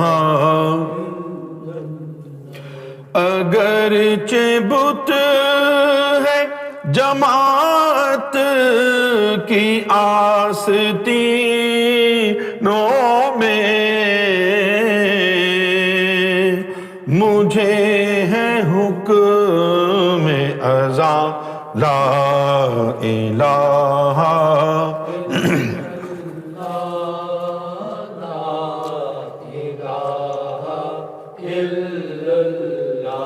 پڑھو لا الہ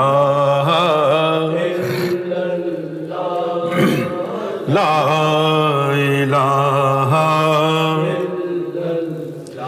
کسی نے پوچھا کہ جنت کی کوئی قیمت ہے، کسی نے پوچھا کہ جنت کی کوئی قیمت ہے،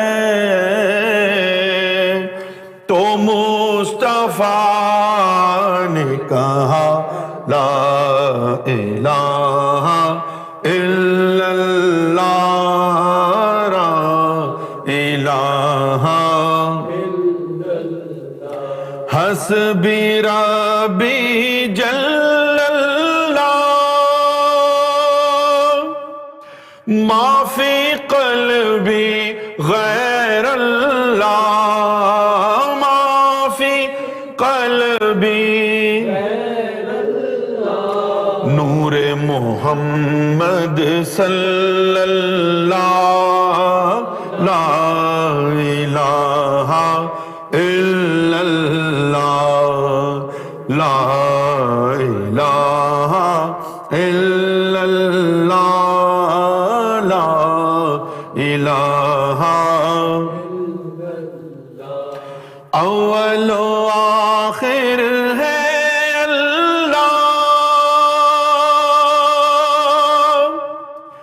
ظاہر و باطن ہے اللہ ظاہر و باطن ہے اللہ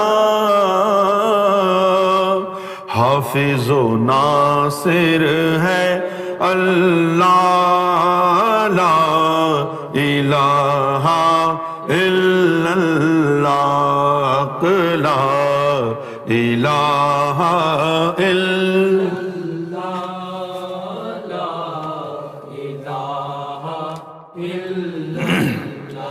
کون مقام ہے اللہ دونوں جہاں میں ہے اللہ دونوں جہاں میں ہے اللہ جسم میں جامع ہے اللہ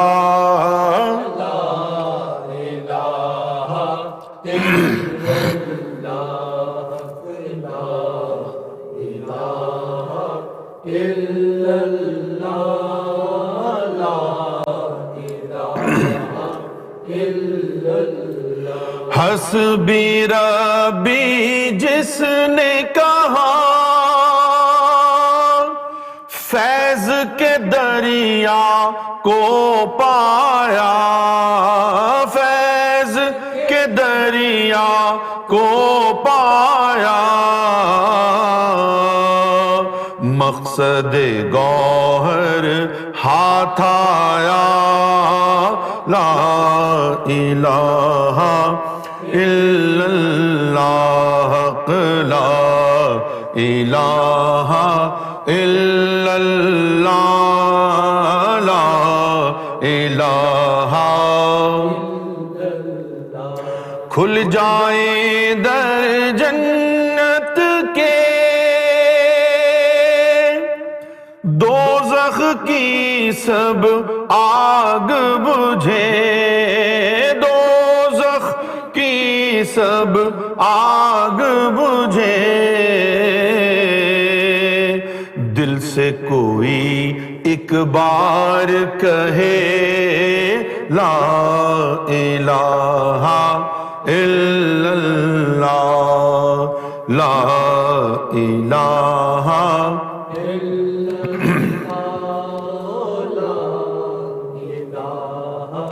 الا حسبی ربی جل اللہ ما فی قلبی غیر اللہ ما فی قلبی غیر اللہ نور محمد صلی اللہ لا الہ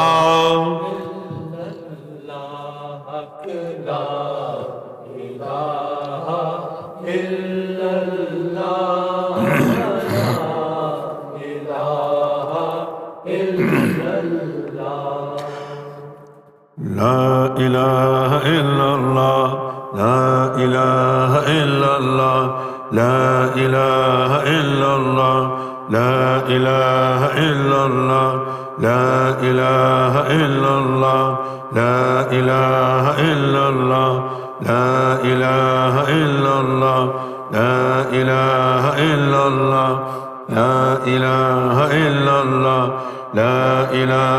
اللہ لا الہ الا اللہ لا الہ الا اللہ لا الہ الا اللہ لا الہ الا اللہ لا الہ الا اللہ لا الہ الا اللہ لا الہ الا اللہ لا الہ الا اللہ لا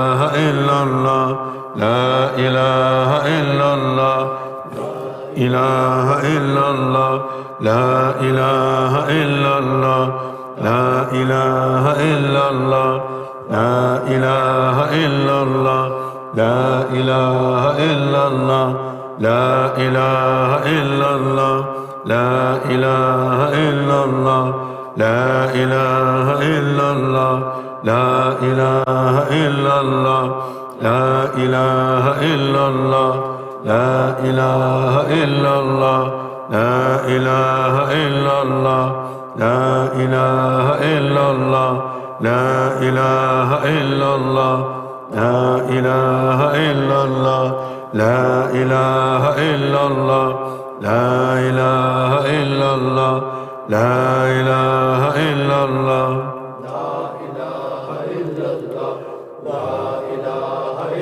آدم صفی اللہ لا الہ الا اللہ آدم صفی اللہ لا الہ الا اللہ آدم صفی اللہ لا الہ الا اللہ آدم صفی اللہ لا الہ الا اللہ آدم صفی اللہ لا الہ الا اللہ آدم صفی اللہ لا الہ الا اللہ آدم صفی اللہ لا الہ الا اللہ آدم صفی اللہ لا الہ الا اللہ آدم صفی اللہ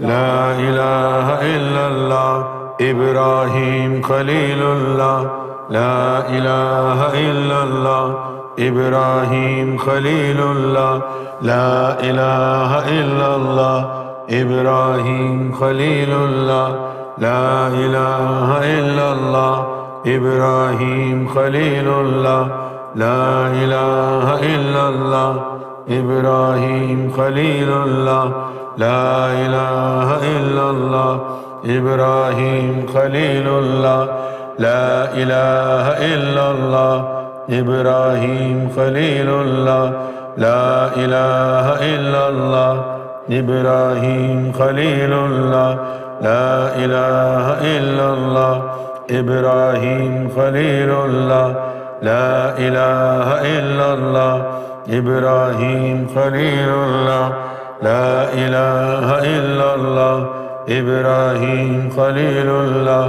لا الہ الا اللہ ابراہیم خلیل اللہ لا الہ الا اللہ موسیٰ کلیم اللہ لا الہ الا اللہ موسیٰ کلیم اللہ لا الہ الا اللہ موسیٰ کلیم اللہ لا الہ الا اللہ موسیٰ کلیم اللہ لا الہ الا اللہ موسیٰ کلیم اللہ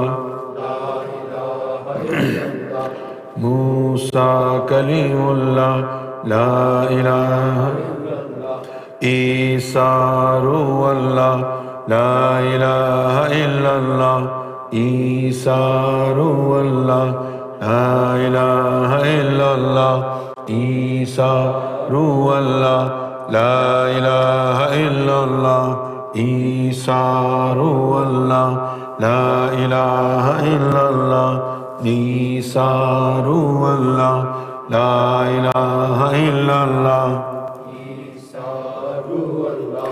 لا الہ الا اللہ محمد الرسول اللہ لا الہ الا اللہ محمد الرسول اللہ لا الہ الا اللہ محمد الرسول اللہ لا الہ الا اللہ محمد الرسول اللہ لا الہ الا اللہ محمد الرسول اللہ لا الہ الا اللہ محمد الرسول اللہ لا الہ الا اللہ محمد الرسول اللہ اللہ لائٹ جلا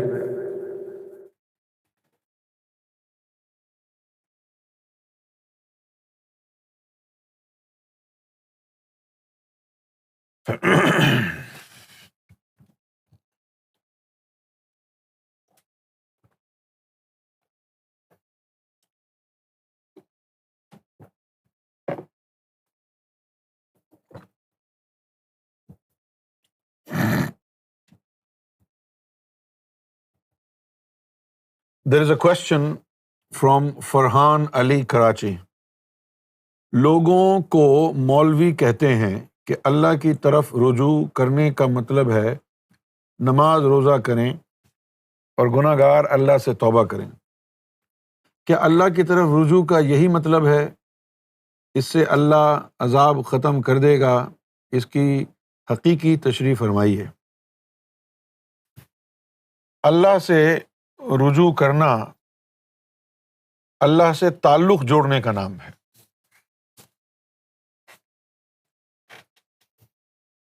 اور اللہ سے جو تعلق جوڑا جاتا ہے اس کا قرآن مجید نے ایک طریقہ بیان کیا ہے. تعلق جوڑنے کو ہدایت کہا جاتا ہے.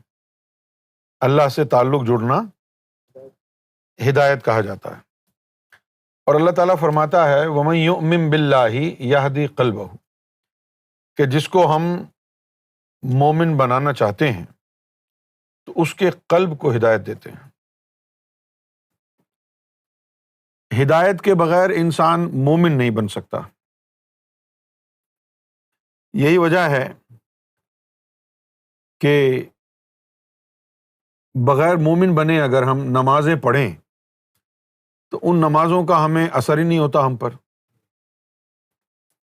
کیونکہ اللہ تعالیٰ نے نماز کو مومنین پر فرض کیا ہے.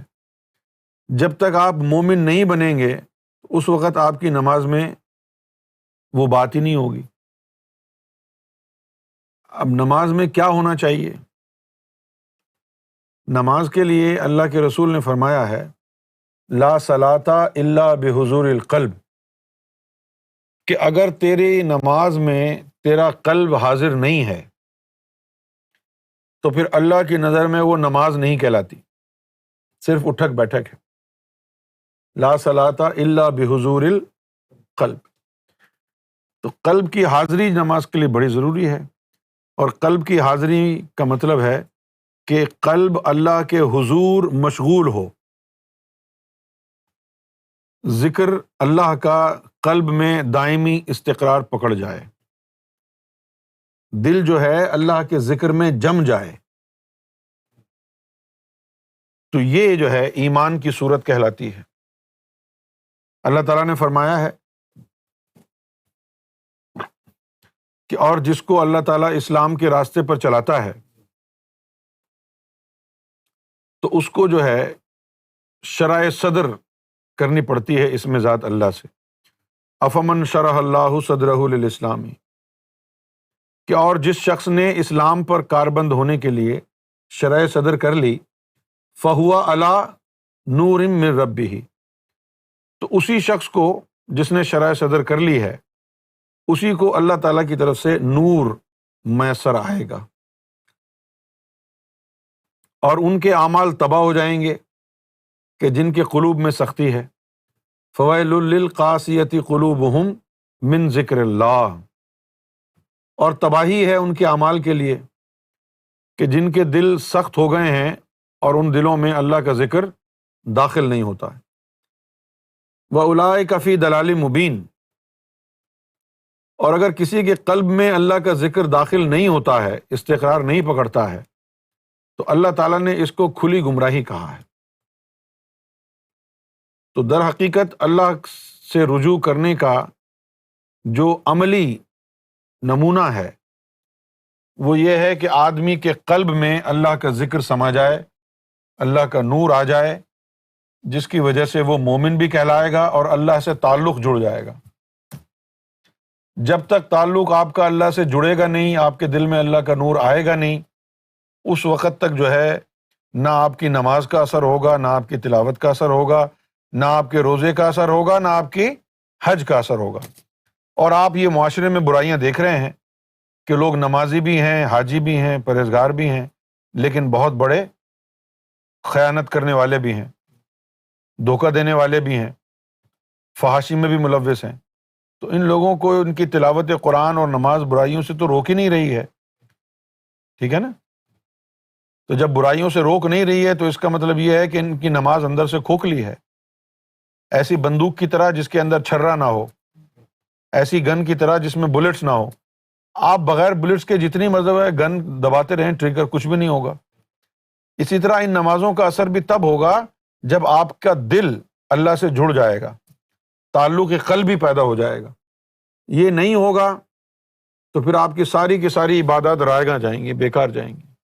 بلکہ اللہ تعالیٰ نے تو اس کو فرما دیا ہے کہ اگر تو نماز کی حقیقت سے غافل ہے، تجھے پتہ ہی نہیں ہے کہ نماز کیا ہے، اور پھر بھی تو نماز پڑھ رہا ہے تو ہم یراؤن، پھر کہا کہ وہ جو ہے ریاکاری کر رہے ہیں. اور ایک حدیث شریف میں آیا ہے کہ چھوٹی سے چھوٹی ریاکاری بھی اللہ کے نزدیک شرک کے برابر. چھوٹے سے چھوٹا عمل ریاکاری کا دنیا کو دکھانے کے لیے، وہ جو ہے اللہ کی نظر میں شرک کے برابر.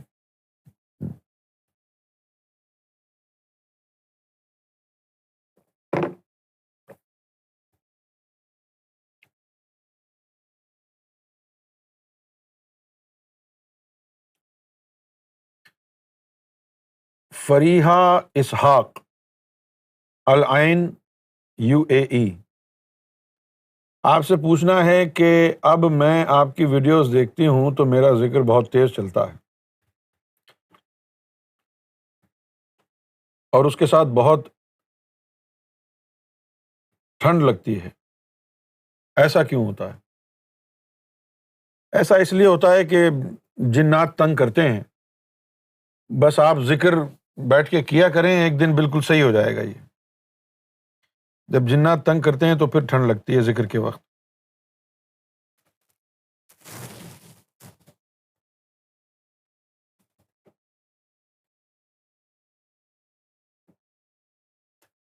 محمد مزمل، کرناٹکا، انڈیا، اللہ کا دوست بننے کی نشانی کیا ہے؟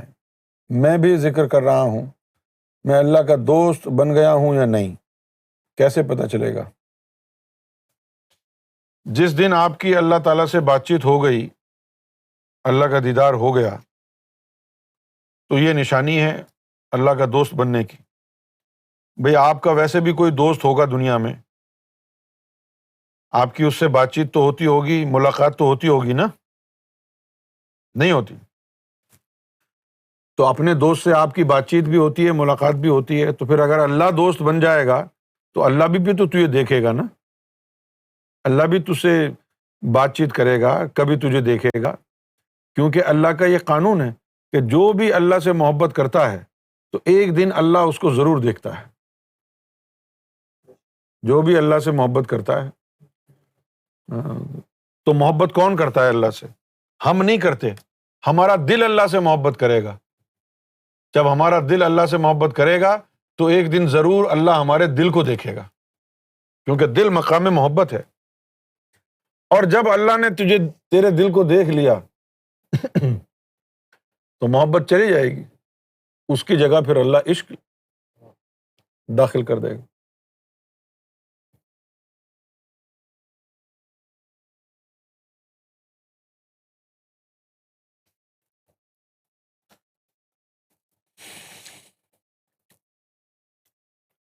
سعید احمد چنا، سکھر، سندھ. سر، میرا ایک دوست بحث کر رہا تھا کہ ولی سے مدد مانگ نہیں سکتے، لیکن مجھے اتنے اوتھینٹک ریزنز نہیں تھے میرے پاس کہ میں اس کو سمجھا سکوں. تو میں نے آپ کی اس موضوع پہ ویڈیو سرچ کی. اس میں آپ نے مولا کا مطلب سمجھایا کہ مولا کا مطلب مدد کرنے والا. تو پلیز اس بات کی کوئی ریفرنس ہے جس سے ثابت ہو سکے کہ یہی مطلب ہے. اور ویڈیو میں جو آپ نے آیت بیان فرمائی ہے، اس آیت میں محمد صلی اللہ علیہ وسلم کا اس آیت میں کیسے ذکر ہے؟ یہ دو چیزیں ذرا مزید وضاحت سے سمجھا دیں. اب اس ویڈیو کو تو میں نے دیکھا نہیں ہے نا، کیسے پتہ چلے گا کہ کیا میں نے آیت پڑھی تھی وہاں پہ؟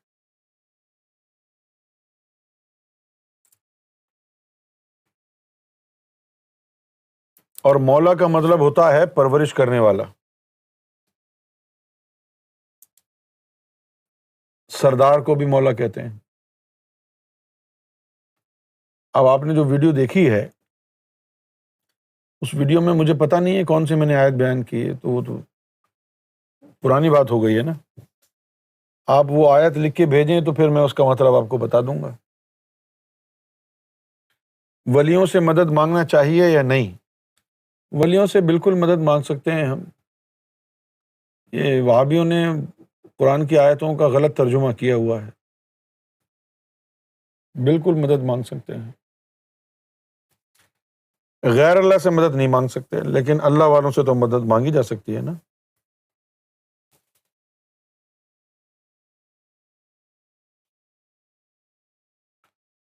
ڈاکٹر خان خٹک نے کہا ہے I saw a very big picture of سرکار گوہر شاہی up on the sky in my dream. What does it indicate? اس کا یہی مطلب ہے نا کہ بھئی بہت جلدی جو ہے سرکار دنیا کا رخ کریں گے. بلال آفریدی، آپ نے ابھی فرمایا کہ جب اللہ کا دیدار ہو جائے. Please explain this a little further. Do we need to imagine this or this would happen in a dream?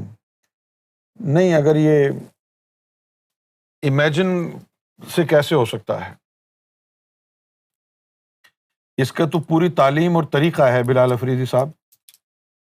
انسان کے اندر یہ 7 لطائف ہیں، 5 سینے میں، 1 سر میں، 1 لطیفہ نفس. ان تمام کی تعلیمات ہیں. ان کو ذکر میں لگایا جاتا ہے، نور کی طاقت سے ان کو پروان چڑھایا جاتا ہے. اور پھر اس کے بعد جب یہ تمام چیزیں پروان چڑھ جاتی ہیں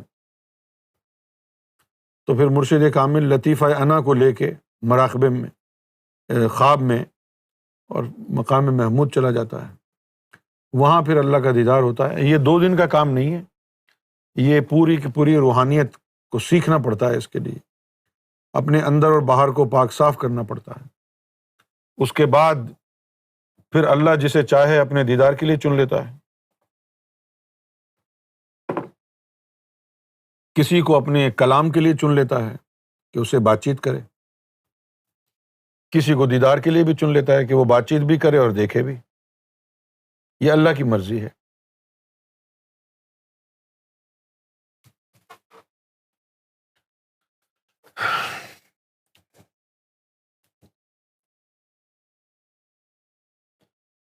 حمزاد ریحان، بنگلہ دیش.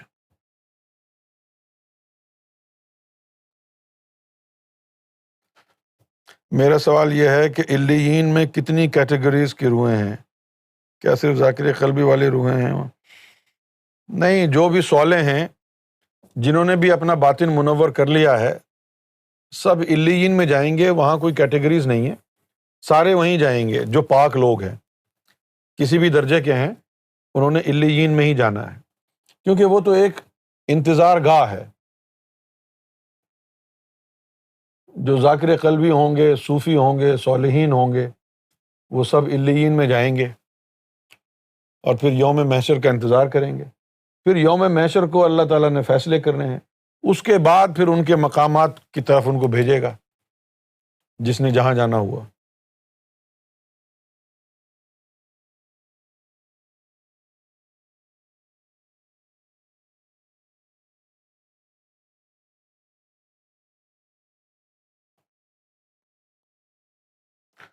Talking to God is talking to one's heart. No. Talking to God is talking to God. How can you talk to your heart?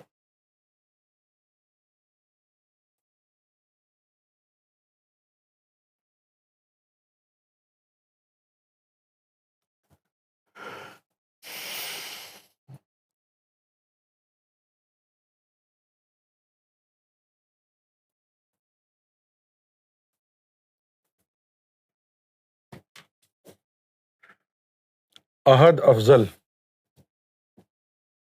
Sialkot. ہر کوئی کہتا ہے کہ اللہ پاک عرش الہی پہ ہے اور وہاں دیدار کرواتا ہے، جبکہ بابا بلے شاہ صاحب نے فرمایا کہ اللہ کوئی لفظ ہوئے تے میں ورد کراں، اگر اللہ کوئی شکل صورت ہوئے تے میں کیا ہے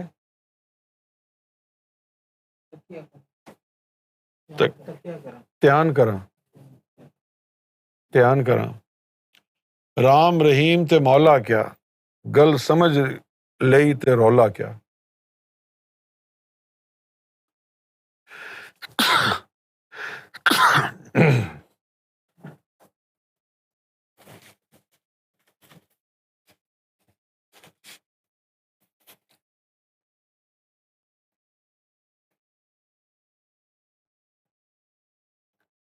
اللہ کوئی شکل صورت ہوئے تے میں تیان کراں.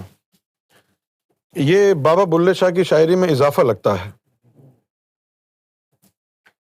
کیونکہ بابا بلے شاہ نے تو اللہ کا دیدار کیا تھا. وہ حدیثوں میں گڑبڑ ہو گئی تو بلے شاہ کی شاعری میں کیوں نہیں ہو سکتی گڑبڑ؟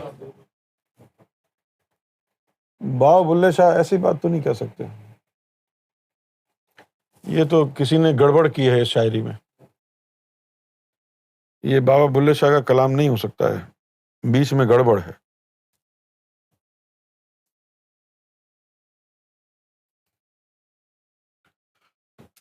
اسد غضنفر علی ملتان. وعلیکم السلام. میرا سوال ہے کہ مجھے 12 سال ہو گئے ہیں نور کو حاصل کیے ہوئے، اب سے لطیفہ سری کا ذکر شروع ہوا ہے. میری لیفٹ آئی پر ہر وقت سویلنگ رہتی ہے، آنکھوں کی سوجن ذکر سری کی وجہ سے ہے یا میڈیکل پرابلم؟ ذکر سری کی وجہ سے تو نہیں ہے، یہ میڈیکل پرابلم ہوگی کوئی، کیونکہ اگر ذکر کی وجہ سے پرابلم یہ ہوتی تو سارے اولیاء اکرام چاروں طرف سے سوجے ہوئے ہوتے، پھولے ہوئے ہوتے. کیوں؟ ذکر کی وجہ سے تو نہیں ہے، کوئی میڈیکل پرابلم ہے.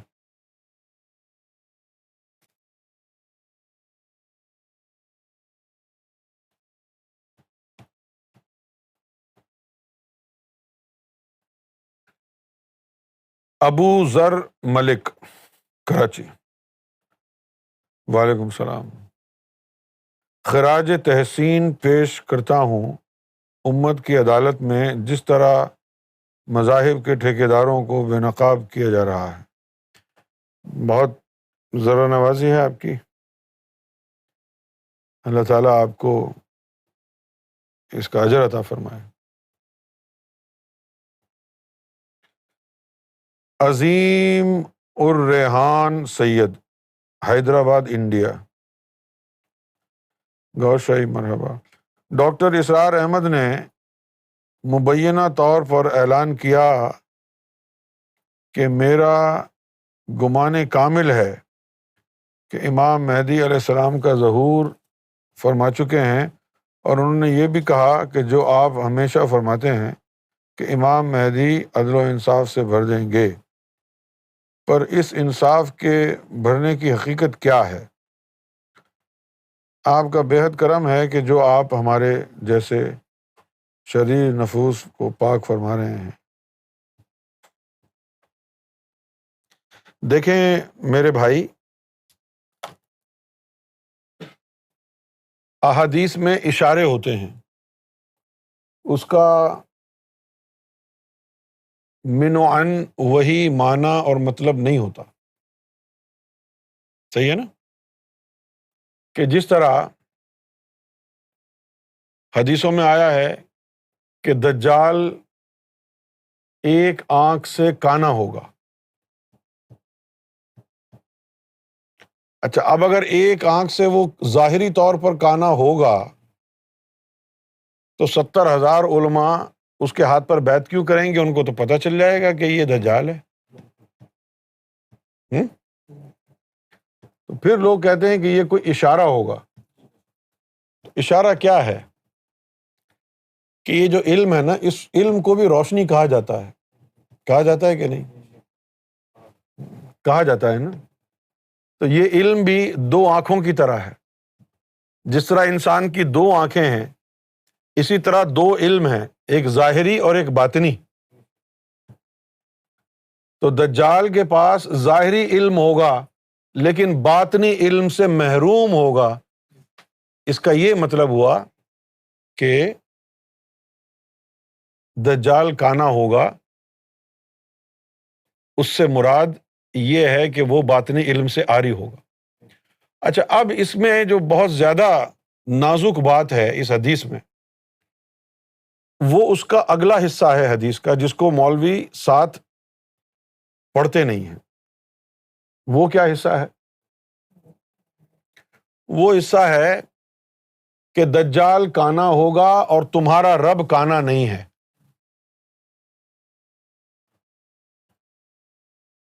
کوئی تک بنتا ہے اس بات میں کہ دجال کانا ہوگا اور تمہارا رب کانا نہیں ہے؟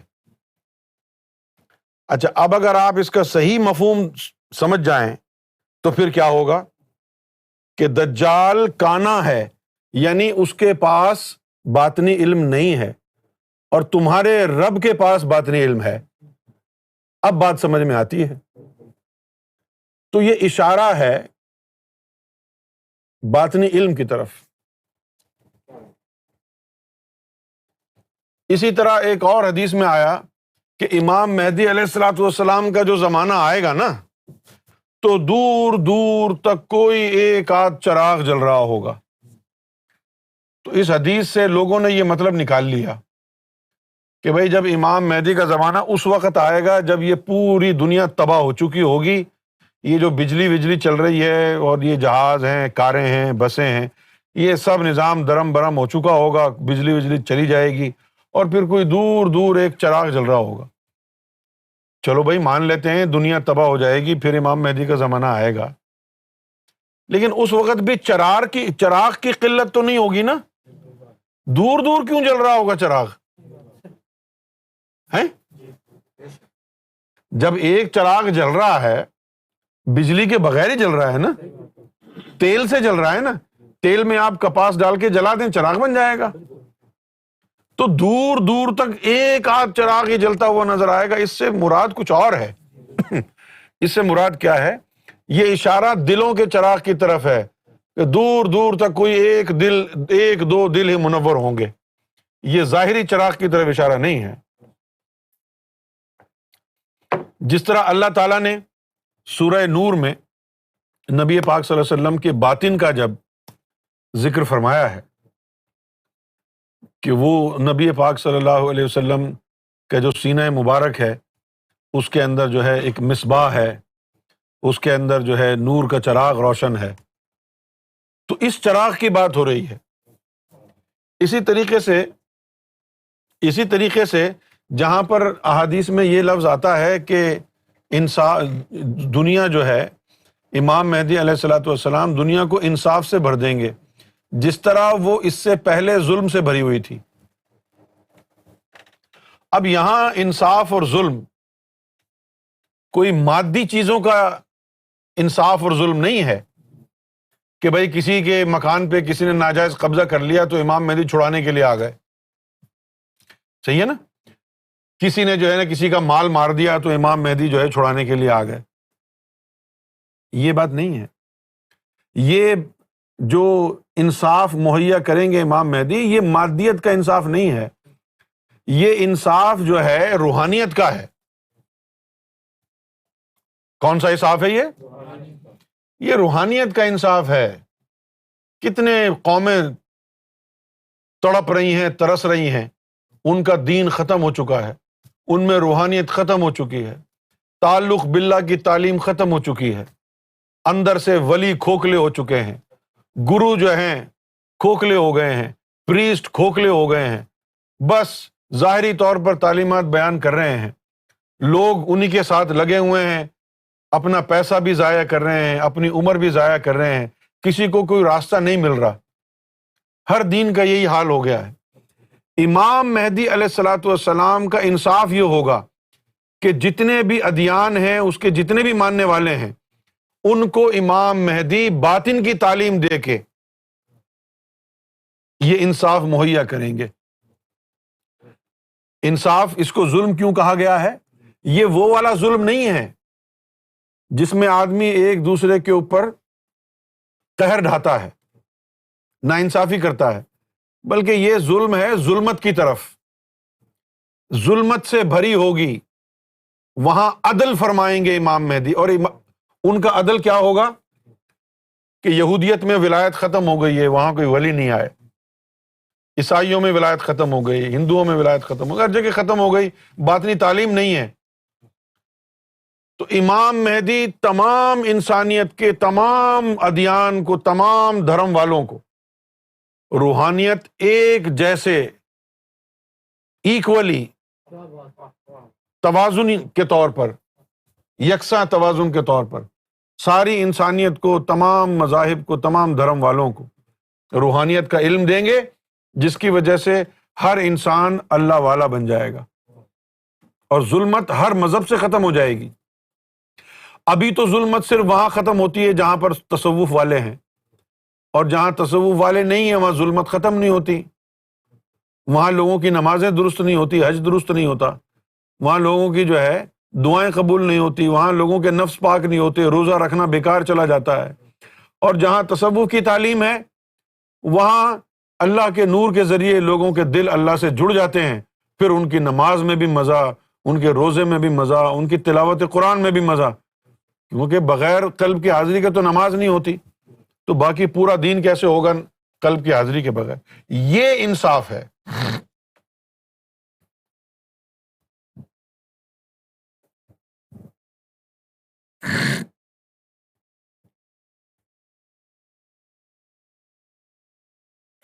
True, right speaking.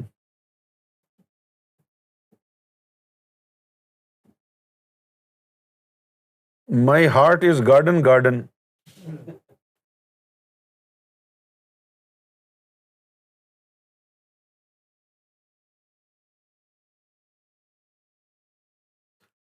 Everything, anything. What is the difference between a Sufi and a fakir? And do they both come under awliya Allah? These are just different terms, fakir or Sufi. Different terms. Sufi is a word which is derived from Safa. Safa means purification. And faqir is a word which is derived from faqr. Now there are two types of faqr. Faqr in which You suffer from materialistic poverty. You have nothing in your possession, your hand to mouth. This is material poverty. And spiritual poverty is in which you remove all else from your heart for except God. And you have nothing left in your heart for except God. This is faqr. So it's just a different term. There is no difference between a Sufi and faqir. They all follow spirituality, tasawwuf.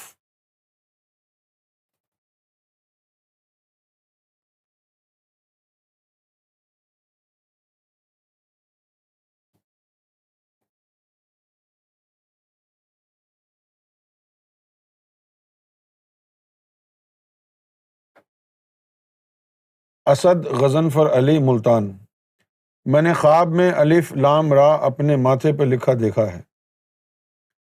اچھی بات ہے یہ تو، بس اب اس کا ذکر کسی سے کرنا نہیں، اس کا ذکر نہیں کرنا کسی سے.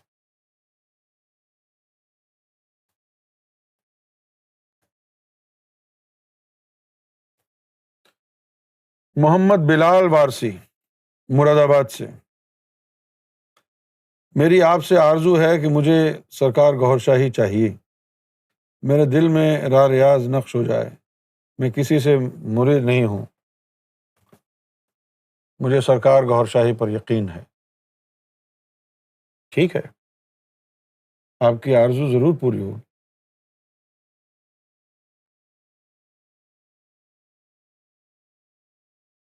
دل کی یہ آرزو تھی کوئی دلربا ملے. وقار علی بیکار، وقار علی بقر نجفی، میں سمجھا بیکار ہے، بقر ہے، بقر یعنی گائے. ہیں؟ باقر، اچھا یہ باقر ہے. اللہ اکبر. غفور بھائی نمبر لے گئے استاد، ہم نے بیکار بنا دیا، تم نے بکر.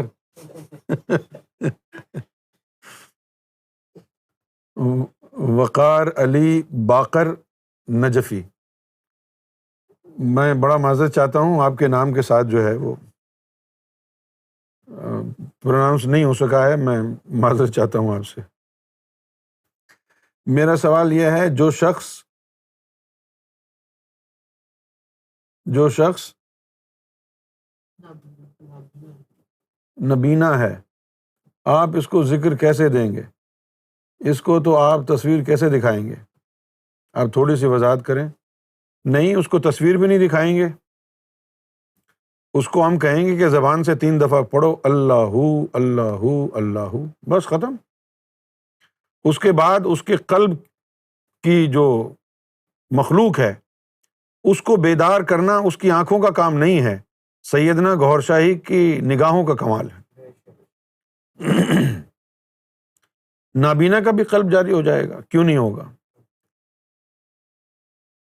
بالکل ہوگا. تصویر دکھانا ضروری نہیں ہے.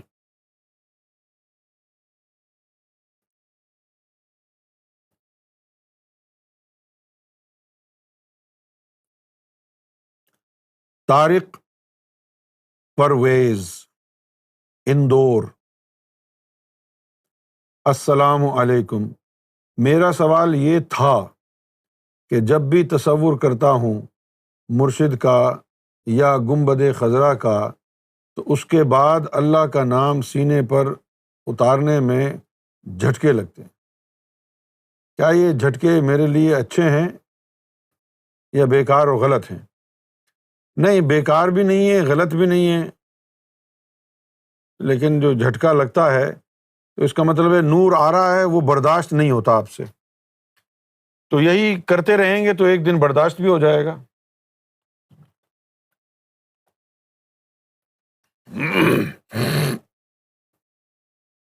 برداشت ہو جائے گا. غوثیہ سلطانہ، چینائی، تامل ناڈو. گوہر شاہی مرحبا. آپ سے عرض ہے کہ اگر کوئی عورت 40 دن لگاتار لائیو محفل میں شامل ہو تو اس میں سرکار کی محبت میں کتنا اضافہ ہوگا اور نفس میں کتنی تبدیلی ہوگی؟ بہت شکریہ. 40 دن بھئی یہ ہم کوئی وہابی تھوڑی ہیں جو 40 دن کا چلہ کرواتے. رہ گئی بات سرکار کی محبت میں کتنا اضافہ ہوگا، تو یہ تو ڈیپینڈ آپ کے اوپر کرتا ہے کہ آپ کتنی دیانت داری سے، کتنی خلوص سے یہاں پر تشریف فرما ہوتی ہیں. یہ بھی ہو سکتا ہے کہ ایک ہی دن میں ہو جائے اور یہ بھی ہو سکتا ہے کہ 100 دن لگ جائیں، لیکن اس کی گارنٹی میں دیتا ہوں آپ خلوص دل سے لگے رہیں تو ہو کے رہے گا.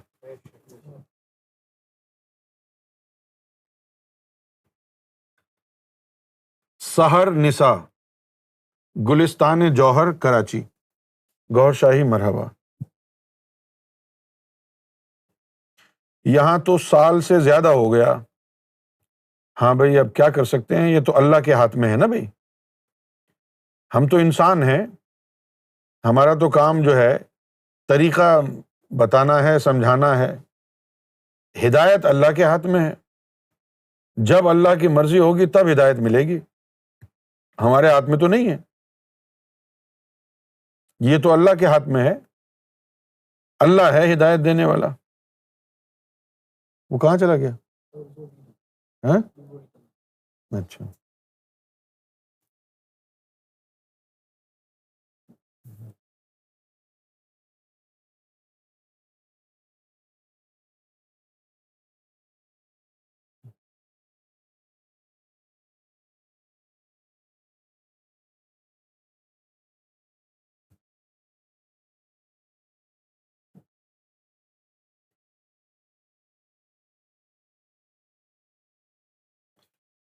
احمد علی شاہ آبادی نے پھر سوال کیا ہے انڈیا سے. وعلیکم السلام.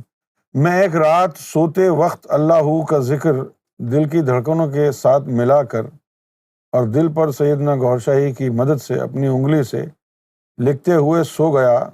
ہمیشہ کی طرح رات کو تقریباً 3 بجے میں نیند سے جاگ گیا تو کیا دیکھتا ہوں کہ میرے دل زور زور سے دھڑک رہا تھا اور صلو علیہ کا صلی اللہ علیہ کا صلی اللہ علیہ کا صلی اللہ علیہ وسلم کا ذکر کر رہا تھا.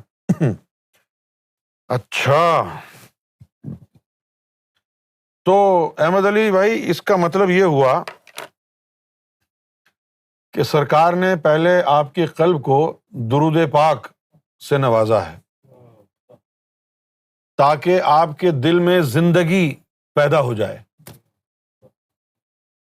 سب سے پہلے سرکار نے آپ کے قلب کو درود پاک سے نوازا ہے تاکہ درود پاک کی وجہ سے آپ کے دل میں زندگی نمایاں ہو جائے.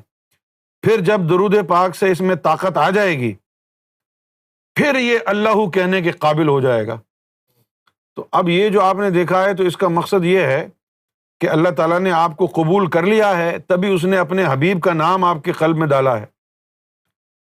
اور پھر جب درود پاک کے ذکر اور نور سے قلب میں طاقت پیدا ہو جائے گی تو پھر انشاءاللہ تعالیٰ یہ اللہ میں تبدیل ہو جائے گا آگے جا کے. یہ تو خوش آئند بات ہے.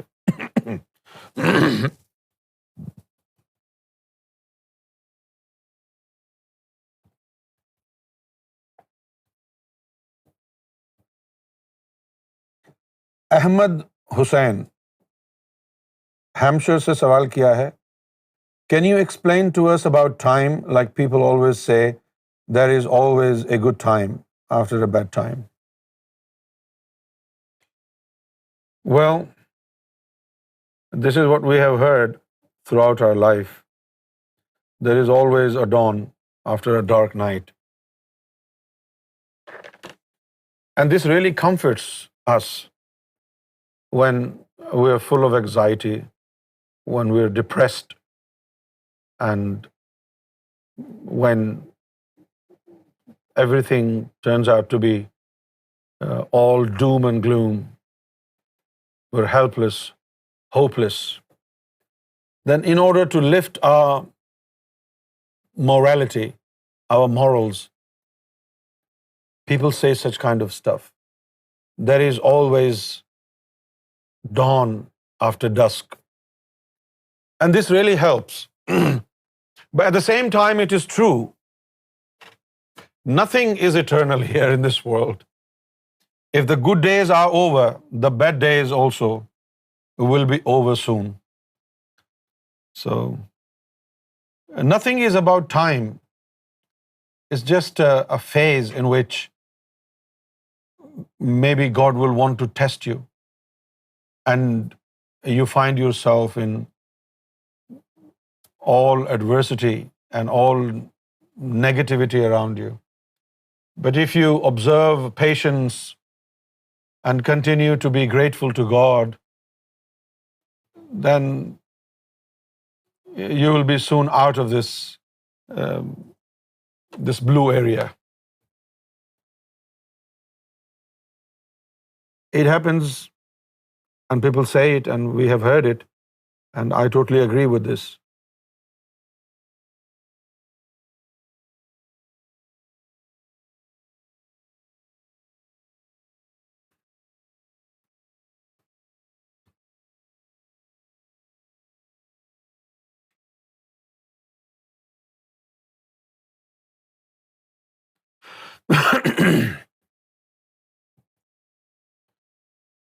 ڈاکٹر خان خٹک، کیا کوئی اپاہج کیور ہو سکتا ہے؟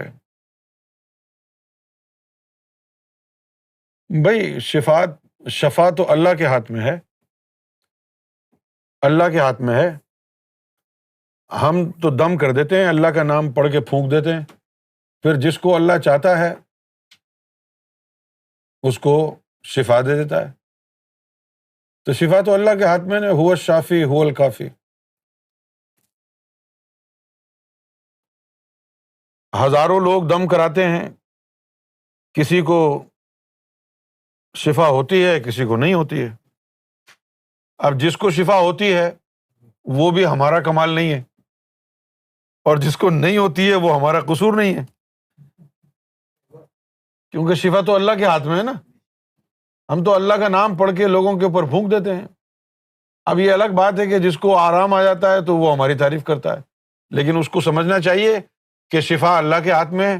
ہم نے تو بھائی 2-4 آیتیں پڑھ کے پھونک دی.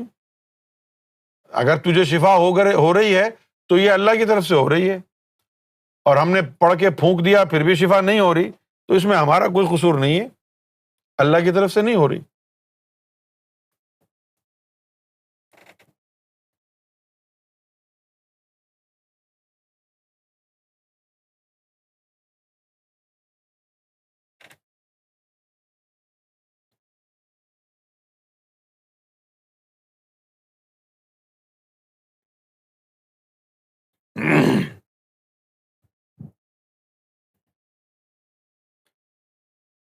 عبد الرحیم گوہر،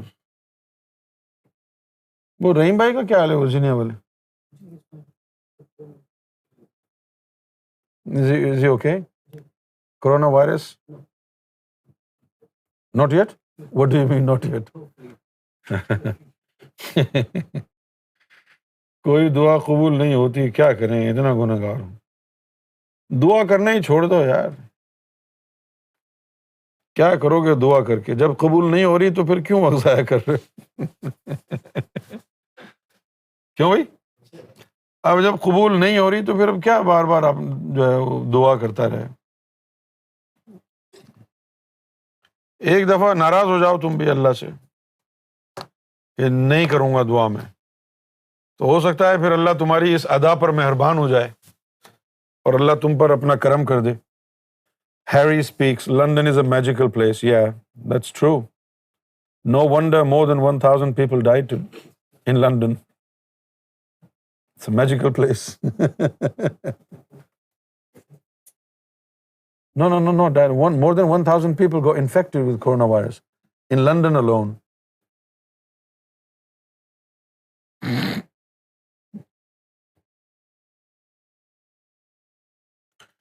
وقاص لودھی ملتان، وعلیکم السلام۔ سلطان حق باہو اپنی کتاب میں لکھتے ہیں کہ ابو بکر شریعت، عمر طریقت، عثمان حقیقت ہیں، جبکہ آپ نے فرمایا کہ ان تینوں کے پاس باطن علم نہیں ہے۔ اس کی وضاحت فرما دیں۔ سلطان حق باہو کی کتابیں جو ہیں ان میں اب گڑبڑ ہو گئی ہے میرے بیٹے۔ اب یہ مولویوں نے اور وہابیوں نے ان کتابوں میں اچھی خاصی گڑبڑ کر دی۔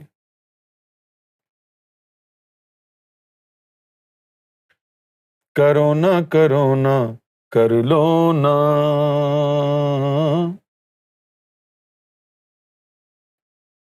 سب اللہ پر چھوڑ دو، پھر دیکھو۔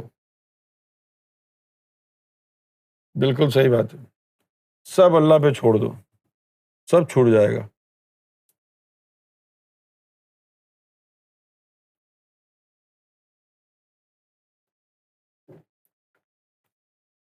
لیکن حدیث شریف میں آیا ہے کہ اللہ پر چھوڑنے سے پہلے اونٹ کو باندھ دو، tie the camel and then leave it to God۔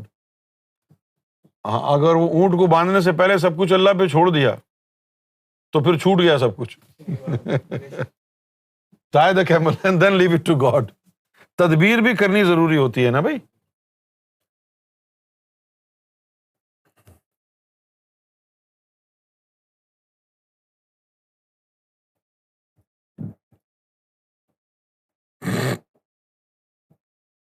تدبیر بھی کرنا ضروری ہوتی ہے، تدبیر کریں اور پھر اللہ پر چھوڑیں۔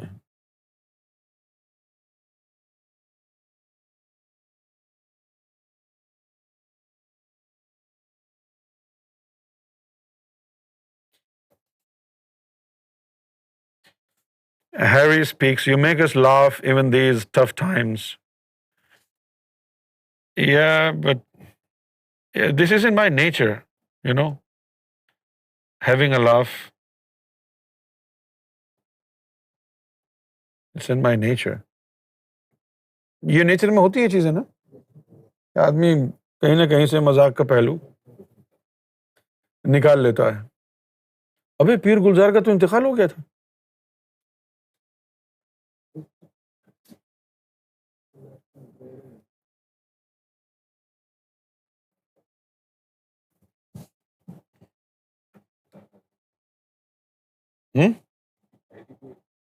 اچھا آئی ڈی چلا رہا ہے کوئی، میں سمجھا وہ دوبارہ زندہ ہو گئے۔ واہ واہ۔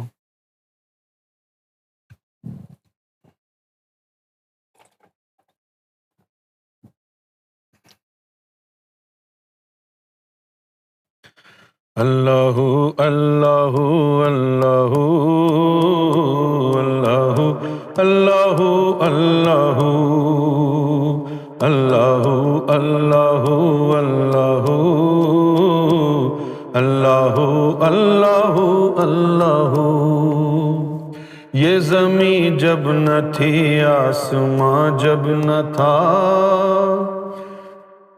یہ زمیں جب نہ تھی، آسماں جب نہ تھا، چاند سورج نہ تھے، یہ جہاں جب نہ تھا، راز حق بھی کسی پر آیا جب نہ تھا، جب نہ تھا کچھ یہاں تھا مگر تو ہی تو، اللہ اللہ اللہ اللہ اللہ اللہ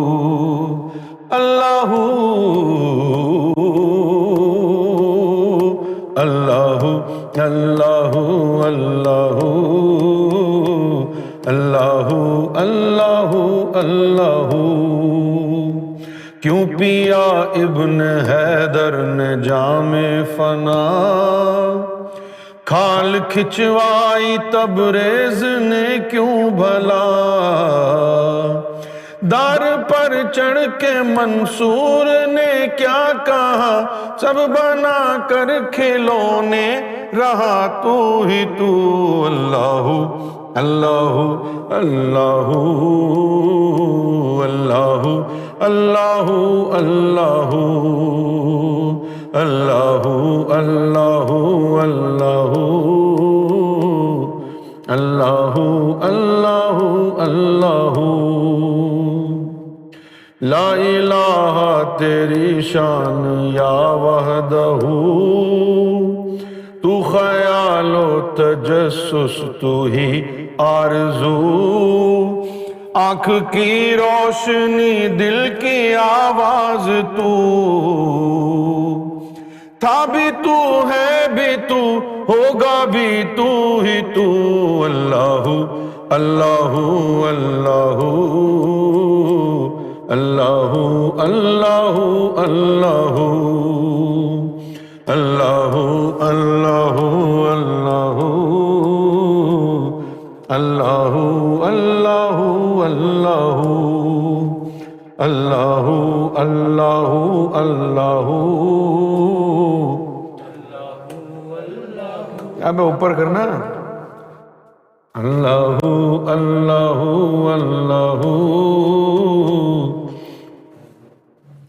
اللہ اللہ اللہ. آج کی گفتگو کو یہاں ختم کر دیں گے اور زندگی رہی تو کل ملاقات ہوگی. Please take care of your self اور خواہ مخواہ ہاتھ دھوتے رہیں کیونکہ اسی میں نجات ہے.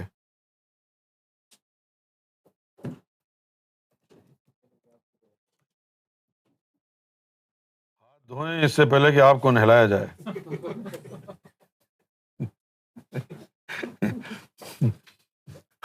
ہاتھ دھوئیں اس سے پہلے کہ آپ کو نہلایا جائے.